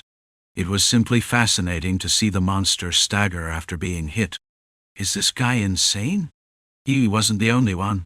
The heretic group's advance was chaotic. They couldn't even engage in proper combat. What could be the reason? Lanos sensed it. There was a problem with their command. While the heretics were a problem, the opposition was no less formidable. There was that Encrid who had never been killed. And there were swordsmen who could single-handedly slaughter their own unit, slicing and dicing. That guy's not weak either. They had clashed once, and no matter how he looked at it, he was not inferior. Could the fastest sword hit him? Lanos had wondered, but there was no desire to test it out. No, whether it landed or not, he didn't want to share his last sword with that person. Was this the selfishness of the end? Or perhaps the warrior's fighting spirit he had long ignored? What good would it do to dwell on it? He hadn't expected his end to come like this. Let it end with just the 2 of us. Lanos spoke, addressing Encrid, who had stepped aside. The blonde opponent didn't seem unpleasant to him, but he wanted to choose his own end. The one who first blocked my sword. The one who had caught up to his fastest sword was still in his mind. He had set out to kill him, and the failure to do so was the first. No, it was the second time. But the first to evade was a knight, wasn't it? That's why it felt like the first time. The knight, however, was an exception. Encrid simply stared at him. He saw the man rise on unsteady legs, gripping his sword several times before finally holding it tight again. What did that posture, that attitude, reveal? It was the image of a human who neither retreated nor gave up. I shouldn't have left it to my subordinates from the start. That was his mistake. Let's fight.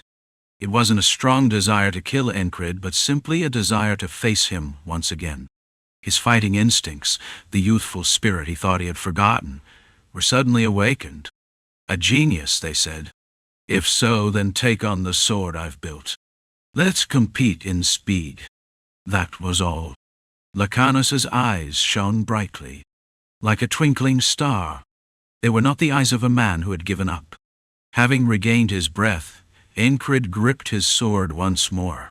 Finally, he felt at ease. It was a small preparation. Very well. Encrid did not refuse. There was no reason to. Both of them were eager to fight again. As Encrid moved forward, Ragnar cleared his way by cutting down the surrounding enemies, ensuring no one could approach. That was enough.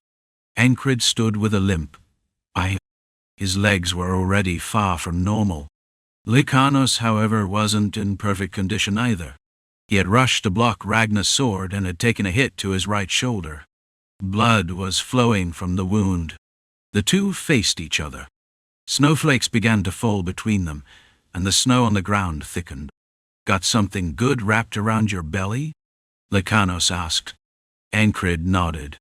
The same thing that had stopped his stomach from being pierced several times was wrapped around him. Lanos nodded, contemplating. The target is set.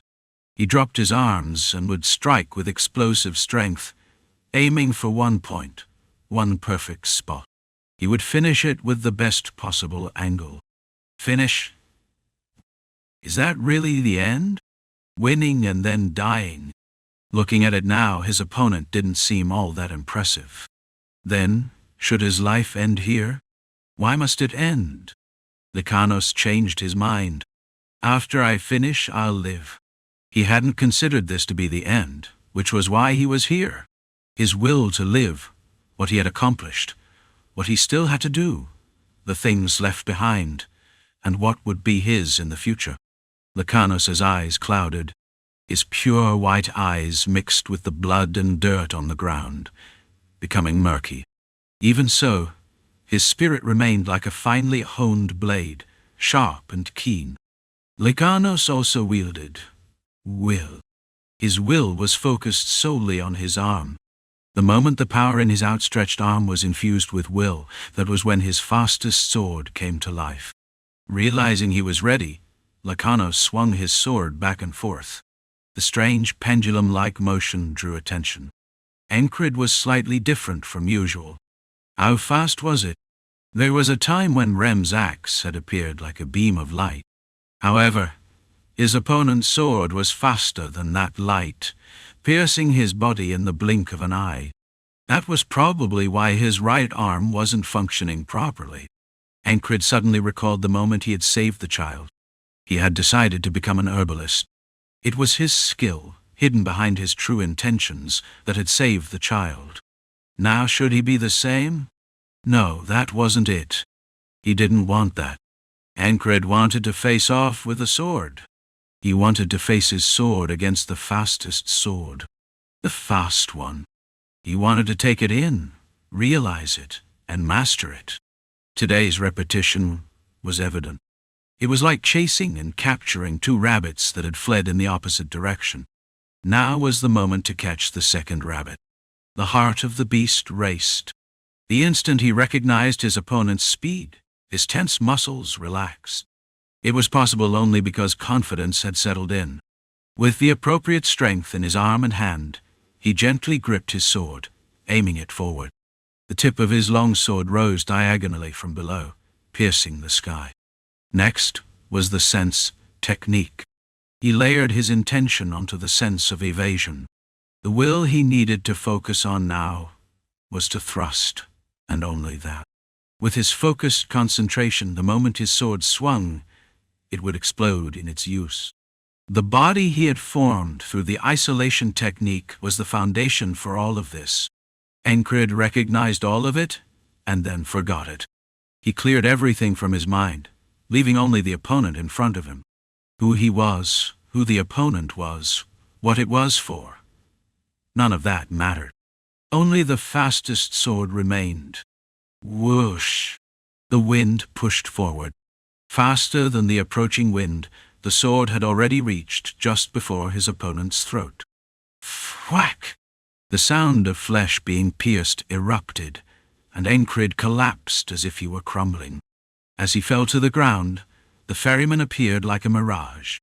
The ferryman, his upper body floating in the air through the snow, asked, "Is it fun?"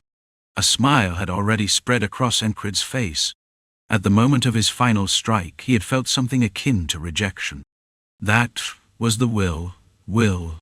This time, the will didn't reside in his arm. This will resided in the moment. For just an instant, it flowed from his toes, through his knees, waist, shoulders, elbows, and into his fingertips. Just that one moment. Encrid's sword was faster than Lanos's. Graham did not spare his body even against the assassin's ambush. He did not retreat from the battlefield, displaying his courage. "Don't fall back." In the middle of it, Dunbakel had barged in, overturning the battlefield, while Shinar hunted down the enemy mercenaries' leaders. It was in the midst of the chaos that they struggled. Over there, the enemy commander. The escort who wore a helmet spoke, and behind him, the enemy commander could be seen. Encrid stood before him as well. The two faced each other, with Ragnar still fighting and cutting through the enemies around them, but the atmosphere between the two immediately drew attention. Graham stopped his attack on the enemy, pausing. Neither was swinging their swords, nor had either pressed their blades against each other's necks. But the moment their eyes met, sweat appeared on Graham's palms. The tension made the hairs on the back of his neck stand. The sweat running down his face felt cold. The snow falling around them was no longer visible. Graham unconsciously focused, watching the two of them. The soldiers watching them were in a similar state. It was like a storm, sucking in every gaze around them. It was the will of the two that had created this moment, but few would understand the reason behind it. Graham felt an ominous feeling. The enemy commander's sword was that terrifying. He's going to die. He could almost see Encrid's death in front of him. Though Encrid had not moved yet, once the enemy commander did, it was certain that Encrid would be pierced in the neck. It was clear. No! He had to stop it. He wasn't the one who was supposed to die here. There was no need to risk his life in this fight. There was no need for it. Naturally, Graham never had a chance to intervene. The enemy commander and Encrid moved suddenly, without any apparent signal or indication to start. Their swords crossed. No, they had passed each other. Graham did not blink, but he could not see how their swords had met their purposes. It started and ended in an instant. The process was unseen, but the result was clear. Graham let out a breath of astonishment. Graham was just as surprised. It was completely unexpected, and mixed with that shock was a sense of relief. He could see Lanos falling. However, Encrid wasn't unscathed either. He too was bleeding heavily from his neck. But calmly, he applied pressure with one hand to stop the bleeding and rotated his neck to show that he was still fine. Good. Not only me. Without thinking, Graham slapped his own thigh with his fist. Madman commander! The commander of pain. The soldiers watching, as well as Graham's own guard, cheered with what could almost be considered a victory shout. Everyone's hearts were full. They had won. Graham thought the tide of battle had shifted in their favor. It was over. Perhaps it was natural to feel complacent. No, Graham hadn't become complacent. It was the guards who had let their guard down. Boom! Suddenly, the ground behind Graham exploded. 3 assassins who had been hiding underground emerged. Whoosh! The 3 assassins immediately lunged toward Graham's back. Of the 3, only one achieved his goal. Thud! The 3 sprang from the ground at once, but 2 of their necks were severed by a sword that resembled leaves. Where had it come from? The sword swung through the air, its leaf-shaped blade cutting through the air, instantly decapitating 2 of the assassins. Complacency is forbidden. The ferry company commander spoke as she swung her sword. She had been staying near Graham, at Craze's request. The ferry had done her job. However, the 3rd assassin was persistent. He stretched his arm toward the ferry's sword. Though one of his arms was severed, he used his remaining hand to thrust a short spear into Graham's back. Thwack! It was a spear with poison on the tip. Damn it! Graham gritted his teeth and staggered back. Though it wasn't a fatal wound, it was deep enough. For the new world, the assassin muttered his final words, and Shinar swiftly swung her leaf sword. The fairy sword, shaped like a leaf, severed the assassin's neck. Lanos watched the entire scene from where he lay. He sensed death was approaching. The reasons, the circumstances, and the process of how he got here did not come to mind. All that was left was regret. Brother, he thought to himself. His mouth couldn't form words, for the hole in his neck silenced him.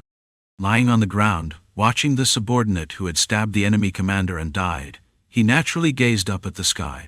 It was snowing heavily, and the white snow was soon stained red with blood. Everything around him began to turn a shade of crimson. As he died, Lanos recalled a moment from his past. If you're going to be a thief, then be a thief who steals a kingdom. We'll create a new world. We will steal freedom. Was he meant to sacrifice his life just because he was born a serf? Was it only natural to be oppressed for having nothing?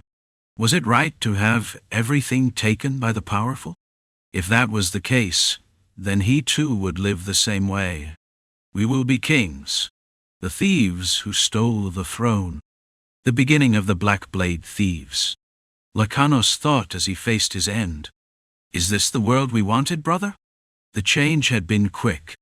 They had gained power, krona, and control. They had stolen the throne and promised a new world. But the vow to ensure no one else would suffer the same pain had long since disappeared, dissipating like snow melting away. As Lanos lay dying, he saw a glowing door through the falling snow. The door opened, and his younger sister, along with his parents, who had died when he was young, appeared. His sister had been taken by the Lord after failing to pay her taxes, and his parents had been killed by bandits simply because they had nothing. They all greeted him, blood dripping from their eyes and noses as they appeared to him. It was too late. Son, it's too late. They welcomed him to hell. Lanos's eyes closed. Beneath where his family stood, he saw the place he would go. A river of dark red flowed beneath the glowing door. He let himself be carried by the river to hell. The river of blood, swelling and flowing beyond the door, greeted him. Chapter 300. The last stand snow fell heavily. Well, you sure make a mess at the end. A body honed by years of training and experience. The Madman barbarian was no pushover. It wasn't until part of his skull was shattered that he gripped his spear and charged. Blood gushing from his wound, he closed the distance relentlessly. He was now within reach. You think I would fall so easily? Rem couldn't help but admire the man's tenacity. Yeah, this was how it should have been from the start. From then on, it was a bloody battle. Literally, blood was splattering everywhere. The spear pierced through the thick leather, stabbing deep into his thigh. He twisted his foot to dodge, and luckily, or he would have become a limping Rem. Instead, he cleaved 2 of the madman's fingers off with his axe. He was fortunate to dodge and only lose 2 fingers. Originally, he had aimed to sever the hand entirely. A little disappointing, but the fight was still a fight.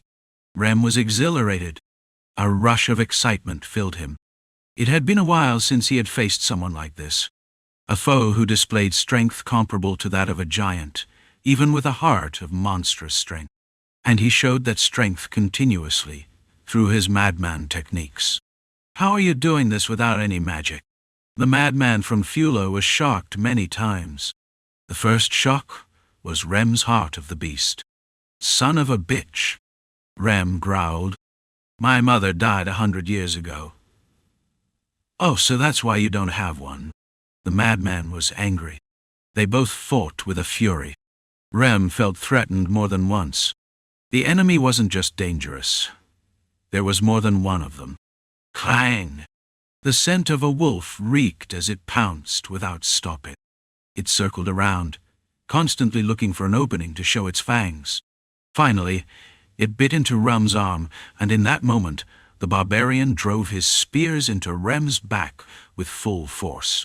Rem swung his axe while still holding the wolf. He blocked the incoming spear by swiping it above his head in a wide arc. Despite the force of the strike, one spear still managed to graze his side. Tears welled up, and the pain made his body hair stand on end. It was a broken rib. The madman had concentrated his power into one spear, and though it hit Rem, he didn't stop. With his axe in hand, Rem crushed the wolf's skull with his remaining fist, then deflected the spear with ease as it came at him again. There was no time to catch his breath. He was moving like a man possessed. Amidst this chaos, something sticky grabbed at his foot. What is this? It was sticky magic. He hadn't expected this trick. It seemed the old fox was showing just how cunning he could be. Among prey, the most experienced was always the trickiest. Rem tensed his thigh and pushed against the sticky magic, assuming it was spread out over a certain area. Boom! With a powerful kick, he sent the axe flying sideways, killing 3 of the beasts that had been after him. 2 died from being cleaved in half at the neck and chest, while the 3rd got a spear through its skull. Rem continued to fight furiously, but at this point he felt a sense of satisfaction as well as disappointment. The madman barbarian retreated. He pulled back. The attacks that followed lost their strength. Even the spear he was wielding with both hands was blocked. And then, that technique again. A spear, connected by thread. Ah, this bastard. Rem's excitement quickly evaporated. Boom! With a swing of his axe, he blocked the spear, watching as the madman swiftly retreated. The spear flew in an arc and passed by. The madman yelled, "The next time we meet, I'll definitely kill you." "Oh, really? You think next time you'll kill me?" "You, not me?" Rem ran forward and slammed his axe down onto the wolf's head, aiming for a vertical strike. Boom! The axe sunk deep into the skull, splitting the beast's body in half. "Damn, I get it now. You must have survived this long by running away whenever things went south. Should he chase and kill him? Maybe, but it seemed like too much effort." The excitement had completely died down. For Rem, it was just a matter of losing interest. But for the wolf bishop, this was a whole different story. "Hey! Hey! Where are you going?"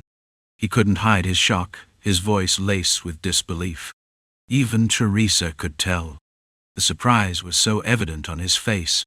He was so shocked that his mouth hung open, and in the process, a wound on his head opened up, spilling blood. Dark red blood trickled down his cheek, dripping from his chin to the floor. There was no answer. The immortal berserker left without a word. Not even an apology. Even if he had said sorry, my blood pressure was already sky high, and it felt like blood was going to burst from my head. "Brother Bishop, it's time to go." The bishop frowned at the title and turned around. There, a limping half-giant stood. The shield was broken in half, and the sword had a crack in the middle. "Heretic bastard. I'll curse you, even after death." The wolf bishop muttered a curse. It was unjust. It should have been a fight we won. No matter how powerful the enemy was, the immortal berserker of the continent and the bishop of the cult had come together. They even brought along his sole companion, the dire wolf. Yet, this was the result. A person like Teresa should have been an easy victory. But no, it went wrong. Instead of sighing or looking to the sky, the bishop mumbled with his final bitterness. "Damned bastards!" He could feel the death of the dire wolf, bound to his soul. There was no hope. "I'll curse you all for life. Your flesh will rot, and you won't die easily. The god of the curse won't forgive you. Immortal berserker, you too shall not be forgiven." His final bitterness was directed at his former comrade. The one who was supposed to fight alongside him and save him was running away, turning his stomach. Yes. Go ahead and soak in the river of hell. I'll see you there later. Fine. Teresa finally crushed the bishop's skull completely. The pommel of the broken sword was the fatal blow. As Teresa, her mask stained with blood, adjusted her mask, she saw Rem limping toward her. Did you come back? Of course I came, would I not? What about the captain? There's no beautiful scene where they helped each other. They trudged forward. Neither of them was in perfect condition, but neither was dying either. No helping each other, damn it. A wild horse approached them from the side. Did you fight too? Nay. At the response of the one-eyed beast, Rem pouted. Even the damn horses fight, and yet a person runs off. He was still full of complaints. Just when he should have been pumped with adrenaline, it all felt flat. This kind of experience was rare, especially when the opponent was of the same race and had the advantage. Next time I'll make sure to get you, old man, Rem vowed. And there were those who watched their battle. The heavy infantry and cavalry. The mercenary leading the cavalry realized his position. Don't get involved. Never complain about being exhausted. If you charge in, you die. It's certain. Watching them fight the enemy made it clear. Even the large woman, who seemed quiet, should be approached with caution. Though he never underestimated her, his perspective had completely changed. Had this been before, people might have been discouraged and retreated after watching Rem and Teresa fight. It happened often. They showed overwhelming strength. It didn't even seem human, almost inhuman. They were allies, so there was relief. But still, a sense of distance remained. Even among their own allies, they instilled a kind of fear. But this time was different. They both limped, and the horse they were walking with looked the most stable. Had it not been for them, they might have been wiped out. Relief, joy, exhilaration, and the thrill of victory surged through them all. Madman squad. Rem, the axe-wielding Rem. Crazy axe Rem.eu. Didn't die, huh? He's not dead. Immortal Rem? Someone's mutter turned into a nickname. During this, Rem rubbed his ears. What were they saying? The soldiers soon joined in. Immortal Rem. They thought he was dead, but he came back and drove the enemies away. From that damn temperament, Rem had evolved into a much grander nickname. Immortal Rem. The undying Rem. The undying Madman. Whoa-wah. The monsters had already been mostly killed. This was the most advantageous battlefield. The remaining monsters scattered after the deaths of the dire wolf and the bishop. Monsters don't gather without a focal point. They cheered and shouted as they moved to the center of the battlefield. God, it's so damn noisy. Rem kept rubbing his ears. Wandering Teresa. The soldiers shouted her usual self-title. She fixed her mask with one hand and raised her other. She wanted to. It was an act driven by her feelings. When she was in the cult, she was so stiff that there were times she didn't say a word for a week. But now, it was different. I am the wandering Teresa. It was different here. She had changed. After learning the joys and pleasures, everything felt different. Nomad Teresa. Everyone chorused her mutterings in unison. It sounded so good. What are you doing, Immortal Rem? Rem, for no reason, got a little annoyed and said it. The soldier group followed and shouted, Immortal Rem. It was childish, but anyway, they were heading toward Encrid, Rem and Audin. Ragnar seemed relatively okay, but Audin was not. His body was covered in numerous small wounds. His left arm was completely hanging limp. Had it been broken? It's sprained. I couldn't give my all in catching a dog, so you've taken quite a beating, brother. Ah, just a scrape. Was only showing some respect to the old man. Teresa remained silent. Ragnar stared at them for a while before speaking up. You're all so weak. If you're running around with kids like those, all they do is cause trouble for the captain. Shit, why did I even spare him? Rem grumbled. And Audin, smiling, clenched his fist. It seems like you're missing the embrace of the gods, brother. Encrid, watching this, ran a hand through his hair. It was all nonsense. Then he turned to Rem. Stop fooling around. What's wrong? Were they getting beat up because I wasn't around? Wasn't that you getting beat up? I was spared because I'm old. Right. What's this? But why does it end just when I return? I was planning on having some fun now. With that body of yours? Encrid said with a deadpan face. But it sounded like that. Rem shouted back, Don't you know me? This is just the beginning. Don't you know who I am? With that, he spread his palm outwards. A few sharp-eyed soldiers quickly muttered, Immortal Rem. Hearing that, others joined in. Immortal Rem. Oh boy, they're excited. Encrid chuckled and shook his head. The enemy's movements are strange. Graham's adjutant spoke up from the side. Encrid responded without looking. It's the work of my men. How so? No need to explain. It was Jackson. He had been able to kill Count Tarnin long ago, but he was waiting for the right moment. When would be the most effective time to strike? Jackson was clever. Would killing the enemy commander end the battle immediately? No. There were still others left. Among them were several mercenaries who were quite skilled. Compared to Encrid and the Madman unit, they were a different class. But still, in terms of normal forces, they were not to be underestimated. They had considered it.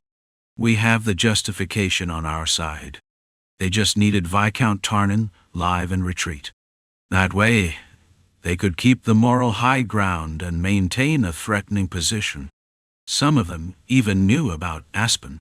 First, they would fall back, leaving the border guard to fight Aspen. Later, they could initiate a campaign for the land again.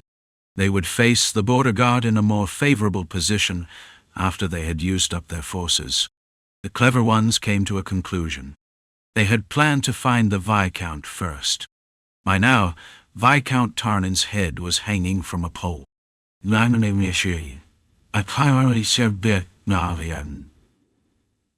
I know, but when did that pig die? The clever mercenary was shocked. And unlucky, Jackson didn't need to use a magical relic to hide his presence and move around. He simply disguised himself in the enemy's clothes and observed. He found the few soldiers worth killing, giving them red necklaces as a gift. He did the same for an unnamed, clever mercenary. The dagger was peculiar in shape, dull on the outside, sharp only on the inside. When pressed against the neck, it was over. He grabbed the surprised mercenary's wrist, but his right hand traced a semicircle, slashing the neck. A red necklace appeared on the mercenary's neck, and blood poured out as he died. 7 had already met this fate. This was enough. Jackson withdrew. He didn't believe that the captain would die just from a brief absence. So he returned as planned. Encrid was there, along with a ghost. A ghost, huh? We should perform an exorcism. A few daggers should do. Why is that damn wildcat talking to me? The ghostly barbarian spoke. Saxon insisted on exorcising the ghost, but it didn't take. Instead, he only heard the words of a mad barbarian holding an axe, blessing him. You go die. He ignored it. He had done his job, and the captain was fine. I really thought I was going to die this time. Cray said. Encrid casually glanced at the big-eyed soldier. Crace, who hadn't slept properly for days, smiled. You're lucky. Truly. It seems like the goddess of fortune kissed you. The kiss of a goddess brings luck. As Cray spoke, white snow began to fall heavily above his head. By the time the conversation ended, it had turned into sleet. Snowflakes falling thick and fast. I hate this weather. Rem grumbled. Devilish dust was falling heavily. Jackson and Audin had the same look. Encrid, however, was different. He understood immediately. As expected, the captain's got a good head on his shoulders, Grace said, and Rem, angry, muttered, "All right, let's see if we can pluck out those eyes today." But it was just a small commotion. The snow kept falling. Even those who had been fighting needed to regroup. That meant, "We've bought some time." Grace thought what they all felt. The falling snow was the luck that would keep Aspen from moving forward. It bought them time to recover and reorganize.